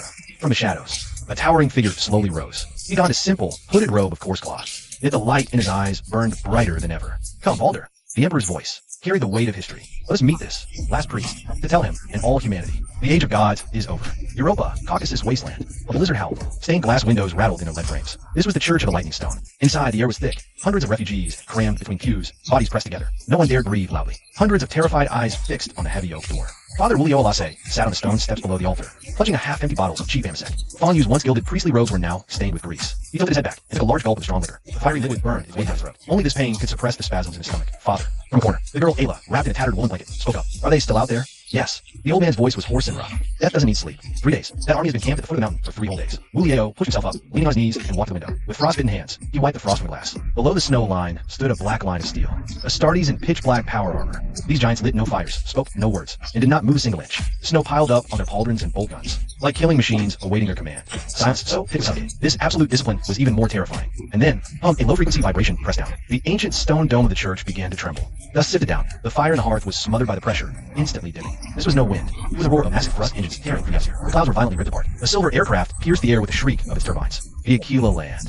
This relic of the dark age of technology emitted no black smoke, relying on the force field generated by its anti-grav engines. To hover gracefully in the clearing before the church doors. The invisible gravity field instantly compressed the surrounding snow into solid ice. The thousands of black Astartes, previously motionless, reacted in the same second, without a single command. Thousands of giants stepped back in unison and knelt on one knee. Heads bowed low. The ship's hatch opened with a hiss of hydraulics. A golden ramp extended downward. SWAT giants, nearly 3 meters tall, stepped onto snow. They were clad in golden battleplate forged by the oarmen. Their crimson horsehair crests whipping in the fierce wind. The guardian spears in their hands gleamed faintly. The custodian guard, the emperor's personal protectors, fanned out with fluid grace, instantly securing all paths to the church. Captain General Constantine Valder removed his tall, pointed helm, then turned, spear in hand, and bowed his head respectfully. The figure emerged. No power armor, no weapons, no halo. Just a man in a rough gray robe.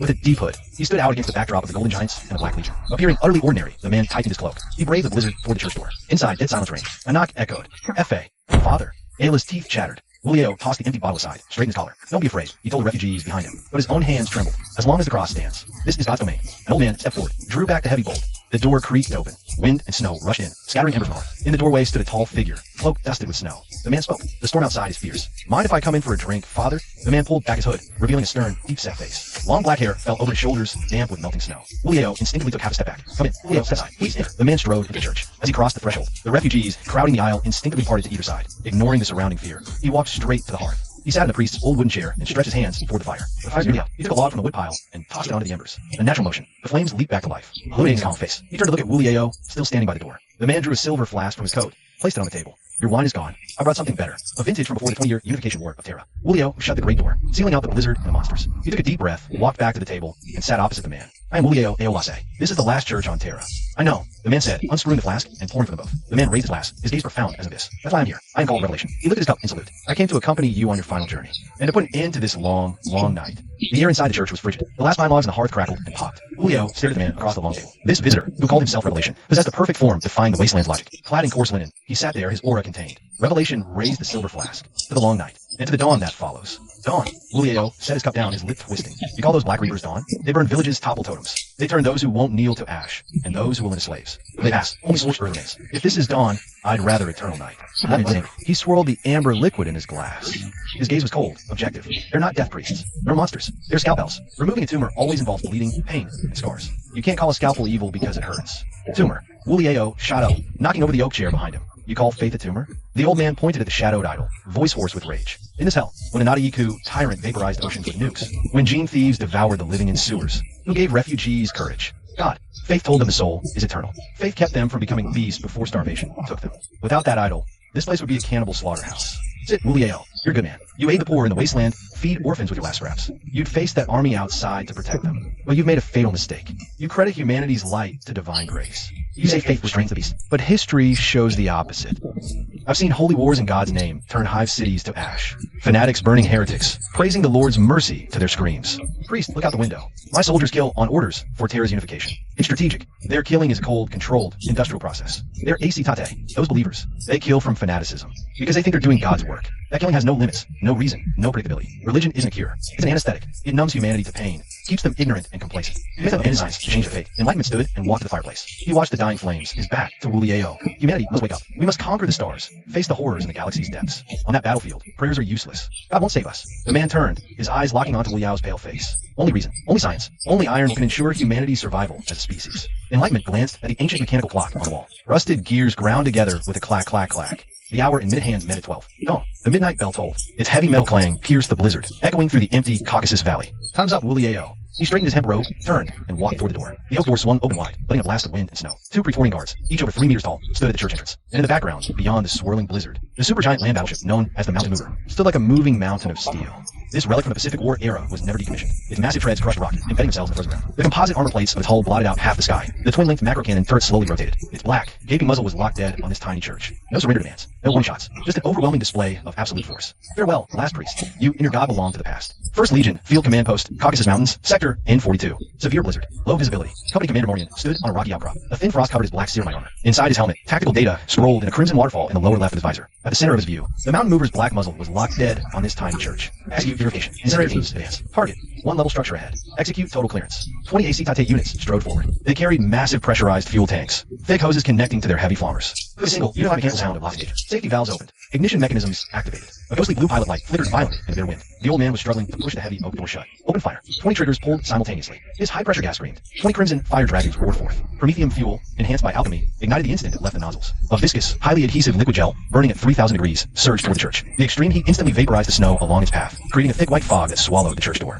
The ancient oak door dehydrated, charred, and disintegrated upon contact with the promethium. The old man, Father Willie-A-O, did not retreat. He turned and spread his arms wide. He used his frail body to shield the refugees behind him. The clinging fire gel covered his entire form. Flesh contracted and charred in milliseconds. Bones cracked sharply in the heat. In the blink of an eye, the old man who tried to halt the wheel of time was reduced to a charred husk, scattered amidst the collapsing doorframe. Mission complete. This is the price that must be paid for the new era. The holographic projection in the live stream froze amidst the ashes. The 7th micro-season development period has ended. General Hu Yu spoke. In the model of total war, diversified faith is the greatest centrifugal force. If a soldier believes in a god of peace, he cannot pull the trigger. If he believes in an afterlife, he will undervalue the lies of this one. Hu Yu pointed at the screen at the 1st Legion, silent as iron. Gu Heng established the imperial truth, not for happiness, but for unity of will. He forcibly anchored the faith of the entire civilization in the concept of humanity. This greatly boosts mobilization and obedience in the short term. The risk is this. Once this belief system cracks or faces horrors beyond reason, the entire civilization collapses instantly. Mission of this calculation complete. Survivability, 82 points. System comment.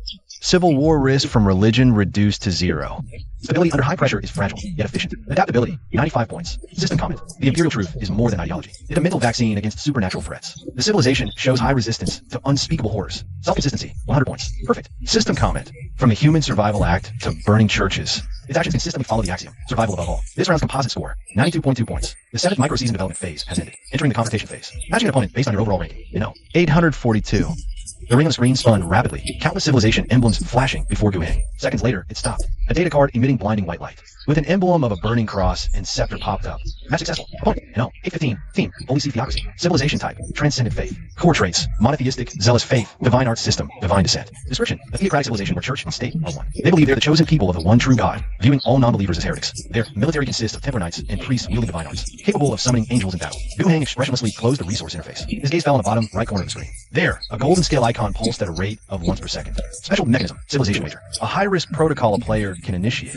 Bypassing the system's regular reward mechanism, it directly stakes one's core assets against the opponent's. Winner takes all. Loser gets dust. Gu Heng raised his hand. His index finger hovered over the virtual button for half a second, then pressed down hard. The interface instantly expanded. He calls up his civilization's foundational architecture database. His fingers dragged across the light screen. An icon emitting a dark purple halo. Its internal data jumping exponentially. It was dragged out. The warp, and the complete mature psionic tech tree for that dimension. Gu Heng clicked initiate wager.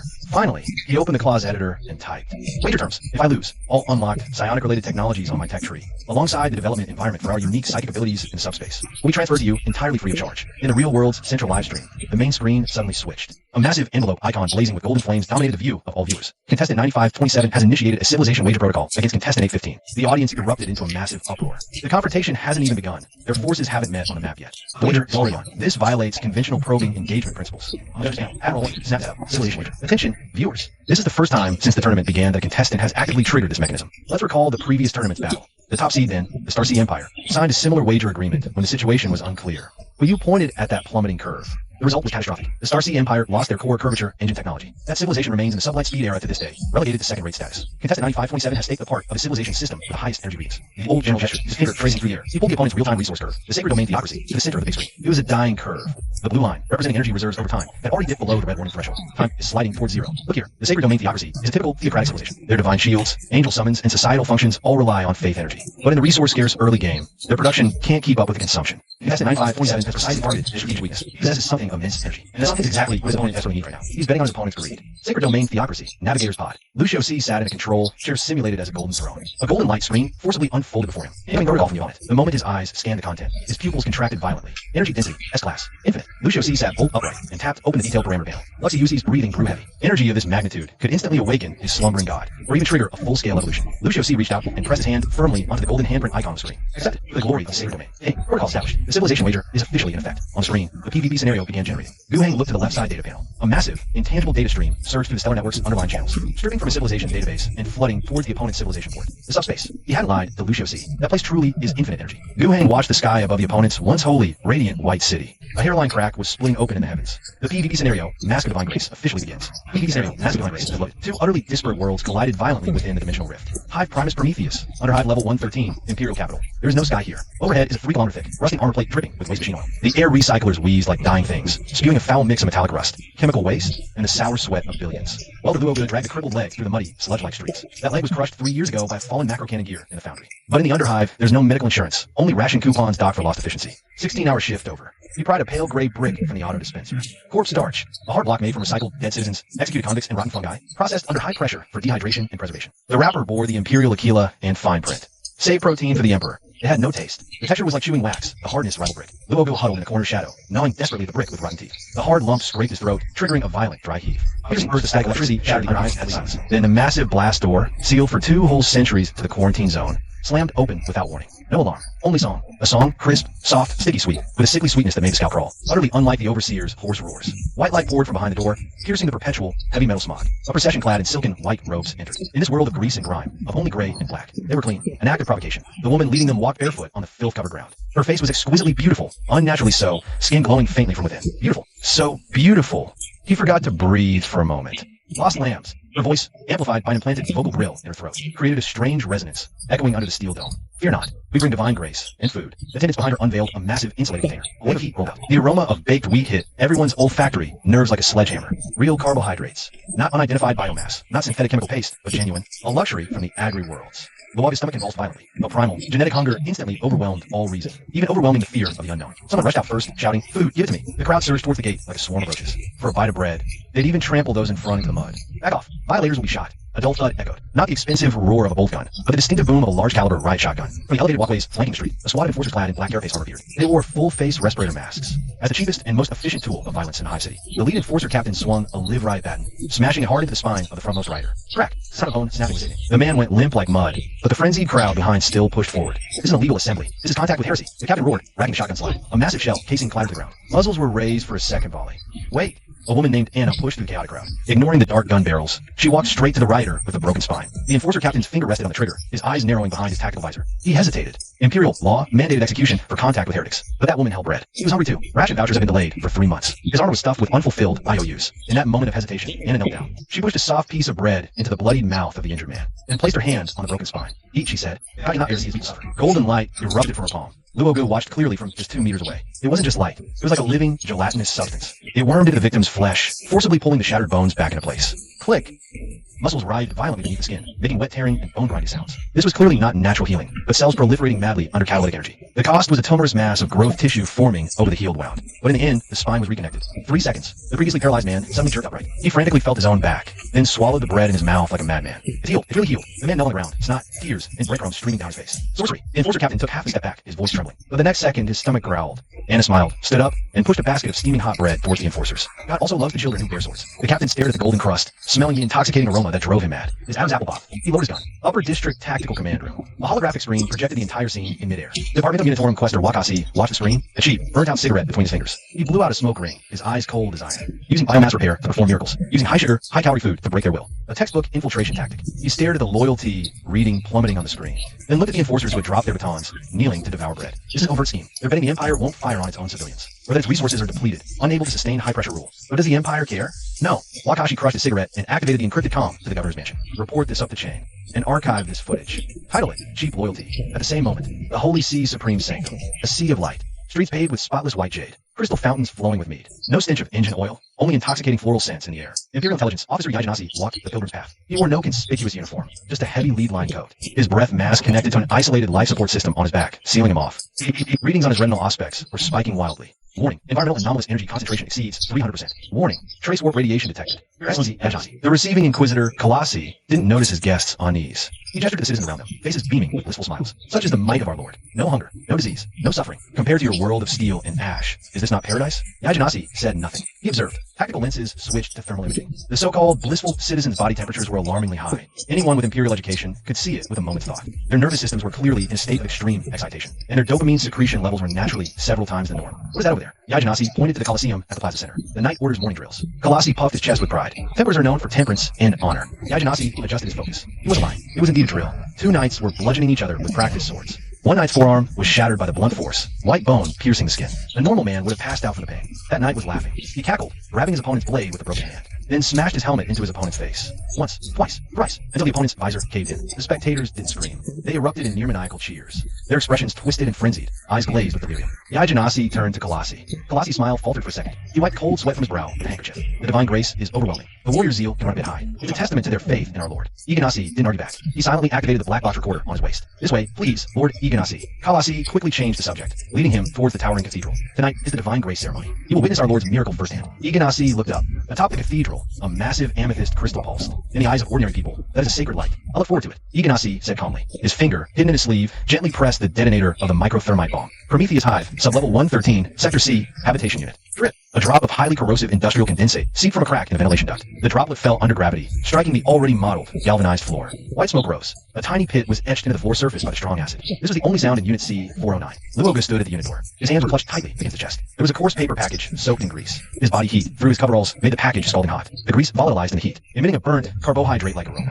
Luoga reached out a hand, black with oil and frostbite, and grasped the door handle. The handle was cold, covered in a slimy layer of moss. He pressed down hard. The hinges let out a metallic creak. The iron door swung inward. Masha, I brought the bread back. He quickly slipped inside, closed the door behind him, and leaned his back against the cold door panel, shutting out the radioactive dust and acid rain outside. Inside was deathly quiet. Luoga frowned. He groped in the dark for the wall, his fingers finding the faulty switch. Electricity crackled. The dim tungsten filament bulb flittered twice, then finally stabilized. Masha sat on the edge of the bed. Her back was to the door. The faded linen nightgown hung on her frame. Normally, this garment would hang loosely, draped over her body, withered by radiation sickness. But now the fabric clung tightly to her back. Her spine no longer protruded from her skin like broken, brittle twigs. A powerful, fluid spinal column supported the garment. Her shoulder blades were smooth. The muscles in her back moved slightly with her motion. She was combing her hair. Her right hand held a wooden comb with missing teeth, running from the crown of her head to the ends. Darling, you're back. Masha didn't turn around. Her voice traveled through the narrow space. It was no longer the hoarse rasp from damaged vocal cords. Her voice was clear, smooth, its tone perfect, like a female broadcaster from the upper hive. Luoga's body stiffened. As an old welder who had lived 40 years in the underhive, he had an instinctive wariness of anomalies. Luoga took a step. He walked to the rickety wooden table, set down the greasy paper package, then circled to the front of the bed and crouched down. At eye level, the light falls on Masha's face. Luoga's pupils instantly constrict. The woman before him has an unfamiliar face. That face, covered in radiation spots, with sunken eyes and skin like dried bark, is gone. In its place is a plump, ruddy face. Skin tight to the extreme, with no pores or blemishes. Her once gray, sparse, brittle hair is now jet black and thick. Each strand is coated in a thick layer of oil, smoothly cascading down her chest. Masha, Luoga extends her hand. Fingertips rough as sandpaper touch his wife's cheek. No elasticity or warmth of human skin. The feel is tough, slick, scalding. The temperature from her skin is at least 42 degrees. For a normal human, this body heat means protein denaturation, brain tissue damage, organ failure. But Masha is smiling. The upper curve of her lips precise and steady. She raises her hand, grabbing Luoga's wrist. That hand is pale and slender, nails a healthy pink. Suddenly tightens. Luoga feels a tremendous grip, his wrist bones emitting a faint, dislocating sound. Agony shoots up his nerves to his brain. Look at me, Luoga. Masha presses her face into Luoga's grease-stained palm, rubbing hard. That Sanctus, the bread she gave, is divine medicine. After swallowing it, it felt like I swallowed a red-hot coal in my gut. So hot, but so comfortable. The rotted lungs, the putrid flesh, all pushed out by new growths. Enduring the wrist pain, Luoga stares into his wife's eyes. Those eyes are unnaturally large. The whites are flawless, not a trace of red. The iris is a strange, eerie green. A miracle. Luoga mutters to himself, tears welling in his eyes. He doesn't understand gene sequence alteration, biological mutation. He only knows the woman condemned by the Hive City doctors is now alive. She's become beautiful, strong. This is a miracle. Eat it quickly. With a trembling left hand, Luoga tears open the oil paper package on the table, exposing a small piece of bread. I brought another piece back. This is real food. This is for you. He holds the bread out to his wife. Masha lowers her head. The loving look in her eyes instantly chills. I'm not hungry. How can you not be hungry? You've only had filtered water for 3 days. This is made from refined wheat. Really, I'm not hungry. This thing has no energy. Masha leans close to Luoga. Her nose touches the skin over Luoga's pulsing carotid artery, taking a deep breath. Luoga feels the hairs on his neck stand on end. I'm so thirsty. Thirsty? I'll get the water canteen. The filtered water is boiled. No need. Masha's left hand also reaches out, wrapping around Luoga's waist. Her arms suddenly tighten. Crack. Luoga hears the brittle sound of his own chest ribs giving way under strain. He looks down in shock, finding himself locked tightly in his wife's embrace. Those seemingly delicate arms were now filled with strength. I need more water. Masha's voice was muffled. In his cold, dark underhive, his wife had always been his sole comfort. At the nape of his neck, his blind spot, Masha's smooth skin was writhing violently. Several pink, Rice-sized tumors pushed through the epidermis, sprouting an eyeball. I briefly stared at the violently pulsing blood vessels on the long neck. In the scene, Luogo was holding his wife, fast asleep. Luogo's body temperature reading was a normal pale orange, indicating fatigue and sleep. But the woman named Masha, she was a burning crimson. That abnormal heat source, like some kind of living parasitic root, crawled along her spine, spreading wildly towards her brain and limbs. The shape of the heat source was extremely unstable, constantly mutating. 1 second ago, it resembled a blooming lotus. 1 second later, it became a mass of soft tentacles. The next moment, in the thermal map, it twisted into a screaming human face. Late at night, the dripping from the pipes grew rapid, like a death knell countdown. Luogo slept deeply. It was the most peaceful sleep he'd had in years. But in his dream, he found no peace. He dreamed of running barefoot through a purple, fleshy sea of flowers. The flowers had dizzyingly beautiful colors. Their petals delicate, like a maiden's skin, exuding a sickly sweet blood scent. The more he ran, the more exhausted he became. His legs felt like lead. When he stopped and leaned close to a giant peony, the petals suddenly opened, revealing a mouth filled with hints, sharp teeth with abyssal. His wife's voice came from deep within the flower seed, accompanied by a wet, crunching, chewing sound. Luogo jolted awake, sitting bolt upright in bed. His chest heaved, sweat soaking through his undershirt. The room was pitch black. From a corner came a wet, crisp sound of bones being crushed. Luogo instinctively reached for the space beside him. Empty. The bedsheet still held that startling, intense heat, but the person was gone. Masha, fear doused his drowsiness like ice water. Luogo fumbled, grabbing the heavy industrial wrench by the bed, his only weapon for self-defense. His other hand switched on the emergency flashlight. The beam pierced the darkness, sweeping the cramped room, finally settling on a corner. Masha was crouched there, her back shuddering. Her hands cradled something, and she was chewing intently. Luoga's voice trembled. Masha slowly turned her head. The flashlight beam illuminated her face. The wrench in Luoga's hand clattered onto the metal floor. That beautiful face was smeared with blood and gray fur. Her mouth revealed 2 rows of fine, sharp, shark-like serrations. Her teeth were packed with shredded meat. What she held wasn't bread. It was a mutated rat, as big as a house cat. A bottom-high giant rat, its body covered in pustules. She gave Luogo a blissful, yet utterly twisted smile. Darling, the bread is gone. I'm still so hungry. She tossed the rat aside. Her body began to contort. Her elbow joints snapped backwards. Her knees bent the wrong way. She dropped to all fours. The whole person resembled a humanoid spider, crawling towards Luogo. The flashlight beam shook violently from Luogo's trembling. It swept across Masha's forehead, right in the center of that once smooth, jade-like forehead. The flesh split open like a zipper. A dark green vertical eye snapped open. That eye had no whites. It fixed its gaze on Luogo's neck on the violently throbbing carotid artery. Side hall, Supreme Cathedral, Holy City. Blue smoke billowed from bronze sensors on both sides. It clogged the corridor to the inner hall like a solid mass. Kalasi stood at the corridor entrance, distinctly covering his mouth and nose. This cloying, suffocating fragrance still couldn't mask that putrid, sweet stench of blood. Kalasi's hand rested naturally on his sword hilt. I have a special pass signed by the Archbishop. Regarding today's unrest in the slums, I must report immediately. The bishop is conducting the final sacrament. Except the offerings. No one may enter. Kalasi's pupils contracted sharply. At the very moment of their standoff, a faint electric hum sounded from behind. Step aside. Big Eye, Iganasi emerged from the darkness. This observer from Terra didn't draw a gun. He held a small black cube device. Its brass needle was jumping wildly, emitting rapid clicks. Lethal radiation detected. Iganasi didn't even look at the 2 knights. He walked straight between them. A knight started to raise his halberd. Iganasi casually raised his hand, pressing the device against the knight's breastplate. BZZD. An invisible beam instantly pierced the metal. The knight's entire body jerked backwards, slamming hard against the wall, convulsing. Neural block. Kalasi, your guard's brain is flooded with dopamine. He's in a state of extreme, blissful hallucination. Even if you cut off his hand now, he'd see it as a divine blessing. Kalasi watched the knight twitching in the corner, a strange laugh escaping his lips. A cold sweat broke out on his back. Iganasi put away the instrument. He hurried deeper into the side hall. The further he went, the heavier the nauseating sweet metallic smell became. On both sides of the corridor, the once beautiful angel frescoes began to peel and model. Large patches of plaster fell away, revealing damp, blackened brick beneath. Iganasi stopped abruptly at a turn. Behind a plaster statue with one wing broken off lay a dark bundle, a ragged, filthy porcelain shirt smeared with mud and black grease. Embroidered on the collar was a symbol, the slum's mutual aid society. Kalasi recognized it. This afternoon, a beggar with a tumorous leg had knelt before his horse, kissing his boot, begging for holy water. The archbishop's attendant had taken the beggar away then, saying he'd received divine grace. Why was his shirt here?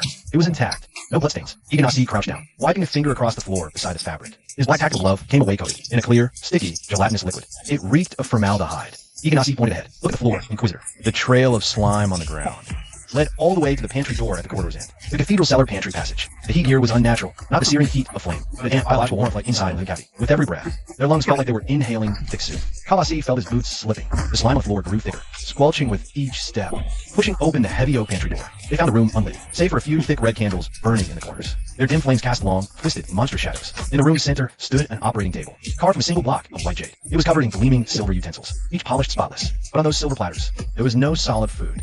In its place, a bizarre, pinkish paste. It was served in exquisite golden goblets and porcelain plates. Yajanasi walked to the operating table, picked up a small object from the corner of the table. Yajanasi threw that thing into the plate before Kalasi. It was a copper coin, a coin half corroded by strong acid, but with a barely legible slum relief number. Kalasi stared fixedly at that coin, embedded in the pink paste, slowly sinking. Finally engulfed by the viscous substance, Kalasi swung his sword violently, staggering towards the end of the preparation room, the door leading to the bedchamber. But he didn't push it. He froze. He heard a sound. Slurp. Gulp. From behind the door came a distinct swallowing sound. Not chewing, but a huge, wet-sucking noise, intermingled with a few satisfied sighs. Those sighs, Kalasi knew them all too well. Kalasi, the Grand Archbishop's gentle voice came from within. Are you thirsty too? Kalasi's blood ran cold. It was indeed the Grand Archbishop's voice. No trace of possessed madness, only sincere joy in his tone. Click. The lock turned. Kalasi the door opened violently. Inside the bedchamber, only a massive, luxurious bed, and upon that bed, coiled a mountain of flesh. A pile of fat, excess flesh, and sacred robes. The Grand Archbishop's body swollen to at least 3 times the size, bloated like a tick gorged with fluid. The golden silk robes, torn into strips, draped over layers upon layers of pale, wave-like skin. That skin was not still. It was breathing, writing, beneath the translucent skin. Thick blood vessels could faintly be seen, pulsing madly. Before the Grand Archbishop, several huge golden goblets were placed. He was using his swollen hand to lift one goblet, pouring the pink, viscous liquid inside into his mouth. Gluck, with a massive gulp. His already astonishing belly swelled another fraction. Bang! A red laser beam whizzed precisely past Galassi's ear, striking the goblet in the Grand Archbishop's hand. High temperature instantly melted the golden cup. The pink fluid inside exploded, transforming into a cloud of glowingly sweet steam. Yajanasi held his gun with both hands. The red light on his tactical visor locked onto the mountain of Flesh's brow. According to Imperial Truth, Article 732, any uncontrolled genetic mutation and cannibalistic behavior deemed heretics. Hive City 113, Lower Forge District. Piston scream. Hundreds of 3-meter-wide hydraulic hammers hang overhead. They tirelessly pound the forge tables. Each impact, a shock wave of scalding iron dust, slams into Luoga's face. He doesn't even blink. Luogo stands on the ether furnace control platform, a chipped, square-headed shovel in his hand. Years of furnace heat have carbonized his right side. Skin like dead bark, long numb to pain. Feed it. Stop daydreaming. The overseer's shockwave cracks. Blue arcs flash in the air. Luogo bends numbly, shoveling plasteel slag. 3 years ago, a geared train shredded his right arm. Muscles atrophied to skin and bone. Any effort used to send. Excruciating pain from the break. Proof he was alive. But today, that pain is gone, replaced by strange, cloying warmth. Sweet, yet metallic. Luogo looks down. His withered, right arm visibly swells. Atrophied muscles bulge like fermenting dough, splitting old scars. No blood flows. Only pink, pulsing flesh rides in the bones. He feels no pain. Not only no pain, each pulse brings an unprecedented lightness. Luogo, look, Bart, the worker beside him, suddenly stops. The old man's face was scarred by steam, always hidden behind a heavy respirator. But now, he's removed it. Bart is smiling. His grin splits to his ears, revealing raw, pulsing gums. Is this the joy the Saintess spoke of? Joy, a word too alien for Luogo. But seeing Bart's twisted, serene face, that purple shadow in his mind grows clearer. Embrace it, and pain ends. The shovel clangs on the grate. The overseer whips around. His whip crackles with lethal blue light. Unit 739. Who said you could stop? Lumpy corpse starch. He storms over, his usual menace in tow. But he freezes. It's not just Luogo. The entire D9 sector. 3,000 laborers stop moving. They turn in unison. 3,000 eyes fix on the overseer. Some sprout tendrils. Others are compound eyes. But every face wears the same smile. Luogo looks at his own arm, now swollen purple-red, covered in fine scales. He took a step forward, the whip crackling with high voltage as it lashed his shoulder. Flesh sizzled black. Luogo didn't flinch. He didn't even feel the sting. His hand shot back, grabbing the whip's tip. Luogo yanked hard. The 200-pound foreman flew like a rag doll. Thud. Fresh bone spikes from his chest. Pierced the foreman's body armor, sinking deep. The productivity indicator overhead blinked out. Necromunda, mid-level tactical logistics center. Supervisor Wakasi stood before the command console. His face was stormy. On the hollow screen, the icon for Forge flashed a frantic red error. Report. Wakasi's voice was cold iron. All sensors are offline. That's by 10 degrees a second. Miss, you pressed a key. Static crackled from the speakers. A low, rhythmic chant from thousands of voices. Dead silence in the command hall. That sound wasn't human. It stirred a primal fear in everyone's genes. Wakasi snatched up a data slate. He didn't need to know what monster was down there. That was for the Inquisition. As supervisor, he only needed to know one thing. Production there has stopped. Forge. There are no workers left. Wakasi pulled the golden ID card from his belt. He slammed it into the master console. No workers, and they're just consumables. Initiate iron curtain. He turned the key without hesitation. Seal all access to sectors 113 through 120. Cut ventilation, water, and power. Supervisor, if we cried out, there are trains bound for the upper levels. If we cut the upper access now, trains on the incline will be stranded. Those below the tracks, Wakasi cut him off. His tone was chillingly rational. If even one of those things makes it up here, the whole hive is doomed. We'll all end up flayed on the walls. Boom, the floor heaved. Kilotons of explosives detonated below, physically severing the only path upward. Wakasi stared at the dead green lights on the screen, but he couldn't relax. In that dark dead zone, a massive biothermal signature was lighting up. It wasn't fading. It was growing brighter, like a tumor swelling in the dark. And it was moving, unbelievably fast, the lower hive cargo shaft. The light vanished. The explosion collapsed the tunnel above. A massive alloy gate slammed down, turning Foundry 113 into a giant iron coffin. Emergency red lights flickered, casting the shaft in an eerie glow. But it didn't stop the spread of the mass. Luogo, what was once Luogo, that mass of flesh, clung to the shaft wall. He was no longer a single entity. His back had fused with the torsos of 3 other workers. For people sharing one set of organs, over 20 arms, like a centipede's legs, dug deep in a hard concrete wall, supporting the massive flesh mass as it climbed. The path was blocked. Luogu tilted the head attached to his shoulder, staring at the collapsed ruins overhead. No disappointment in his eyes, only infantile confusion. Why? Did they reject bliss? Beside him, the overseer's head rested peacefully, eyes closed. Purple drool trickled from his mouth, because they can't see the light. We must bring the light up. Light, Luogo murmured. Deep in the shaft, a faint violet glow slowly rose. Saintess Anna, barefoot, stood upon a lotus throne, formed by her followers, ascending slowly. She touched no filth. Her devotees willingly became her steps. Rusted pipes on the shaft walls began to seep blood. Countless barbed petals materialized in the air. Anna looked up at the heavy blast door. She extended a slender finger, pointing gently. It's locked, children, but nothing can stop the flow of divine grace. If something can, devour it. Roar echoed. Shuffles. Amalgams like Luogu roared in unison. The tide of flesh surged, no longer seeking gaps, but using their bodies to batter the door, symbolizing imperial authority. Creak. A horrifying chewing sound echoed in the darkness. Mid-hive defensive line. Alec stood behind sandbag barricades. His bolt gun was already off safety. As garrison commander, he'd seen gang wars, mutant uprisings, but this was a first. His instinct screamed alarm. Commander, sonar detects. movement behind the door. The comms operator tore off his headset, face pale, even from meters away. The sound from the headset was dense, like countless rats gnawing on bone. Wakasi stood nearby, forcing composure. 50-centimeter reinforced plastic steel, ceramic plates in the core. Unless he used thermite bombs, otherwise crunch. A piercing screech of tearing metal cut him off. At the far end of the tunnel, the bulkhead suddenly bulged outward. Then, SEVLCH, a hand punched through the steel. No, that's no hand. It's a limb made of several thigh bones. Forcibly twisted together, ended in black house. Wakasi's pupils contracted. He watched helpless as that monstrous claw gripped the tier's edge, and again, ripped ash of 50 cm, 50 cm. Purple mist erupted from the opening. Within the mist, countless pairs of glowing eyes lit up. The light didn't retreat. He stepped forward instead. He racked a slide. The sharp clack of a round chainring echoed with startling clarity in the dead silence. Wakasi pointed at the breach, his finger trembling. That's the enemy. The light raised his rifle. His sights locked onto the widening tier. His eyes held no fear, only chilling coldness born from crawling over mountains of corpses. Director Wakasi, your job here is done. Inform command. This isn't a riot suppression. This is war.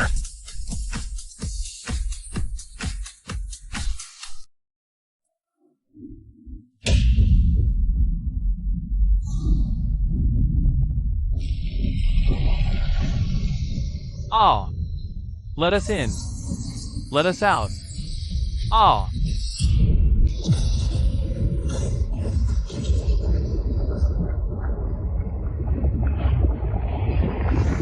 Ah. Fire. Open fire.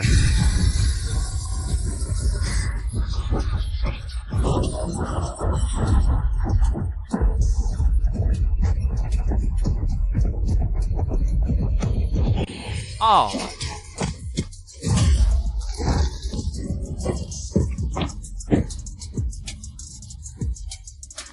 Fall back. But that thing, it just won't die. It won't die because your firepower isn't big enough.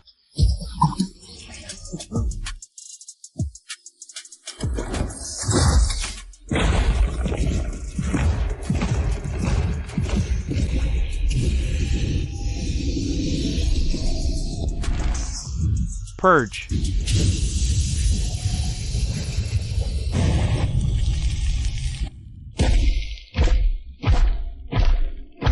Tell the corpse commune. The starch conversion rate for this batch of recyclables drops by 40%. Mix the coke with low-grade rat meat. Add more binder. So what if it tastes like sand? At least the calorie count meets the standard. Why? I just wanted to save them. Ah. Ah.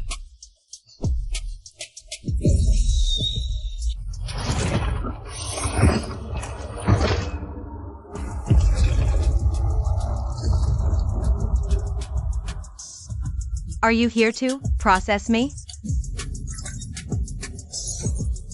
I didn't do anything wrong.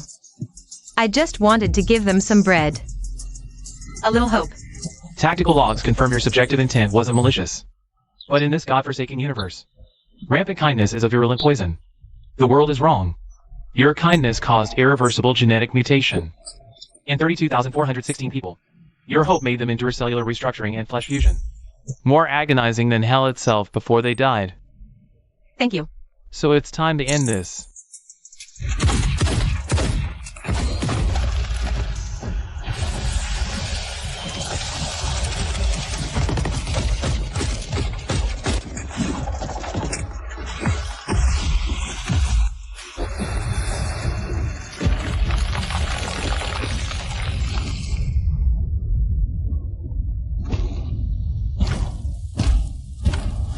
Cleanup complete.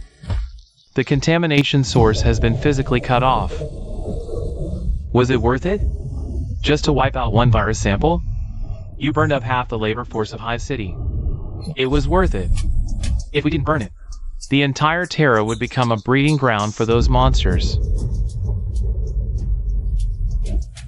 Look over there. That's what you get for showing mercy. And what we have to do is make sure humanity survives.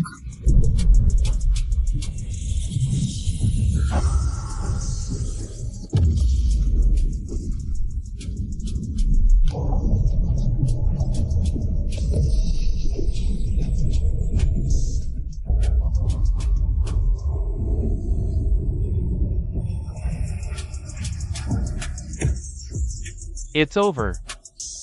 Number 9527 left the enemy no escape at all. This is the gamble of civilizations. The winning side initiates a compulsory expropriation request. Extracting core assets from your civilization blueprint. Once 9527 gets this void shield, its only shortcoming will be fixed. This battle secured the most critical void shield technology. This is a qualitative leap. It's the ticket from a terrestrial power to interstellar expedition. As long as we repair this thing, our battleships can withstand the turbulence during warp travel. Newbie support period ended. Theme for the 8th micro season released. The chains of gravity breaking free from the cradle, general interpretation. Your homeworld's resources are exhausted.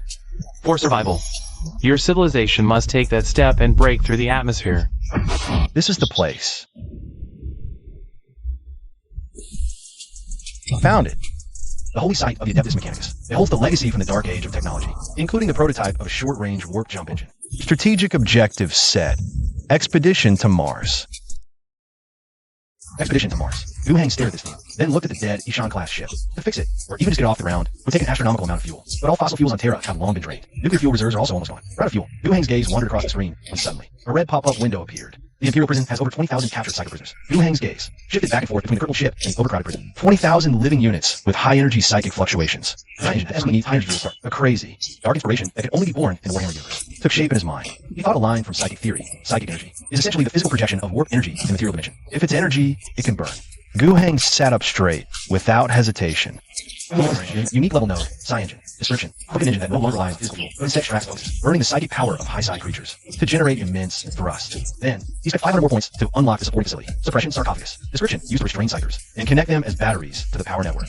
3,000 points remained. Guhang invested all of them into retrofitting the Mountain Mover. Order issued: convert the Mountain Mover into an assault lander. Power core changed. Fusion to Psi furnace. Fuel source: Psyker prison number 17. Strategic deployment complete. 8th micro season. Historical simulation commences. 7 kilometers beneath the Terran Palace. Central containment. Sector 7. This is the lowest level of the underground network. Kilometers of granite press overhead. A few aging heavy-duty ventilation fans. Their blades slowly turning. Forcefully pump stagnant air into this silent corridor. There's no smell of moldy straw here. Fungi can't survive 2 seconds in a high radiation environment. 24,000 psychers are crammed together. Their brains perpetually on the verge of overload. Overflowing psychic power forcibly ionizes the surrounding air. If a normal person were to step in here, Their hair would stand on end instantly. under the immense psychic pressure, their eardrums would rupture instantly. Thud, heavy military boots tread over waterlogged iron rings, splashing black grime. Wakassi's coat collar is turned up. A bird beak industrial gas mask covers his entire face. The respirator valve hisses dully with each step. He walks steadily, completely ignoring the surrounding whispers that would drive a normal person mad. 2 squads of guards follow closely behind. Gangs head his toes, shock rods in their hands crackle with electricity. Several heavily modified servitors drag their bloated bodies along. Their treads crushing like water. The data cables on their backs sway violently with emotion. Sir, it's just ahead. The warden leading the way is as fat as it rocks. He clutches a string of bone talismans tightly in his hand. Can't hold them back much longer. Wardens are constantly this big. Muttering in her sleep and freezing the kiln room into an ice house. Body moved and shattered pieces. The day before, the head zone exploded. Purple slime smeared on the wall is still wriggling. Even flamethrowers can't burn it off. When will the higher-ups order a cleanup? Even exile is fine. We don't need to wait for them to riot. My guard will go mad first. This isn't a prison. It's a powder keg with a lit fuse. He stopped in front of a one-way bulletproof glass covered in scratches. Through half a meter of reinforced glass, the massive ring-shaped prison area below was fully visible. Countless honeycomb-like cells were embedded in the vertical rock walls. Stretching deep into the darkness. Each cell was crammed with a ragged humanoid figure, solid with gravel around them with fine gravity, floating midair. Others had arcs of electricity dancing at their fingertips. 20,000 potentially unstable elements at any moment. Although these people look pitiful. If they were all released and united, they'd become a terrifying force even the Empire would fear. Damn psychers. Wakassi's voice filtered through the speaker grill, carrying a metallic, distorted friction sound. Yes, the warden frantically pulled up a data slate with warning lights flashing. A total of 23,412 people, all captives from the witch hunt. Epsilon level, 17. Zeta level, 2,100. The rest are unclassified small fry, but all passed the psychic reaction test. Wakassi nodded, raising the record slate. Project codename, Mountain Mover Retrofit. Psychic conduit engine. Ignition consumption, 500 units per hour. Cruising consumption, 50 units per hour. Estimated Terra to Mars, 360 hours. Fuel shortfall, 18,500 units. Wakassi glanced at the data. Inventory, 23,000. Requirement, 18,000. Lease 5,000. Consider them the reserve tank. If the engine output is insufficient mid-journey, dump all 5,000 into the furnace for overclocking. Burn out their synapses for sublight propulsion. Enough. Wakassi pulled out a pen, slashing a heavy checkmark on the paper. The pen tip pierced through. Take them all. The warden paused. Then a wave of wild joy surged across his fat face. Dispose of them all. Praise the Emperor. I'll have the incinerator preheated right now. No furnace needed. Wakassi turns his head. No execution either. He pulls an animated document from his coat's inner pocket. Slaps it right onto the fat man's chest. Special material requisition order. This is here. Wakassi says flatly. As of now, Sector 7 is no longer under the Justice Department. It's under engineering. This isn't a prison. It's a fuel depot. They're not prisoners. They're consumables. The warden's mind short circuits. What does engineering want with these lunatics? To build roads. Toll set. Wakassi doesn't bother explaining. Motion to certify. Inspect the goods. Cull the disabled and those who won't fit in the tanks. Brand the rest with barcodes. Categorize them. High-grade fuel. Standard fuel. Kindling. The heavy servitor's optic flashes red. Its hydraulic arm emits a high-frequency whine. A heavy scanning array is pushed into the cell block. Then it instantly cells. Beep. A beam locks onto a girl sobbing in a corner. She looks to be in her teens. Dust around her loses gravity, floating upward, drawing twisted circles in the air. Vital signs stable. Psyker. Zeta class. A cold hydraulic lamp thrusts through the bars. Flash arm invisible. The probe tip heats to red hot instantly. She screams, struggles. Fear triggers a psychic surge. An invisible shockwave rattles the bars violently. Bulletproof glass hums. The servitor doesn't pause. The searing probe ignores the psychic shield, pierces her skin, branding a charred barcode onto her slender forearm. The stench of burnt flesh instantly fills the air. Designation, PE-1001, followed by a blue ride suppression arc. Cracks across her abdomen, forcibly cutting off her casting. She convulses, collapses, vomiting bile. Only the still smoking barcode remains clear. Next, Wakasi watches from above. Screams. Crackles electricity, sizzling a branding iron echo. His face shows no real emotion, as if overseeing a slaughterhouse line. Fat man. He suddenly speaks. Load this cargo into cryopods. What's the expected transit loss? The warden is still dazed. It takes him a moment. You mean, idiot. No psyker if they're dead. Wakasi had a line on his data slate. Recommend deep freeze for all to suppress psychic fluctuations. If this is forced to freeze, as long as the life support system is not powered, it's okay to freeze for several months. But the brain nerves must have been wasted after thawing. It's all stupid. It doesn't matter if your brain's broken. Wakasi closed the recording board with a crisp sound. As long as he's alive, he turns around. The black coat throws out a neat arc. Without looking at the hell behind you. It's only half a month's journey to Mars to load the car. The first batch of fuel must be filled into the hearth of the mountain shiver tonight. The 7th deep area at the bottom of the palace underground pipe network. There's no day or night. Only the never-ending metal scraping of the ventilator blades. The air here is poisonous. The high intensity radiation creates an electric field invisible to the naked eye. Every breath is like swallowing broken glass. Alveolar burning pain clanging. The heavy airtight gate was violently pushed open by hydraulic rods. The rusty door shaft let out a shrill scream. Shot down the black ash accumulated over 100 years of ugly. Like under a dirty snow. Number 7734 instinctively shrinks his neck. That layer of ash on his face made him want to cough. But then he covered his mouth. Every move is a stinging pain. He was once a high priest, in the old warlord's palace covered with gold leaf. Finger as long as a gently hook. There were millions of believers all on their knees and kissing the tips of shoes. He was drinking filtered pure water. Smell of expensive synthetic spices now. Now he's a numbered protein container. 7734 lift up those cloudy eyes. Ahead is a steel tunnel to the depths of the earth. The lighting ray above your head flickering on and off at a glance. Constant wire flashes crazy in high-speed energy environment. Pull the shadows of the people around them to twist and form. Like a bunch of ghosts moving. Behind him came a low command, not too loud, but with the tremor of the strands of metal, straight down the spine and into the brain. 7734 turned back with trepidation. The neck is so stiff that it clicks. Standing behind him is not holding a whip. Flesh-faced mortal jailer, it was a black mountain. A dark ceramic steel power armor nearly 3 meters high, blocking up all the light. The giant's eyepiece emitted a cold red light. In the dark, scanning the crowd of curling ants. Breathing valve with heavy pace rhythm. Regularly emit 2 white exhaust gas. A hissing pressure release sound. That pressure is physiological. 7734 feels his bladder contracting. It's the instinctive reaction of prey facing an apex predator. His hands tremble. He grabs the little girl's side. He's already petrified, holding on for dear life. The girl's hand is ice cold, slick with cold sweat. Leg iron scrape across the greasy metal grate floor with a harsh metallic clang. Head down, he stumbles forward, shuffling along. A line of 20,000 people sniffs way down to depths. A silence so thick it's suffocating. Only the squelch of bare feet in puddles, ragged breathing, and the clatter of chains. This isn't transporting prisoners. It's a funeral procession heading to the crematorium. A sharp, high-frequency ringing pierces everyone's eardrums without warning. Like a red-hot steel needle jammed straight into the temple. Midline, a gaunt man suddenly stops. His whole body shudders, as if electrocuted. He clutches at it with hands, grinning desperately. 10 fingernails claw frantically into his scalp. I hear it. The engine's turning. It's hungry. It's chewing our names. Gravity field around him instantly fails. Gravel at his feet lifts first, then himself. His feet slowly leave the ground. Defying all physics, he hovers midair. Purple psychic arcs dance wildly across his withered skin, crackling, instantly illuminating his veins, making them starkly visible. Those veins turn black in an instant, riding violently under the skin like live worms. The surrounding temperature plummets. A pale frost instantly forms on the steel floor, spreading outward relentlessly. Prisoner's exhale breath, not yet dissipated, turns into falling ice shards. He's glowing. Help! I need to get out. That's a monster. Deadly silent line awakens chaos instantly. Fear is the best catalyst, even for psychers. The crowd starts shoving and trampling each other in a frenzy. 7734 is knocked hard to the ground by a burning man. His elbow smashes against an iron railing. Pain nearly knocks him out. He looks up in terror. Seeing the floating man's eyes have rolled back. Only the whites remain in the sockets. His mouth gapes open at an impossible human angle. Jaw dislocated, his whole body inflating like a balloon. Looks like he's about to burst any second. Right as that living battery is about to overload. Bang! A short, muffled bolter roar shatters the air. It makes everyone's eardrums ache.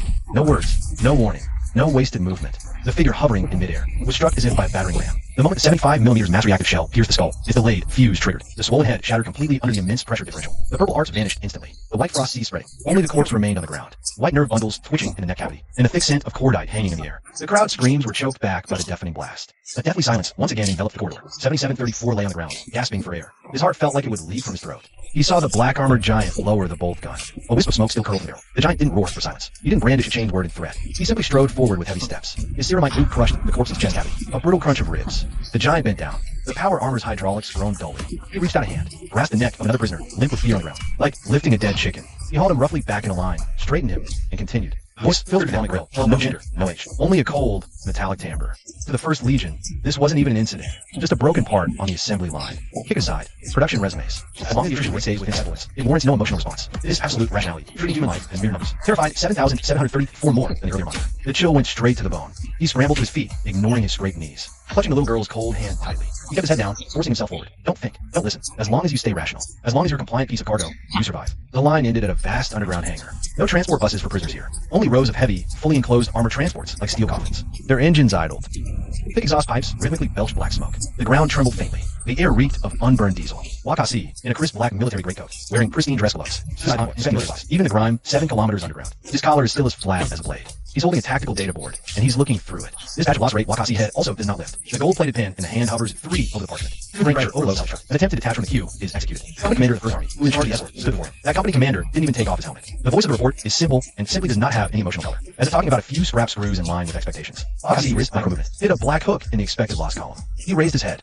Those gray eyes swept over the shivering creatures in front of them. Start packing Washington Kasi closed the recording plate. The soft sound of the snap was particularly harsh in the dead hall, sorting beta and above by psionic level. The rest of the individual restraint cabinets must be used. Fill it like a sardine.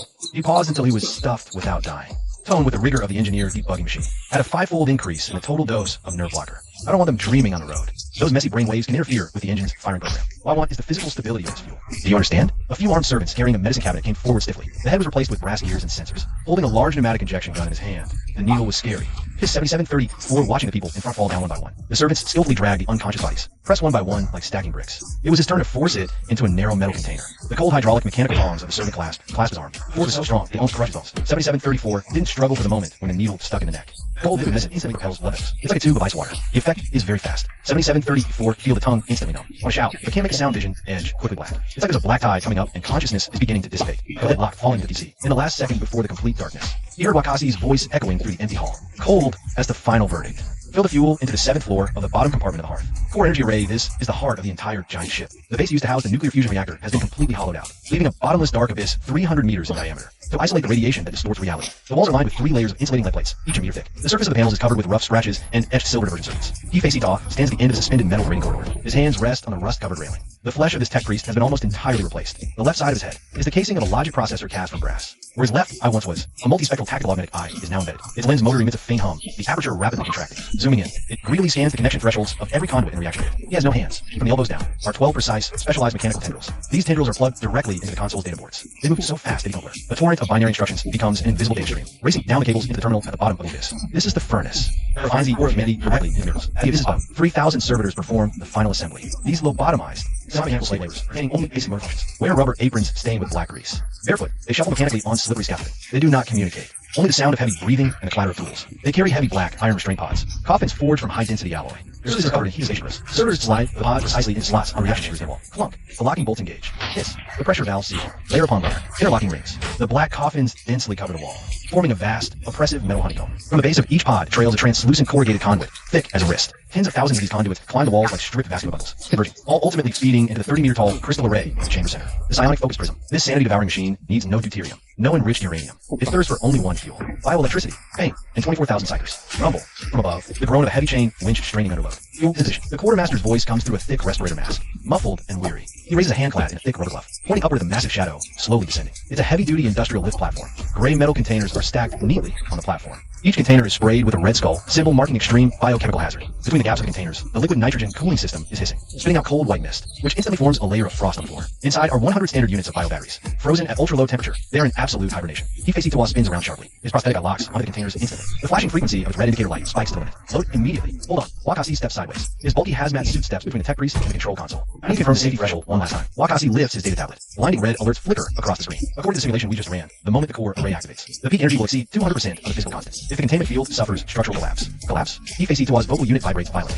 letting out a piercing electronic synthesized sound. It's the laugh of machinery. Of course it will collapse, quartermaster. You guys expect a few lousy lead plates and copper wires to cage a storm that doesn't even exist in three-dimensional space. The tech priest extends a mechanical pinnacle without any courtesy, shoving Wakasi aside. The energy there is chaotic, disordered, and illogical. If the cage breaks, this entire ship will be torn to shreds by gravitational tide in 0.01 seconds. All physical matter within a 100-kilometer radius will be blasted apart. Wakasi freezes in place. Cold sweat soaks through his underclothes in an instant. But He-Face Itawa pays no mind. His mechanical tentacle draws an almost vertical rising curve on hologram. If the cage holds, If the total energy released by that fuel in that instant is great enough, this thrust can completely ignore the laws of gravity and kick his hundreds of millions of tons of junk straight into the stratosphere. Such close to Wakasi, his red glowing prosthetic eye almost pressing right against the quartermaster's faceplate. The whir of the focusing motor is clearly audible. This is the price of science. You want to fly, you gotta set on a power keg and light the fuse. Wakasi falls silent. Through his fogged up visor, he glances at those silent containers. Then at the bottomless reaction chamber. There's no other way. Approved. Execute. Wakasi steps back. Gritted teeth and order load. The order is transmitted instantly through the neural interface. Hundreds of heavy hydraulic robotic arms descend from the ceiling, whirring along with the hum of servo motors. Grasp each container with precise movement, and roughly shove it into the feed opening on the reactor chamber wall. Servers have been waiting long ago to rush forward with crowbars. The container doors are violently pried open, and freezing white air billows out. The ciders inside are completely stiff.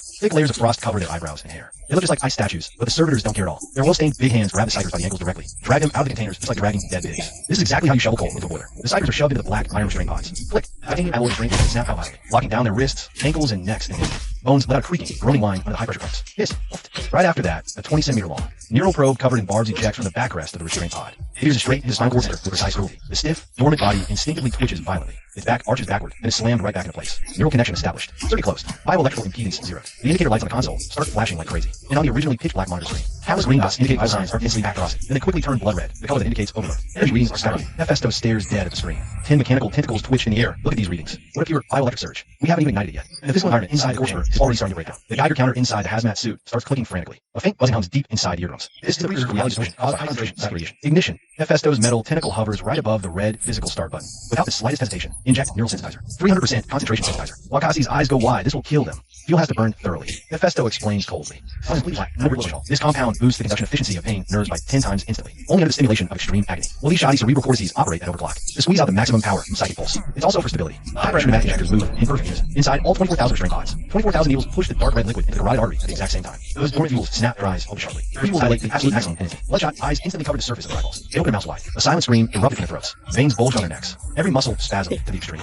But inside the soundproof restraint pod, not a single soundscape. Only energy remained. A psychic shock wave formed from the extreme agony of 24,000 people, surged wildly through the conduits toward the central prism. The transparent crystal prism was instantly illuminated. It was a cold, pale light that chilled the soul. Ignition. Ifacita slammed the button. Pump. No deafening explosion. Only a shriek that detonated directly within everyone's soul. The instant that shriek sounded, the 300 servers standing at the edge of reaction hit stiffened violently. Without even a grunt, they toppled into the abyss. Wakasi felt his knees buckle, and he fell to the ground. In that moment, the laws of physics failed. An eerie blue beam, completely defying spectroscopy, erupted from the central prism. It straightened his eye. The space around the beam twisted visibly. The steel walls looked like melting wax. The entire mountain mover let out a teeth-grating metallic groan. Rivets flew. The keel trembled. It shook. The terrifying thrust generated by 20,000 brain souls, slowly breaking free from gravity shackles, lifting off the ground. Begin. Wakasi stood by the railing on the power chamber circular walkway. He pressed the throw mic. No response. Only the thunderous roar of heavy locks disengaging from above the massive reactor dome. The sound, dull as thunder, traveled through the metal skeleton, vibrating the hazmat suit visor with a buzz. Loading sequence initiated. Deep in the darkness overhead, hydraulic pumps began to roll. Hundreds of thick industrial arms descended from the shadows. Servo motors operated at overload. Winches screeched with high-frequency noise. The arms lowered. Hooks clanged against the metal rings on the container tops. Flame. Sparks flew. No cushioning. The arms simply yanked the heavy gray boxes off the ground. They hovered over the swing chute. Bottom hatches popped open. Crash. No gentle handling. Only gravity's merciless pull. Hundreds, thousands of pale bodies tumbled from the box bottoms. They slammed heavily onto the metal conveyor belt below. The sound of flesh hitting steel was dull and wet.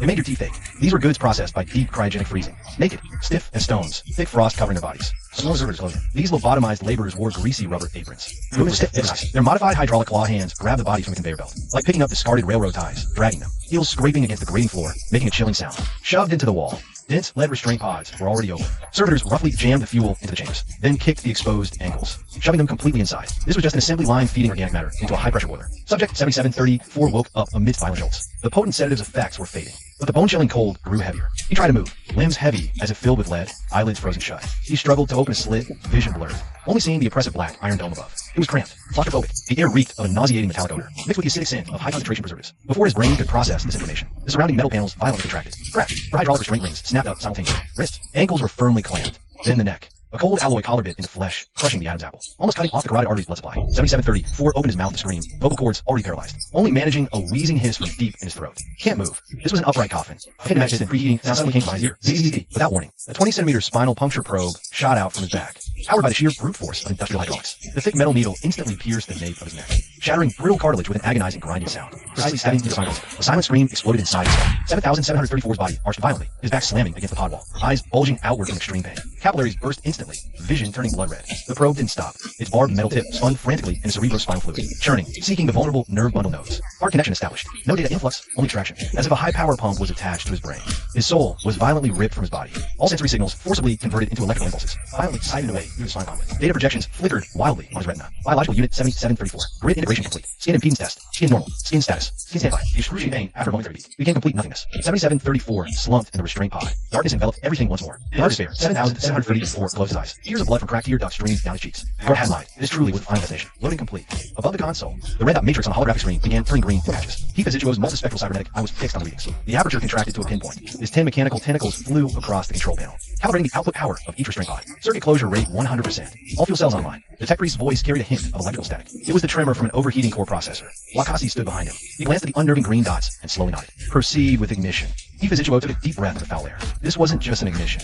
It was the test of a theory that could overturn imperial energy orthodoxy. His half-metal face showed no pity, only gallantry. His mechanical arm rose. A metal finger hovered over the red physical ignition button. Stage 1 preheat. Inject catalyst. Concentration 300%. The command shot through data lines to 24,000 restraint pods. Pre-embedded micro-injectors in the walls activated simultaneously. Pneumatic pumps forced a dark red neurotoxin into every side of his carotid artery. This was no poison. It amplified human pain sensitivity tenfold instantly, forcing the brain into overdrive under extreme agony, to wring out the last bioelectric current. The abyss shuddered. 24,000 living souls trapped in iron coffins screamed soundlessly in the same second. Pain beyond physical limits became a tangible psychic shockwave. The air grew thick. Gravity sensor needles went wild. This energy surged through tens of thousands of translucent conduits, rushing madly towards the focusing lens at the reactor's core. The once transparent crystal array ignited instantly. Not the red of flame, nor the blue of arc light. It was a spectral-defying, ghastly white, a light cold and piercing. It felt like radiation burn on the skin. Keith Azichuo slammed the button down. Agent,